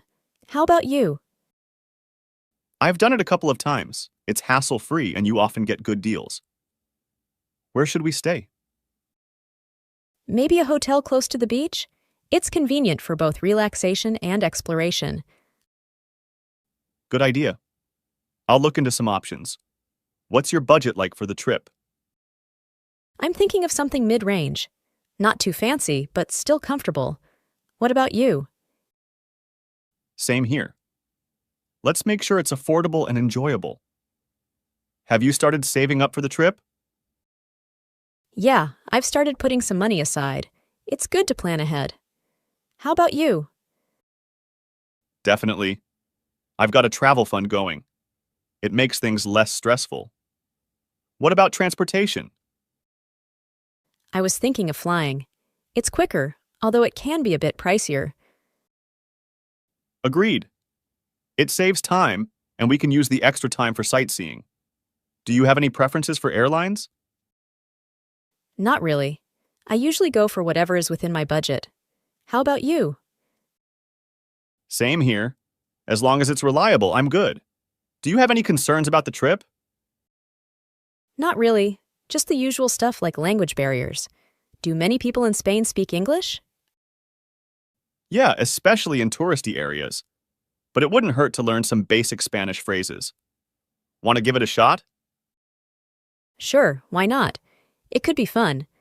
Let's start with hola and gracias. What do you think? Perfect. We'll be Spanish pros by the time we get there. Anything else you want to plan in advance? Maybe some activities or tours. I heard there are cool boat tours in Spain. What do you think? Sounds like a plan. I'll check out some options and get back to you. This trip is going to be fantastic. Absolutely. I can't wait to experience Spain with you. It's going to be a memorable adventure. Lesson 61, Tips to Improve Your Grammar. Hey, I've been struggling with English grammar lately. Oh, I can help you with that. What's been giving you trouble? Well, I have a hard time with verb tenses. They always confuse me. I see. It's essential to understand verb tenses. Have you tried watching English movies or TV shows? Yes, I have.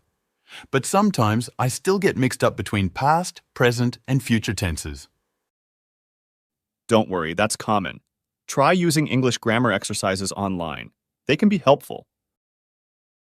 All right, I'll give that a shot. How about articles like a and an or they? They also trip me up. Articles can be tricky. You should practice by reading more and paying attention to how they're used in context. Makes sense. And what about prepositions? I always use them incorrectly. Prepositions can be challenging, but practice is key. Try learning common prepositions and their usage in different situations. That's a good idea. I should also work on my vocabulary. Any tips for expanding it? Definitely. Try reading books and articles in English. Whenever you encounter a new word, make a note of it and look up its meaning. Great advice. What about pronunciation? My accent is quite strong. To improve pronunciation, practice speaking with native speakers or use language learning apps that focus on pronunciation. Thanks for all these tips. I hope I can become better at English soon. You're welcome. Remember, consistent practice is the key to success. Don't be too hard on yourself. Everyone makes mistakes. I'll keep that in mind. By the way, do you know any good online courses for grammar? Yes, there are many online courses. Check out platforms like Duolingo, Coursera, or Khan Academy for grammar lessons. I'll check those out. How long do you think it will take for me to see significant improvement? It varies from person to person, but with regular practice and dedication, you'll notice progress within a few months. That's encouraging to hear. I'll give it my best shot. I'm sure you will do great. Remember, learning a new language is a journey, and every step counts. Thanks for your support. I appreciate it. You're welcome. If you have any more questions or need help, feel free to ask anytime. I will. Thanks again, and wish me luck. Good luck, and keep up the hard work. You'll get there. Lesson 62, Stories of Inspiring People. Hey, have you ever thought about who inspires you the most? Yeah, definitely. I admire my grandma a lot. She's so strong. Really? What makes her so inspiring? Well, she grew up in tough times, but she always stayed positive. She taught me to never give up. That's amazing. My role model is Nelson Mandela. He fought for equality and justice. Mandela, huh? He sounds like a great leader. What qualities do you admire in him? He had this incredible ability to forgive and promote unity, even after facing so much injustice. It's truly inspiring. Wow, forgiveness is a powerful trait. My grandma is also big on kindness. Kindness goes a long way. Mandela believed in reconciliation too. Did your grandma face challenging times? Yeah, she did. Life wasn't easy, but she always found a way to help others. She's like my personal hero. It's wonderful how our personal heroes shape who we are. Mandela's perseverance in the face of adversity is what I find most inspiring. Perseverance is key for sure. My grandma used to say, "Tough times don't last, but tough people do." Wise words. Mandela's life motto was somewhat similar. It always seems impossible until it's done. True. They both believed in facing challenges head-on. Did Mandela's words influence your life? Absolutely. Whenever I feel overwhelmed, I remember Mandela's words, and it gives me strength. How about your grandma's advice? Her words guide me too. Whenever I face difficulties, I think of her saying, "Stay strong and tomorrow will be better." It's beautiful how our inspiring figures leave lasting impressions. Mandela once said, "Education is the most powerful weapon which you can use to change the world." Education is indeed powerful. My grandma, despite limited resources, always emphasized its importance. Sounds like she's a remarkable woman. Mandela believed in education for change as well. Did your grandma's values influence your choices? Absolutely. She taught me to be kind, work hard, and never underestimate the power of a good education. Those are valuable lessons. Mandela's resilience and commitment to justice made me passionate about social change. It's amazing how our heroes inspire us to make a difference. My grandma's kindness inspires me to spread positivity. Positivity is contagious. Mandela's legacy also encourages me to contribute positively to society. What specific acts of kindness do you associate with your grandma? She used to help the neighbours, cook for them when they were sick, and always offered a listening ear. Small acts, but they meant a lot. Small gestures can have a big impact. Mandela's life was full of sacrifices for the greater good. Have you ever applied your grandma's values in your life? Definitely. I try to help others whenever I can and be there for people in need. It's my way of honouring her teachings. That's wonderful. Mandela once said, "What counts in life is not the mere fact that we have lived. It is what difference we have made to the lives of others." Those are powerful words. Your inspiring person had such a profound impact on the world. Absolutely. Their legacies live on through the positive changes they inspired in others. It's incredible how our heroes, despite facing challenges, chose to make the world a better place. Indeed, they remind us that even in difficult times, we have the power to bring about positive change. I'm grateful for the lessons my grandma taught me. She's my everyday inspiration. And Mandela, for me, is a constant reminder of the strength that comes from standing up for what's right. It's nice talking about our inspiring people. They shape us in ways we may not even realize. True. They leave an indelible mark on our hearts and minds. Let's continue to be inspired by their examples. Agreed. It's a beautiful way to keep their legacies alive. Lesson 63, Best Way to Invest Money. Hey, have you ever thought about investing our savings? Yeah, I'm considering it, but I'm not sure where to start. Well, you could look into stocks or bonds. They're common options. Stocks? Sounds a bit risky. What about something safer? True, stocks can be volatile. How about a savings account? It's low risk. But the returns are so low. Isn't there a middle ground? Have you thought about mutual funds? They offer a balance between risk and return. Mutual funds? How do they work? Basically, they pool money from multiple investors to invest in a diversified portfolio. Diversified portfolio? That sounds complicated. It just means spreading your investments across different assets to reduce risk. Got it. What about real estate? That's a thing, right? Absolutely. Real estate can be a good long-term investment. Property values tend to appreciate. But it requires a lot of money up front, doesn't it? Yes, it does. Maybe we could start with a real estate investment trust, REIT, instead. REIT? Never heard of it. It's like investing in real estate, but you buy shares in a company that owns and manages properties. That sounds more manageable. How about cryptocurrency? Cryptocurrency is volatile. It's like a roller coaster. You can gain big, but you can also lose big. Risky, huh? Maybe I'll pass on that one. What about gold? Gold is a traditional safe haven asset. It tends to hold its value during economic uncertainties. Sounds solid. How do we invest in gold?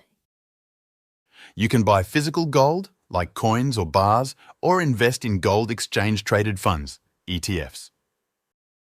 ETFs? Are they complicated? Not really.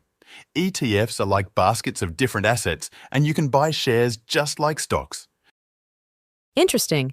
What's your take on a 401k? It's a retirement savings plan, usually sponsored by employers. They often match your contributions. Free money? I'm in. How about bonds? I've heard they're stable. Bonds are loans you give to companies or governments. They're less risky than stocks. But do they pay well? Not as much as stocks, but they provide a steady income stream through interest payments. I see. So, what's your recommendation for us?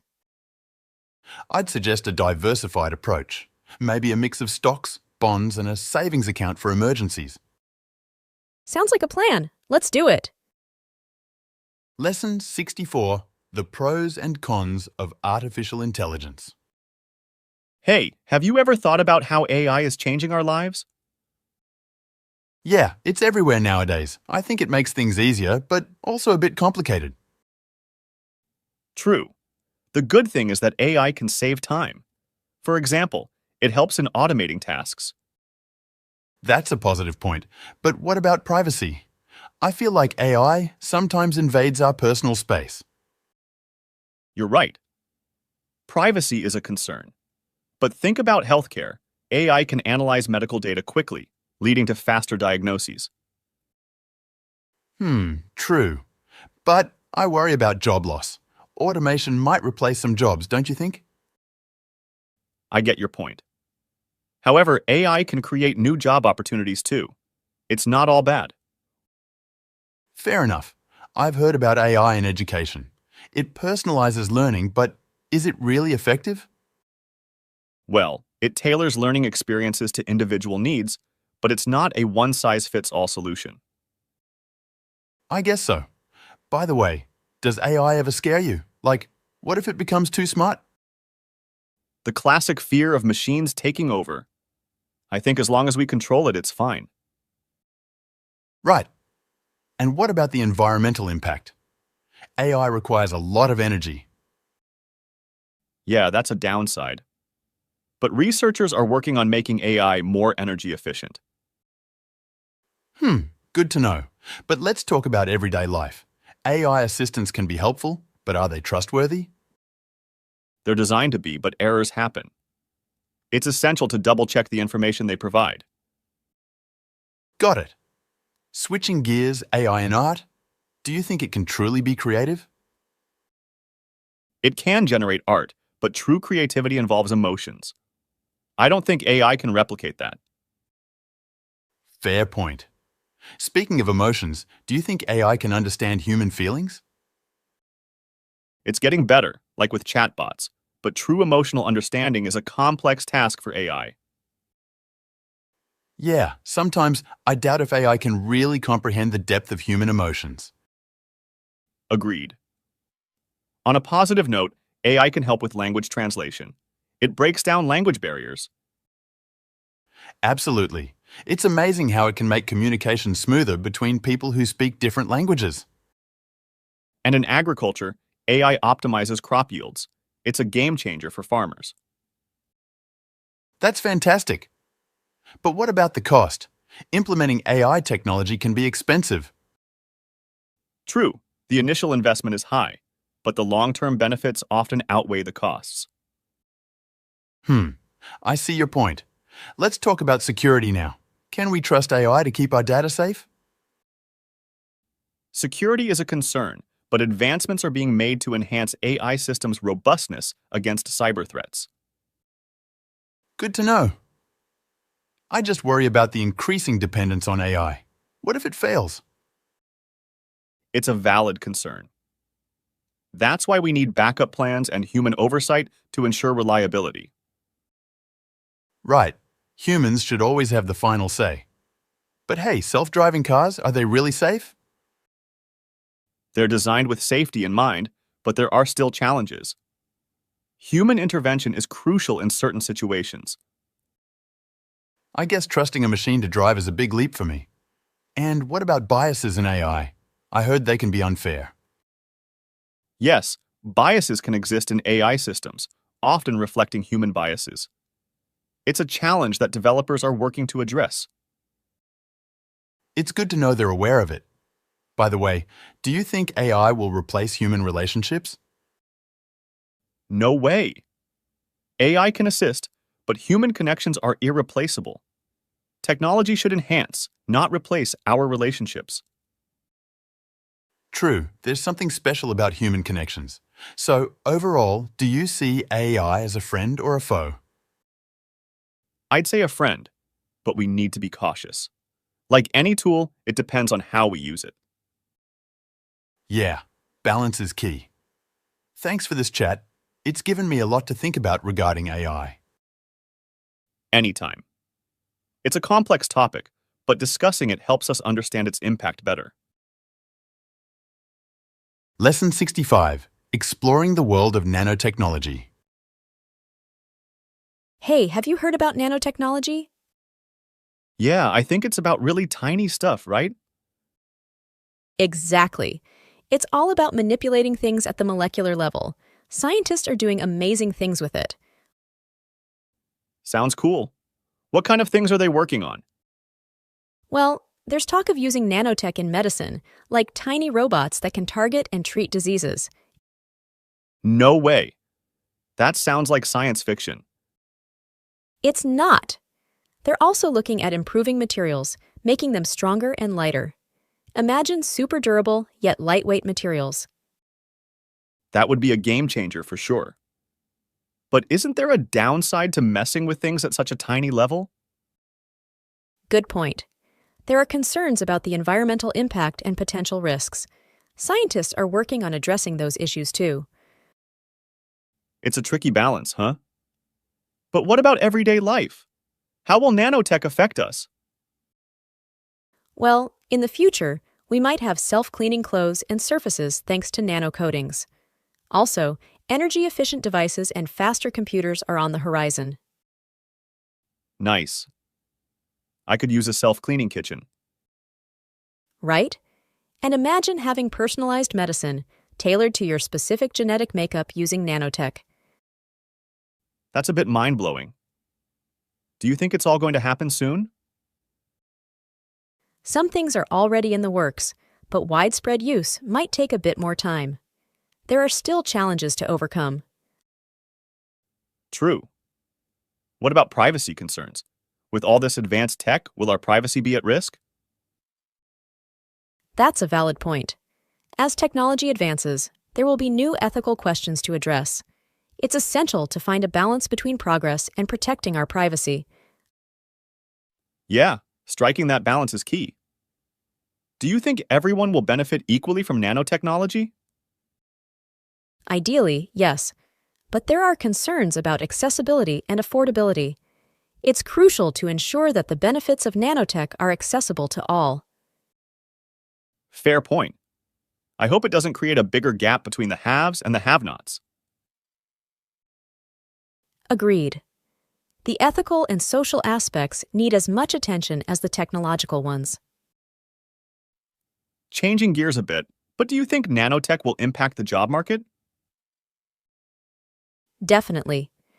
As new technologies emerge, some jobs may become obsolete, but there will also be new opportunities in nanotech-related fields.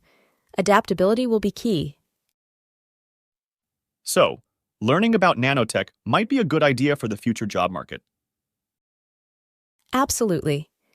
It's always a good idea to stay ahead and be prepared for the changes.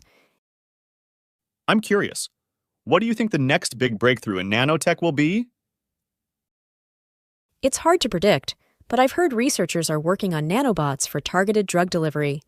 Imagine treating diseases with incredible precision. That sounds promising. I hope they make progress soon. Me too. It's fascinating to think about how much our world could change with these advancements. Yeah, it's exciting and a bit overwhelming at the same time. But I guess that's progress for you. Absolutely. Embracing the future while being mindful of the potential challenges is the way forward. Well said. Let's hope the future of nanotech brings more good than harm. Agreed. It's all about responsible innovation. Lesson 66. Talking about the family trip. Hey sis, have you heard about the family trip? Yeah, I heard. Where are we going? We're going to the mountains. Wow, that sounds exciting. When are we leaving? Dad said we're leaving on Saturday morning. Great. What should I pack? Don't forget warm clothes and hiking shoes. Okay, I'll make a list. Mom wants us to bring some snacks too. I'll remember that. How long will the trip be? Dad said it was just a weekend trip. Perfect. I won't miss school. We can play games during the car ride. Yeah, that'll be fun. Can we bring my favorite board game? Sure, let's not forget it. Do we need to bring our sleeping bags? Nope, Dad booked a cabin for us. Awesome. Will there be a campfire? I think so, and we can roast marshmallows. Yum. I love marshmallows. Me too, sis. And there's a lake nearby. Can we go swimming? Yeah, but remember to bring your swimsuit. Got it. What else should we do there? We can go on nature hikes and explore. I hope we see some cool animals. Maybe we'll spot some birds. I'll bring my binoculars just in case. Good idea. What's your favorite thing about trips? I love spending time with my family. Me too, sis. It's going to be so much fun. I can't wait to take lots of photos. Mom said she'll bring her camera too. We'll have so many memories to cherish. Yeah, family trips are the best. And this one will be unforgettable. Let's make sure to help with packing. Of course, teamwork. Don't forget your toothbrush. I won't, bro. Thanks for reminding me. We'll have a blast together. I agree. It's going to be amazing. Let's make this trip one to remember. Definitely, I can't wait. Lesson 67. The future of AI technology. Hey, have you heard about AI technology? Yeah, I've heard about it. It's that computer stuff, right? Yep, that's right. AI stands for artificial intelligence. Artificial, what now? Intelligence, like being smart, AI makes computers smart. Oh, so computers can think like us? Well, sort of. They can learn and make decisions. That sounds cool. What's going to happen in the future with AI? AI will do many things, like helping doctors with diagnoses. That's good. Will AI take our jobs, though? It might, but it could also create new jobs. I hope so. Is AI everywhere now? Not everywhere, but it's in self-driving cars and virtual assistants.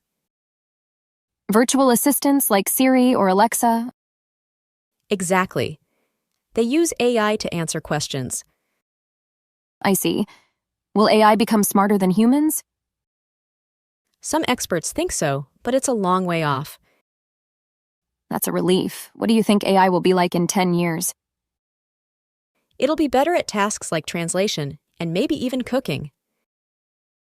Wow, that's amazing. What about robots? AI will make robots do tasks like cleaning and helping the elderly. Cool. But I hope they're friendly. They should be. People will program them that way. Phew, I feel better about the future of AI now. Yeah, it's exciting and a bit scary, but we'll see. Let's hope it makes life better for us. That's the idea. Lesson 68, The Richest Man in Babylon Life Lessons.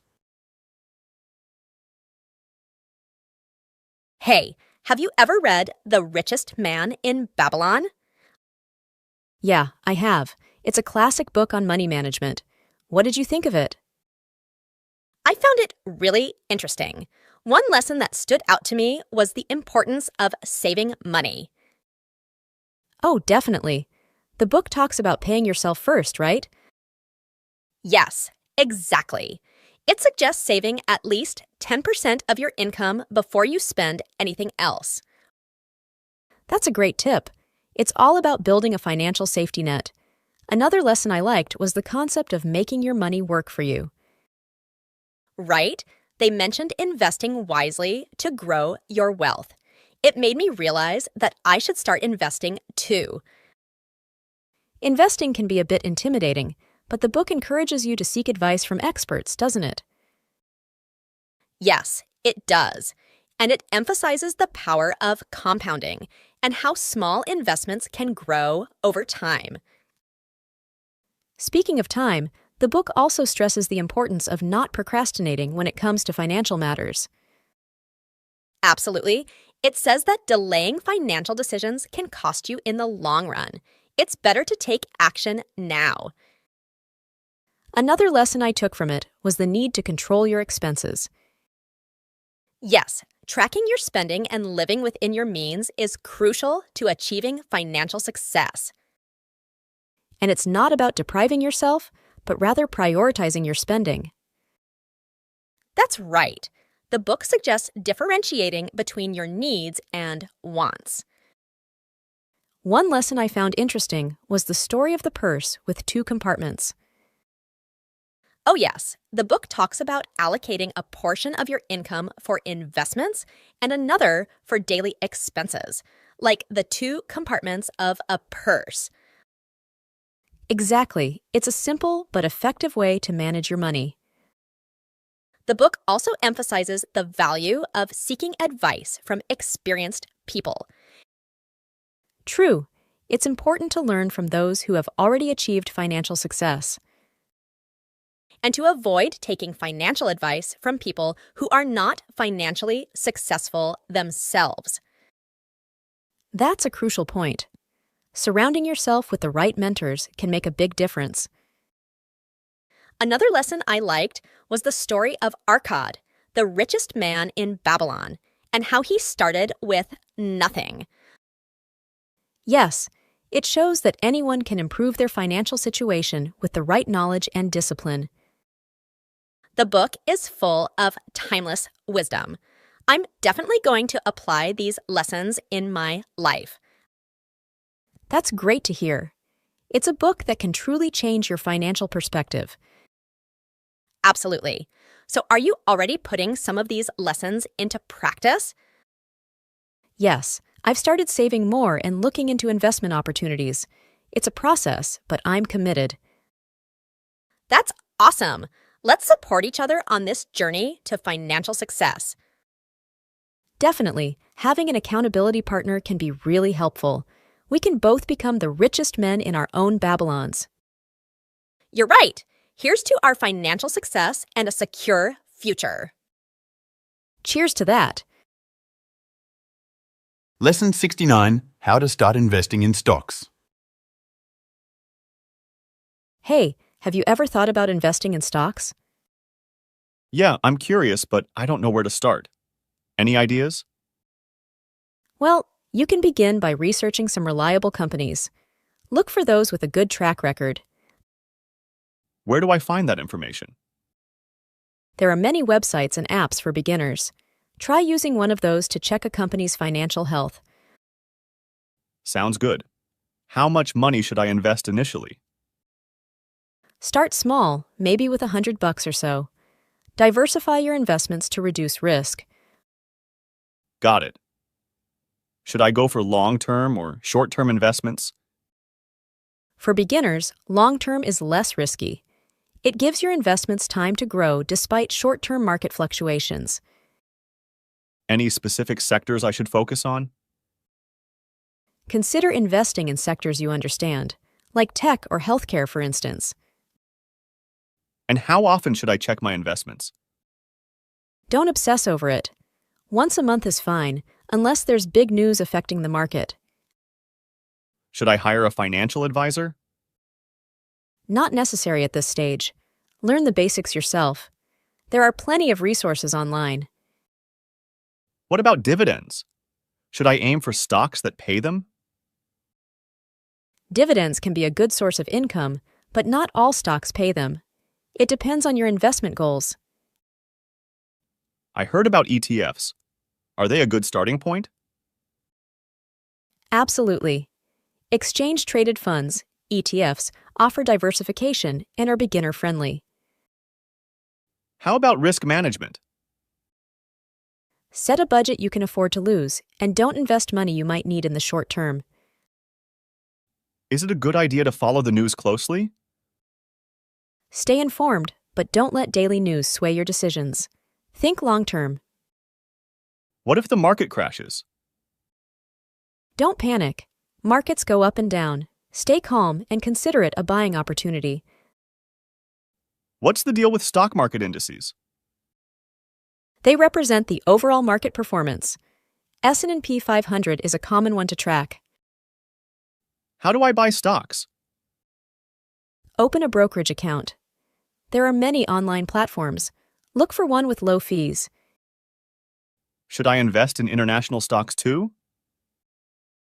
It can diversify your portfolio, but start with domestic stocks until you're more experienced. Are there any books you recommend?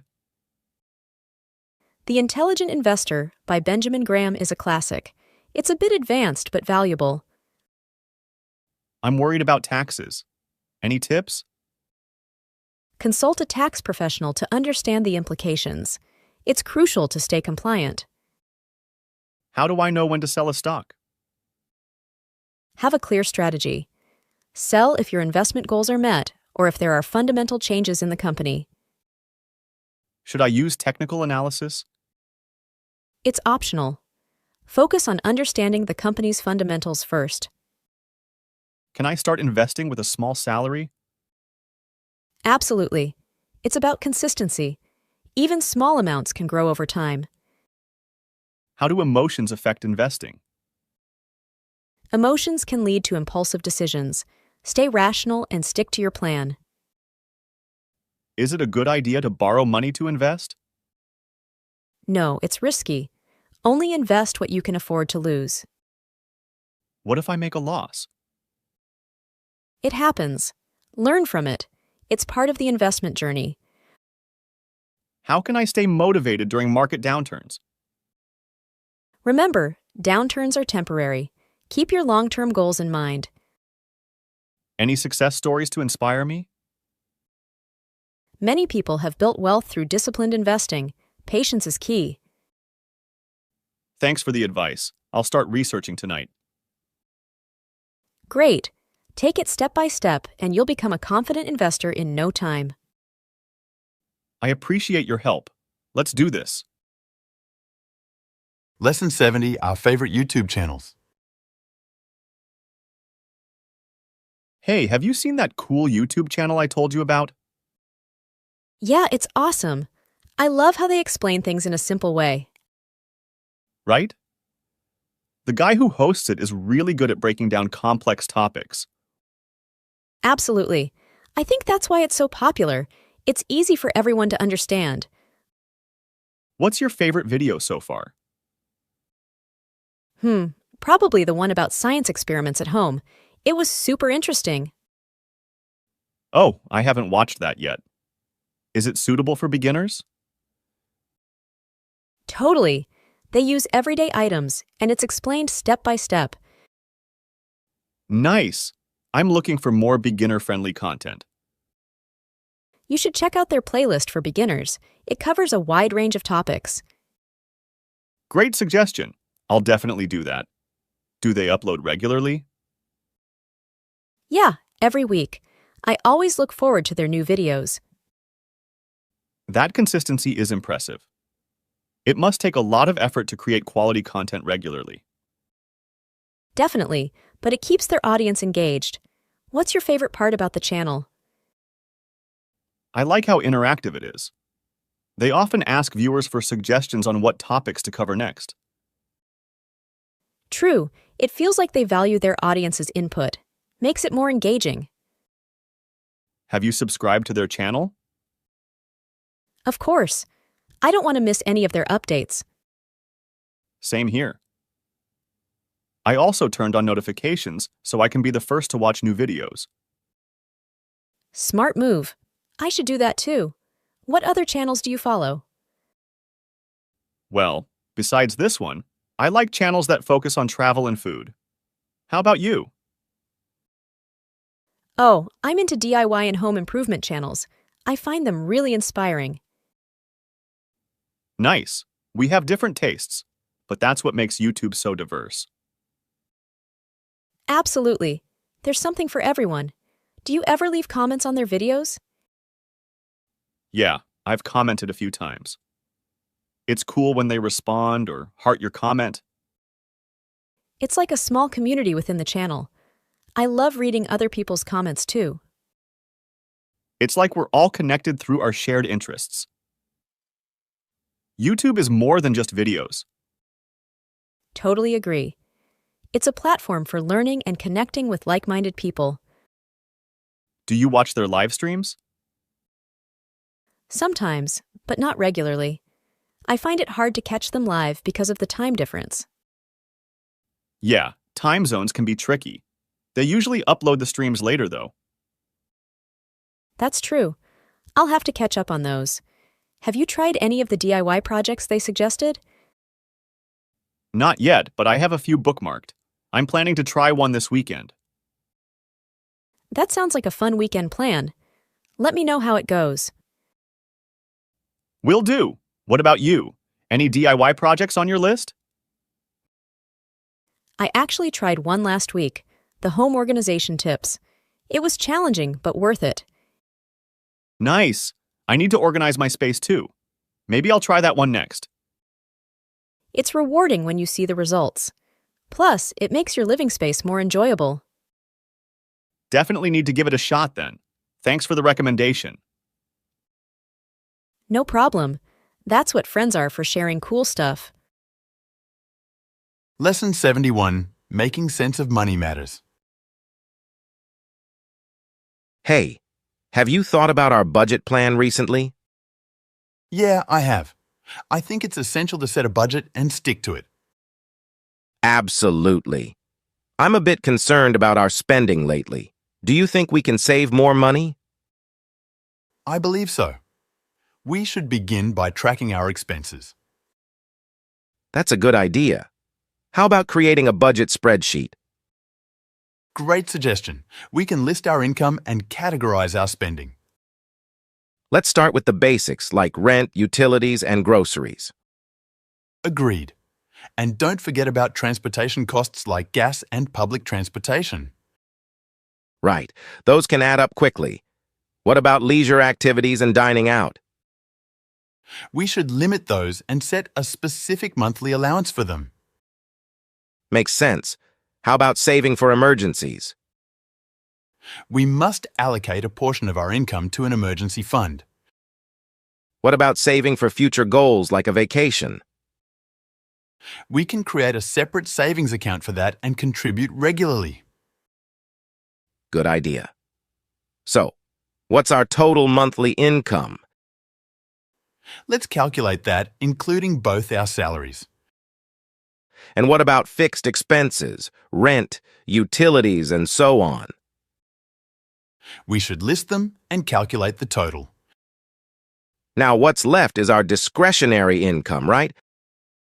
Yes, that's the amount we can allocate to different categories. How much should we save for emergencies? A good rule of thumb is to save at least 10% of our income. All right, that sounds reasonable. What about vacation savings? Maybe 5% of our income for now. And for leisure and dining out? We should limit it to 15% of our income. That's fair. And what about savings for retirement? We can consider setting aside 10% for our retirement fund. So, after accounting for all these, what's left for miscellaneous expenses? Maybe 10% for miscellaneous expenses, just to be flexible. It all adds up to 100%, right? Yes, it does. We've allocated every part of our income. That's good. We should stick to this plan and monitor our spending. Agreed. We can review it monthly to see if any adjustments are needed.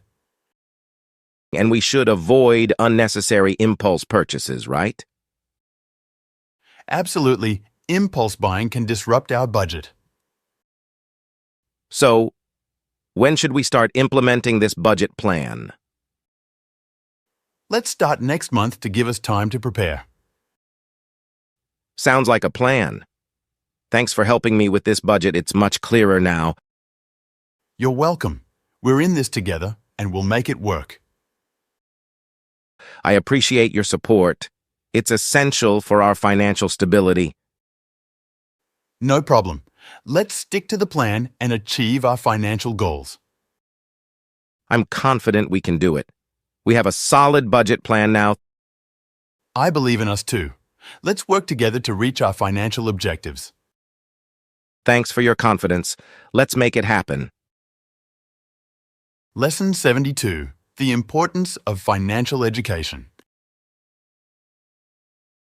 Hey, have you ever thought about the importance of financial education? Yeah, I guess so. I mean, it's helpful to know how to manage money. True, but do you think schools should teach it as a regular subject? I think it could be useful. Many people struggle with finances. Right. Understanding budgets and saving is crucial. Budgeting? That sounds complicated. It's not that bad.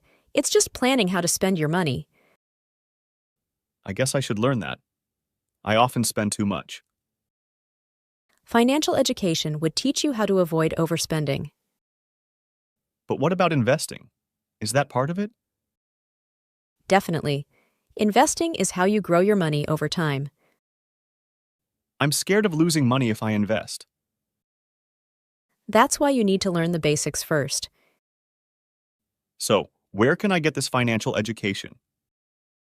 You can start by reading books or taking online courses. Books? Can you recommend any? The Total Money Makeover by Dave Ramsey is great for beginners. Thanks, I'll check that out. What about loans and credit cards? Financial education covers that too. It's crucial to understand interest rates. Interest rates? I've heard that term, but I'm not sure what it means. It's the extra money you pay when you borrow money. Okay, I get it now. It's like a fee for borrowing. Exactly. High interest rates can lead to debt. Debt sounds scary. How do I avoid it? By learning to manage your finances wisely. I suppose it's all about making smart choices. You got it. And learning about compound interest can help too. Compound interest. That's another term I'm not familiar with. It's when your interest earns interest, helping your savings grow faster. I see. So, financial education would teach me all these terms. Yes, and more.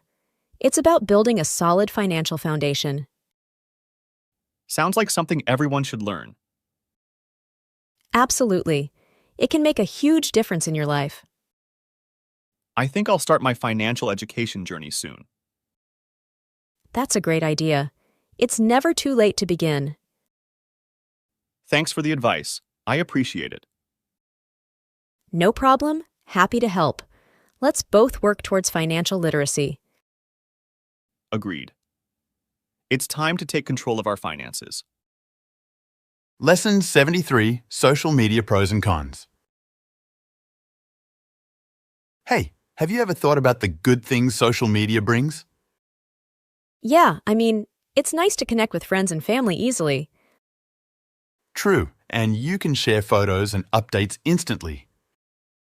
But, there are downsides too, like privacy concerns and stuff. Yeah, that's a big issue. It feels like everyone knows everything about you.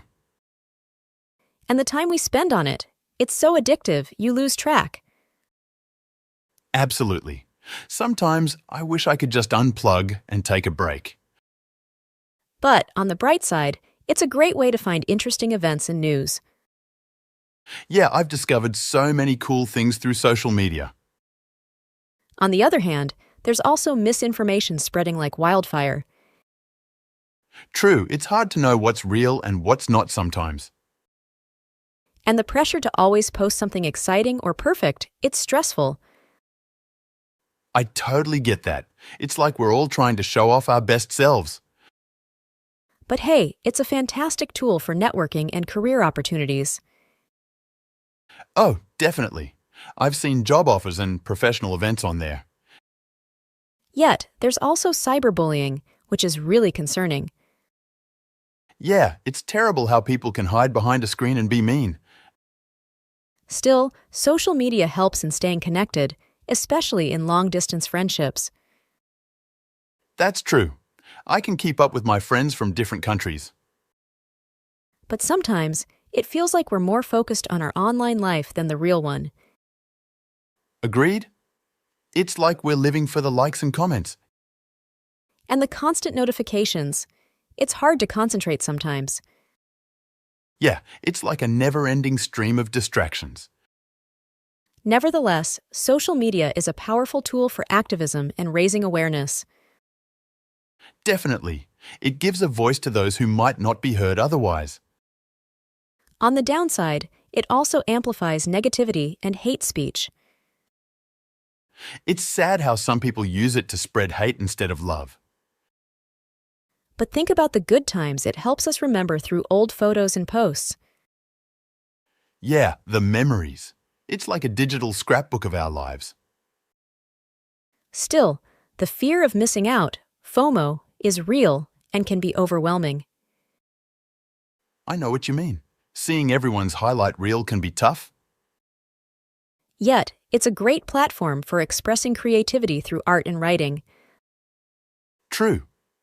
Many talented people showcase their work there. But it also contributes to a culture of comparison and low self-esteem. Yeah, constantly comparing ourselves to others isn't healthy. Nevertheless, social media can be a powerful educational tool. Totally. I've learned a lot from articles and videos shared there. On the flip side, it can also be a huge time waster if we're not careful.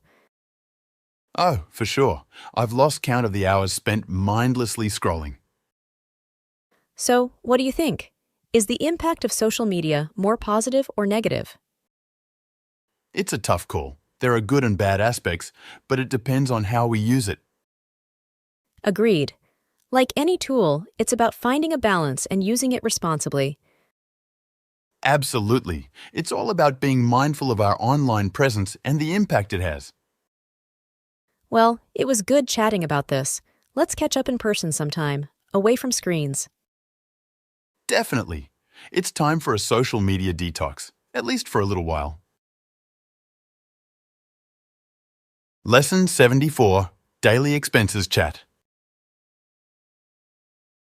Hey, how's it going? Have you been keeping track of your expenses lately? Yeah, I've been trying to budget more. It's tough to stick to it, though. Tell me about it. I'm always worried about overspending. Me too. I need to cut back on unnecessary costs. What are your biggest expenses? Rent takes up a huge chunk of my budget. How about you? I'd say groceries and utilities are my main expenses.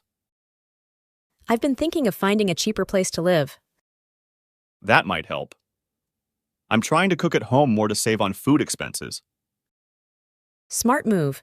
Eating out can really drain your wallet. Absolutely. Do you use any apps to track spending? Yeah, I use a budgeting app. It helps me see where my money's going. I should give that a try. How about entertainment expenses? I try to limit outings. Movies and dining out can add up fast. I've been exploring free or low-cost activities instead. That's a good idea. Do you set a daily spending limit? I try to, but unexpected expenses often throw me off track. I get it. Sometimes emergencies can't be avoided. Exactly. I'm looking into building an emergency fund. That's a wise move. It's essential to have a financial safety net. Are you into online shopping? I used to be, but I'm trying to avoid unnecessary purchases. It's hard to resist sometimes, isn't it? Definitely. I try to think twice before hitting that buy button. How do you handle transportation expenses? I mostly use public transport to save on fuel and parking costs. I should consider that too. Do you plan your expenses for the month? Yes, I outline a rough budget at the beginning of each month. I should start doing that. Do you have any specific saving goals? I'm saving up for a vacation next year. What about you? I'm aiming to save for further education. That's great. It's good to have clear saving objectives. How do you cut down on miscellaneous expenses? I try to avoid impulse buys and stick to my shopping list. I need to work on that. How about clothing expenses? I try to buy during sales or secondhand when possible. That's smart. I tend to overspend on clothing. It's easy to do. Have you considered a no-spend challenge? That's an interesting idea. I might give it a shot. It can be a fun way to test your willpower. Agreed. I'm determined to be more mindful about spending. Same here. Being aware of our expenses is key to financial stability. It's a continuous learning process, isn't it? Absolutely. Small changes can lead to big savings in the long run. I'm glad we had this talk. It's motivating me to be more disciplined. Likewise, it's good to have a conversation about managing expenses. We can keep each other accountable on our financial goals. Definitely. Let's check in on our progress in a few weeks. Sounds like a plan. Thanks for the chat. Anytime. We've got this. Lesson 75, Christmas Plans Chat. Hey, are you ready for Christmas this year? Yeah, I've got a few plans in mind. How about you? Well, I'm thinking of hosting a small gathering at my place. Want to join? That sounds nice. What's on the menu? I'm planning a traditional Christmas dinner with turkey and all the trimmings. Great. I'll bring some desserts. By the way, when are you putting up your Christmas tree? I was thinking of doing it this weekend. How about you? I already decorated mine. It's looking quite festive. Nice. I still need to buy some presents. Any suggestions? You can never go wrong with some cozy winter socks or a good book. Good ideas. I'll add them to my shopping list. Have you started your Christmas shopping? Yeah, I've got most of it done. Just a few more things to pick up. Lucky you. I always end up doing last-minute shopping. It can get hectic, but the discounts are worth it. True. Speaking of discounts, are you planning to hit the post-Christmas sales? Definitely. It's the perfect time to grab some bargains. I'm looking forward to the holiday break. Any special plans? I'm thinking of taking a short trip to the mountains. How about you? I'll probably stay in town and enjoy some quiet time at home. That sounds relaxing. Do you have any favorite Christmas movies you plan to watch? I love watching Home Alone and It's a Wonderful Life. How about you? Elf is always a must-watch for me. And A Christmas Carol. Classic choices. Do you have any Christmas traditions you follow every year? I always bake Christmas cookies with my family. It's a tradition we've had for years. That sounds wonderful.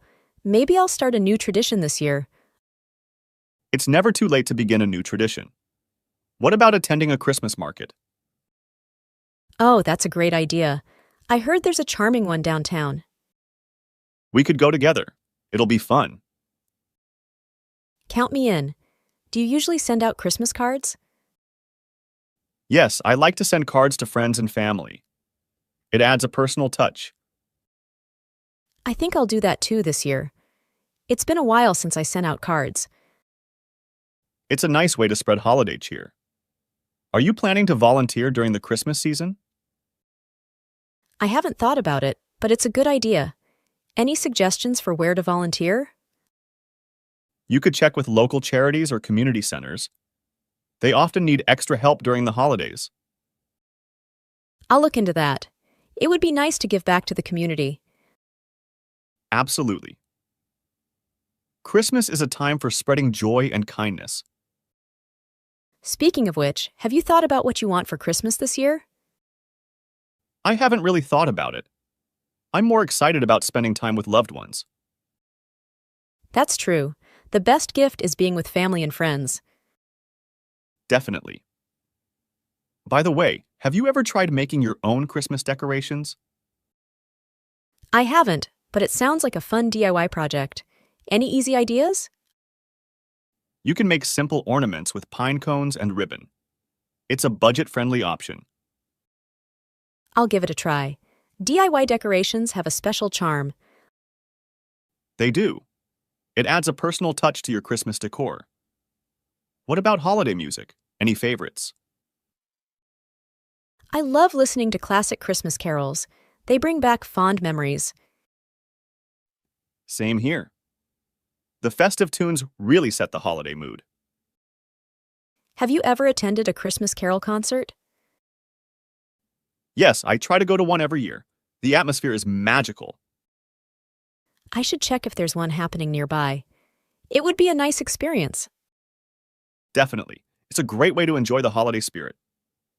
Oh, and don't forget to wear your ugly Christmas sweater. How could I forget? It's a must for the holiday season.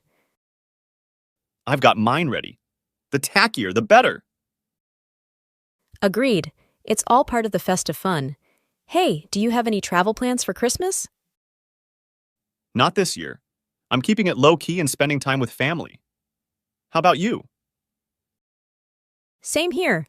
Sometimes a cozy Christmas at home is the best. Absolutely. It's all about the warmth of home and the people you love. Couldn't agree more. Well, I better start planning my Christmas menu.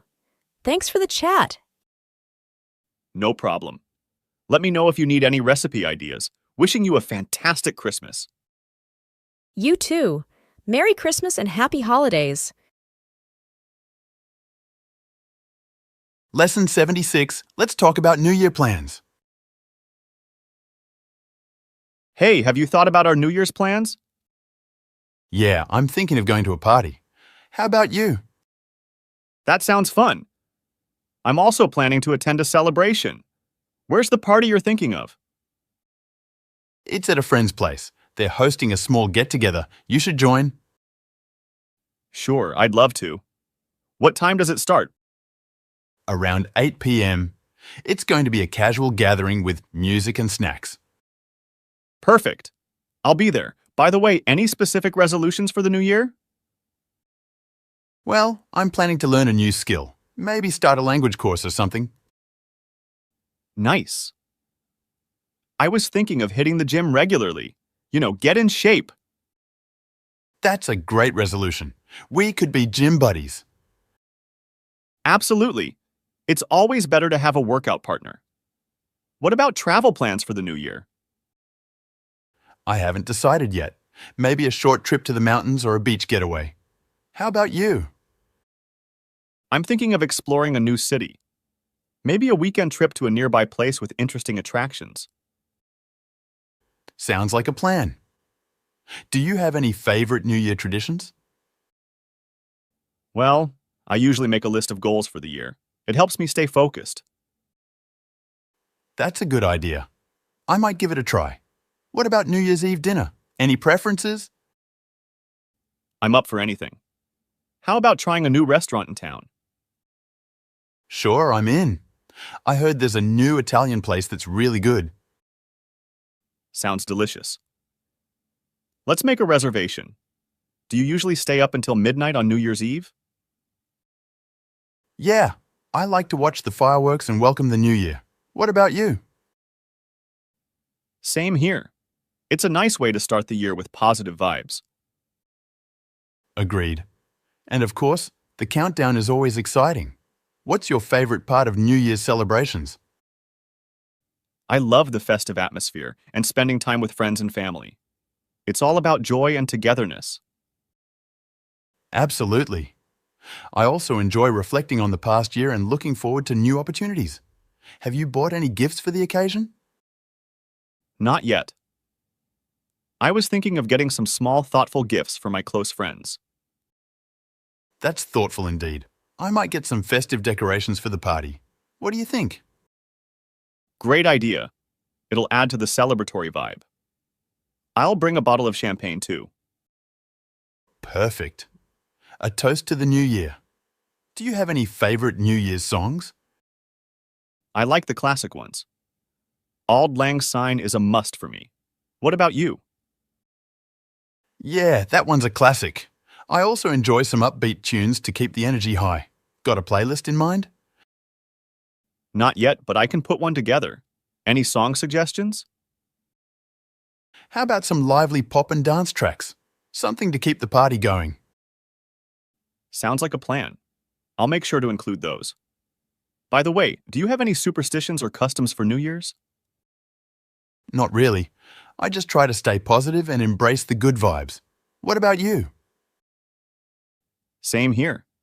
I believe in starting the year with a positive mindset.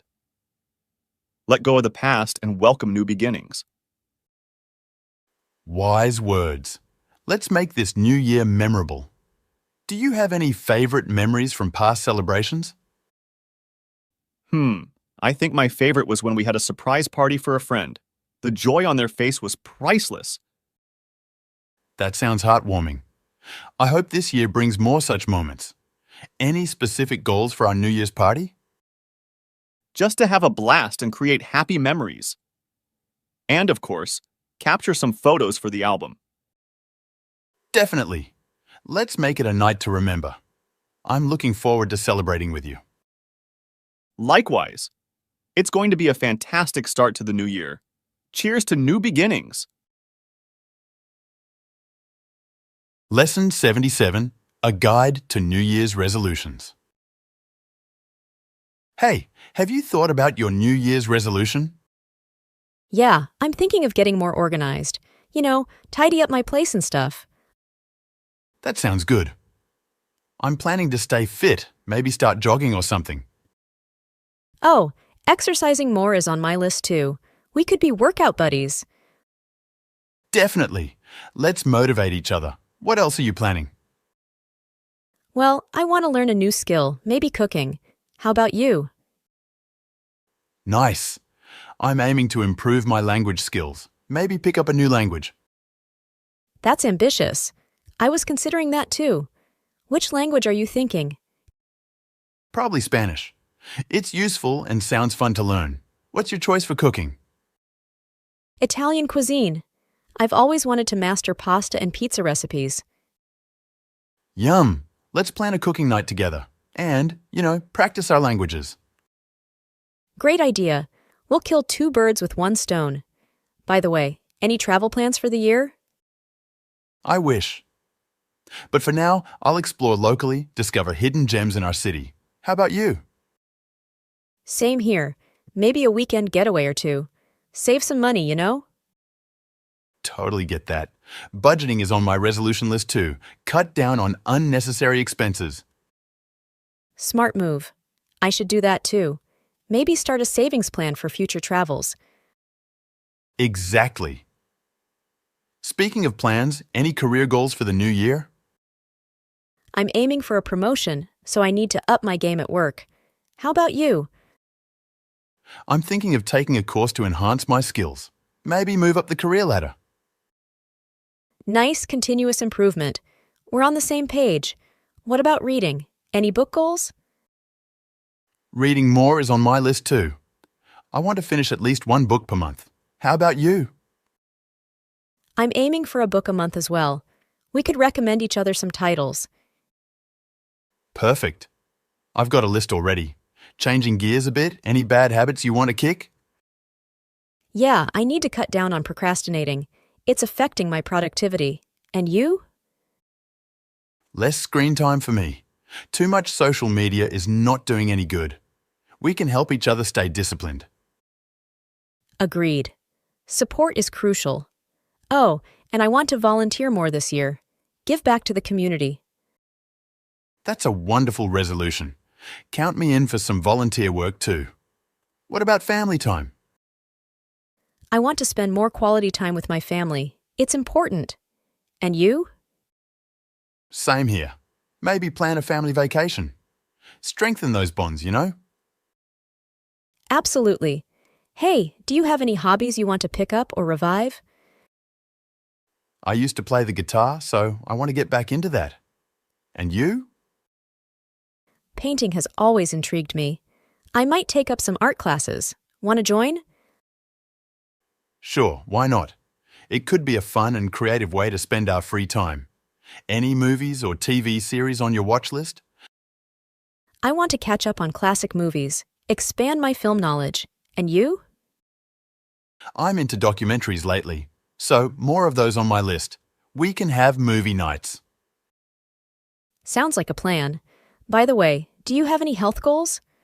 I'm thinking of more sleep and less junk food. Sleep is crucial, agreed. I'm aiming to drink more water and cut down on sugary drinks. Small steps, you know. Definitely. Small changes can lead to big improvements. And hey, any personal development goals? Building my self-confidence is on my radar. I want to step out of my comfort zone. How about you? Public speaking is my challenge. I want to conquer that fear. We could practice together.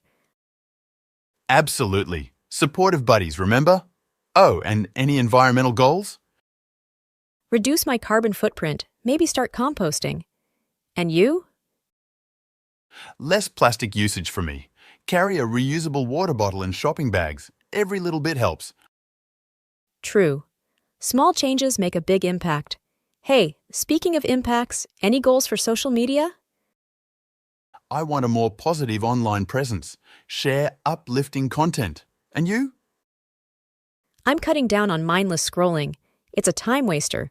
More intentional use of social media. Good call. Let's keep each other in check. Lastly, any lessons from last year that you want to carry forward? Patience and resilience. Those were my key takeaways. And you? Gratitude and mindfulness, appreciating the present moment. Let's make 2023 a year of growth and positivity. Absolutely. Cheers to that, my friend. Lesson 78, My New Year Journey. Hey, have you made any plans for New Year's yet? Yeah, I'm thinking of going on a short trip. How about you? That sounds cool. I'm also considering a getaway. Where are you thinking of going? I was thinking of visiting a charming town nearby. What about you? Nice choice.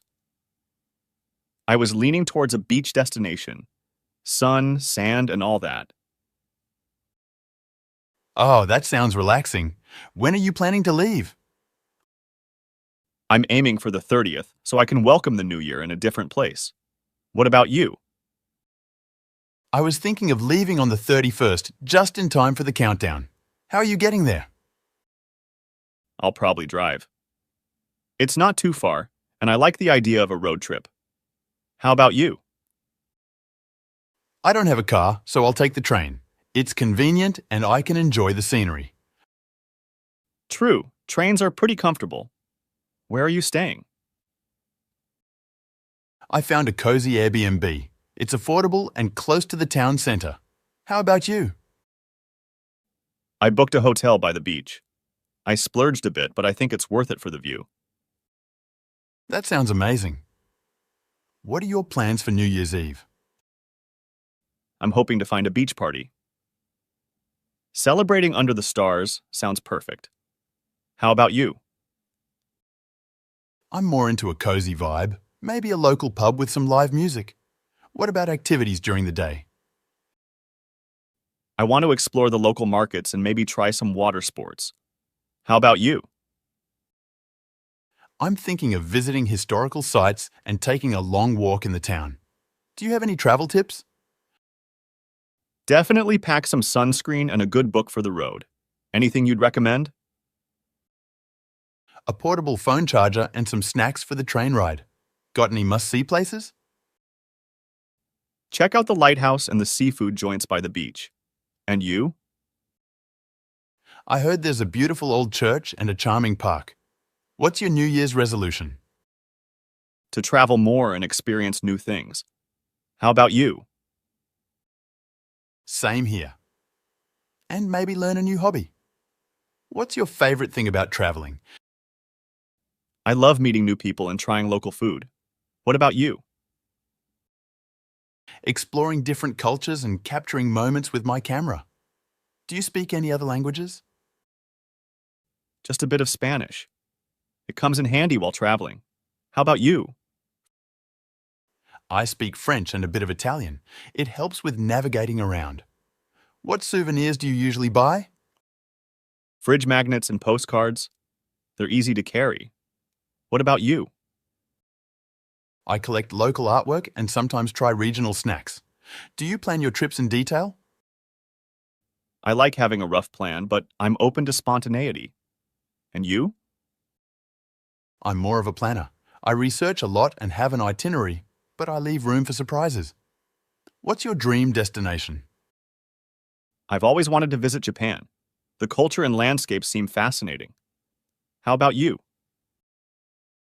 Australia is on my bucket list. The wildlife and the Great Barrier Reef are calling me.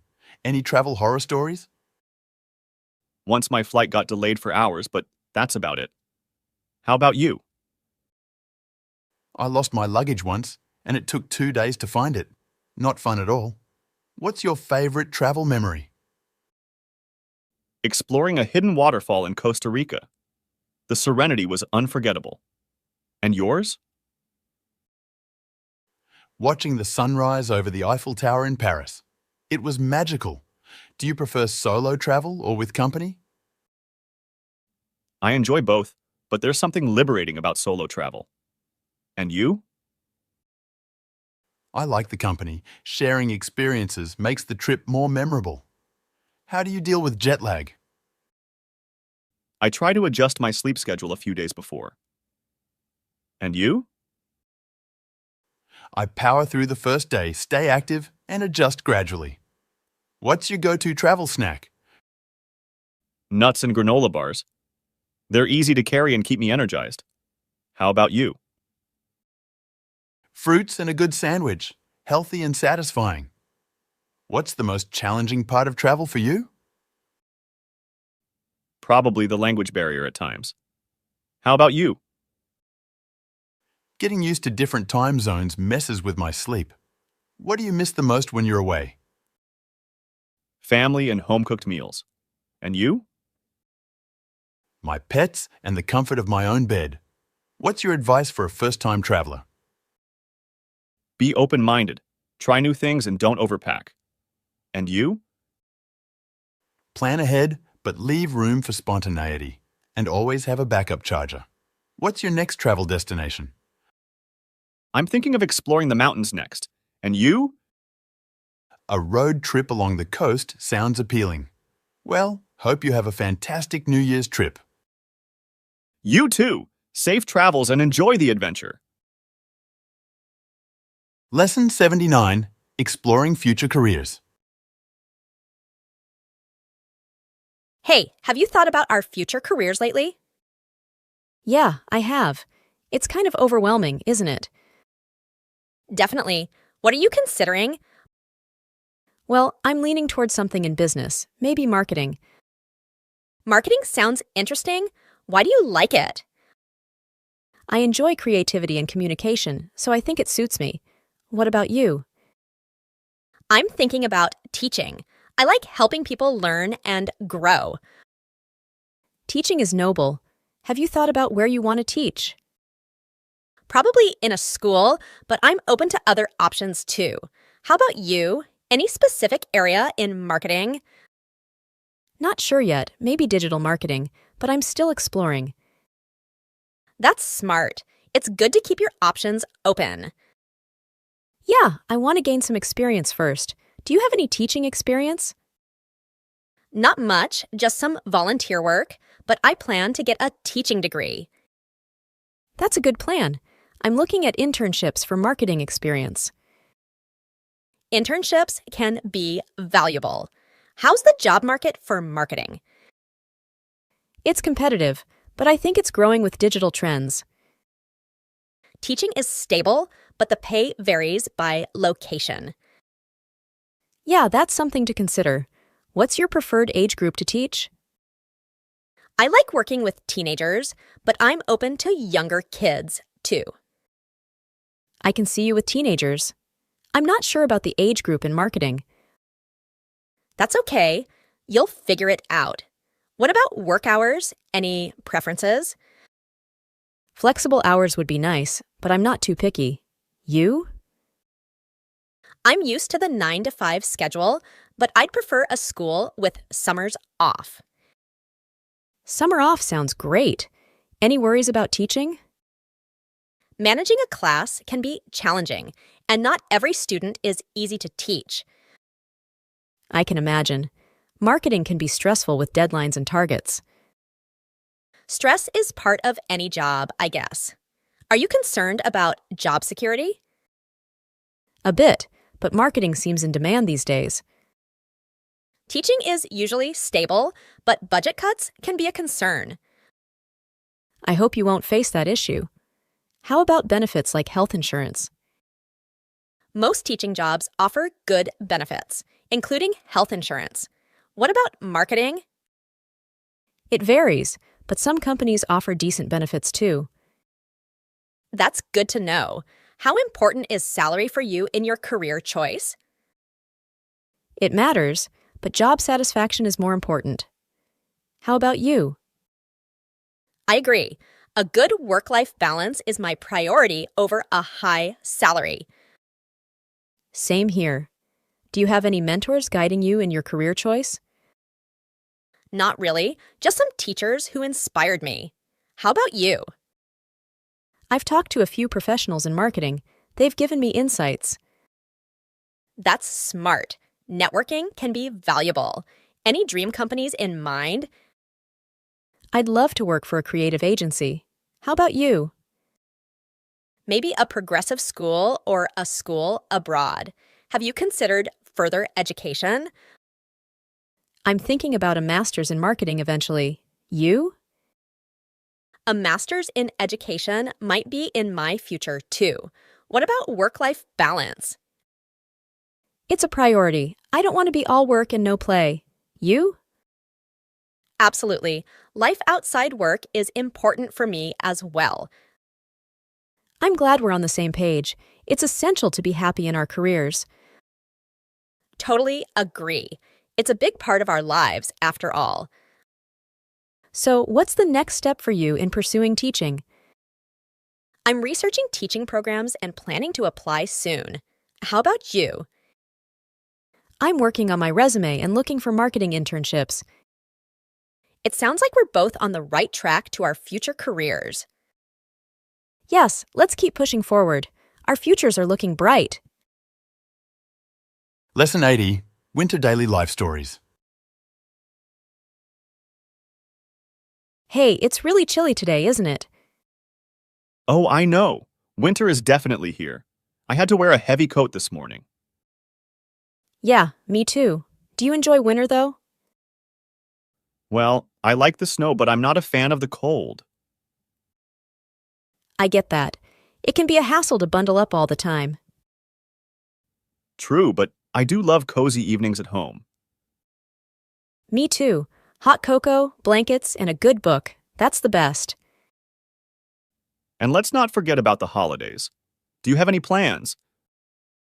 Yes, I'm visiting family for Christmas. How about you? I'm hosting a small New Year's Eve gathering at my place. Sounds like fun. What do you do to stay warm during winter? I have a space heater and wear layers indoors.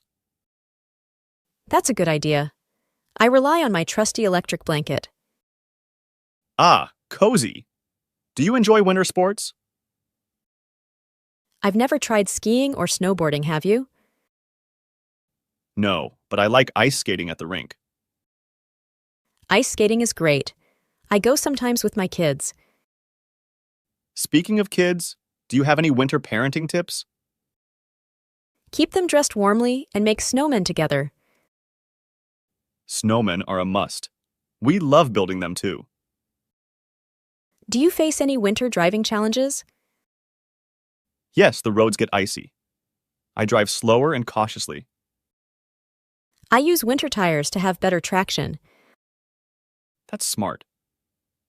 How about winter illnesses? I make sure to get the flu shot and wash my hands often. Good habits. Hot soup helps me when I'm feeling under the weather. It's a comforting remedy for sure. Have you ever gone winter camping? No, that sounds a bit extreme for me. You? I did it once, but I prefer cozy cabins in winter. Cozy cabins sound delightful. I love a good winter movie night too. Yes, popcorn and a movie make for a perfect winter evening. How about winter fashion? Any favorite winter outfits? I love wearing scarves and woolly hats. You? Coats and boots are my winter must-haves. What's your favorite thing about winter overall? I'd say the holiday spirit and spending time with loved ones. That's beautiful. I enjoy the peace and quiet of snowy mornings. Snow can be quite magical, I agree. And the feeling of warmth when you come back inside after being in the cold. Ah, that's so true. It makes winter worth it. What's your least favorite thing about winter? Probably the shorter days. It gets dark so early. I understand. It can be a bit gloomy. But the anticipation of spring keeps me going. Spring is just around the corner. Can't wait. Me neither. It'll be here before we know it. Well, stay warm and enjoy your winter season. You too. Have a wonderful winter, my friend. Thanks, and take care. You too, bye. Lesson 81, The Magic of Christmas Wishes. Hey, have you thought about what you want for Christmas this year? Yeah, I've been dreaming of a new laptop. Mine's getting really slow. That sounds nice. I'm hoping for a cozy sweater, something warm for the winter. A sweater is a great idea. I also need one for the chilly days. I was thinking of going to the electronics store during the holiday sales. Laptops are usually discounted. That's a smart plan. Maybe I'll join you. I could use a tablet for reading. Perfect. We can check out the deals together. Speaking of deals, I wish for a new camera. The holiday discounts might make it more affordable. A camera would be fantastic. You could capture all the holiday moments. Exactly. And I've been practicing my photography skills, so it would be perfect. I hope you get it. I'm also hoping for a new set of kitchen utensils. Mine are quite old. Practical choice. A good set makes cooking so much easier. And you? What's your big wish? Well, I've been eyeing a good pair of running shoes. I want to start jogging in the mornings. That's a healthy wish. I might join you. Some exercise wouldn't hurt. It's never too late to start. And you, any other wishes? I wouldn't mind a good book. I've been wanting to read more lately. Books make excellent gifts. What genre are you into? Mostly fiction, but I'm open to suggestions. How about you? I love mystery novels. Maybe a good detective story for the holidays. Sounds intriguing. Let's exchange book recommendations after Christmas.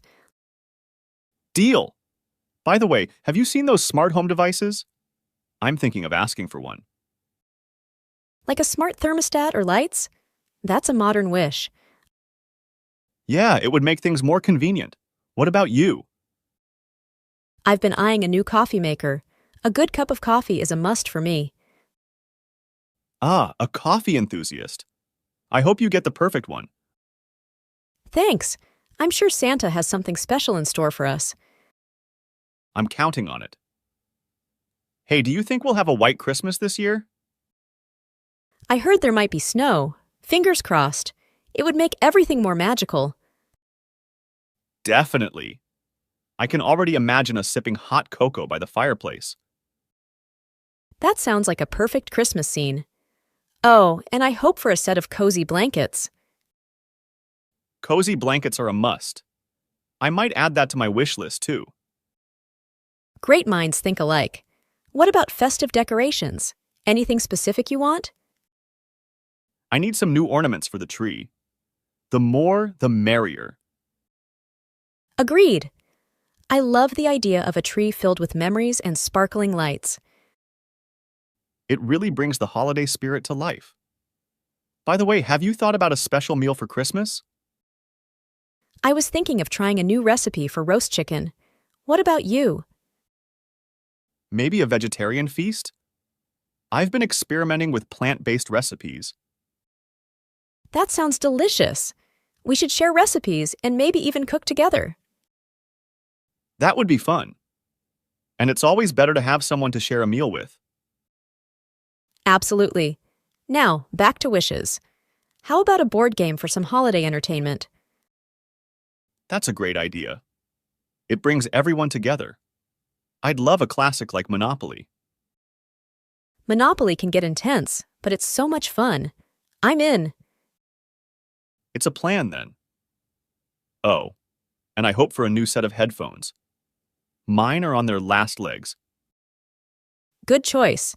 Headphones are a lifesaver, especially in a noisy household. Exactly.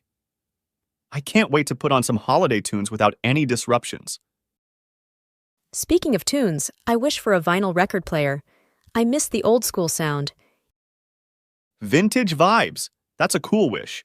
You can enjoy the crackling sound of vinyl. It has a unique charm, doesn't it? What about a winter getaway? Any dreams of a snowy vacation? That sounds amazing. A cozy cabin in the mountains surrounded by snow. We should plan that sometime. But for now, let's hope for a Christmas filled with joy. Agreed. I hope all our wishes come true, and we have a holiday to remember. Merry Christmas in advance. May it be everything we've wished for. Merry Christmas, and here's to a fantastic new year ahead.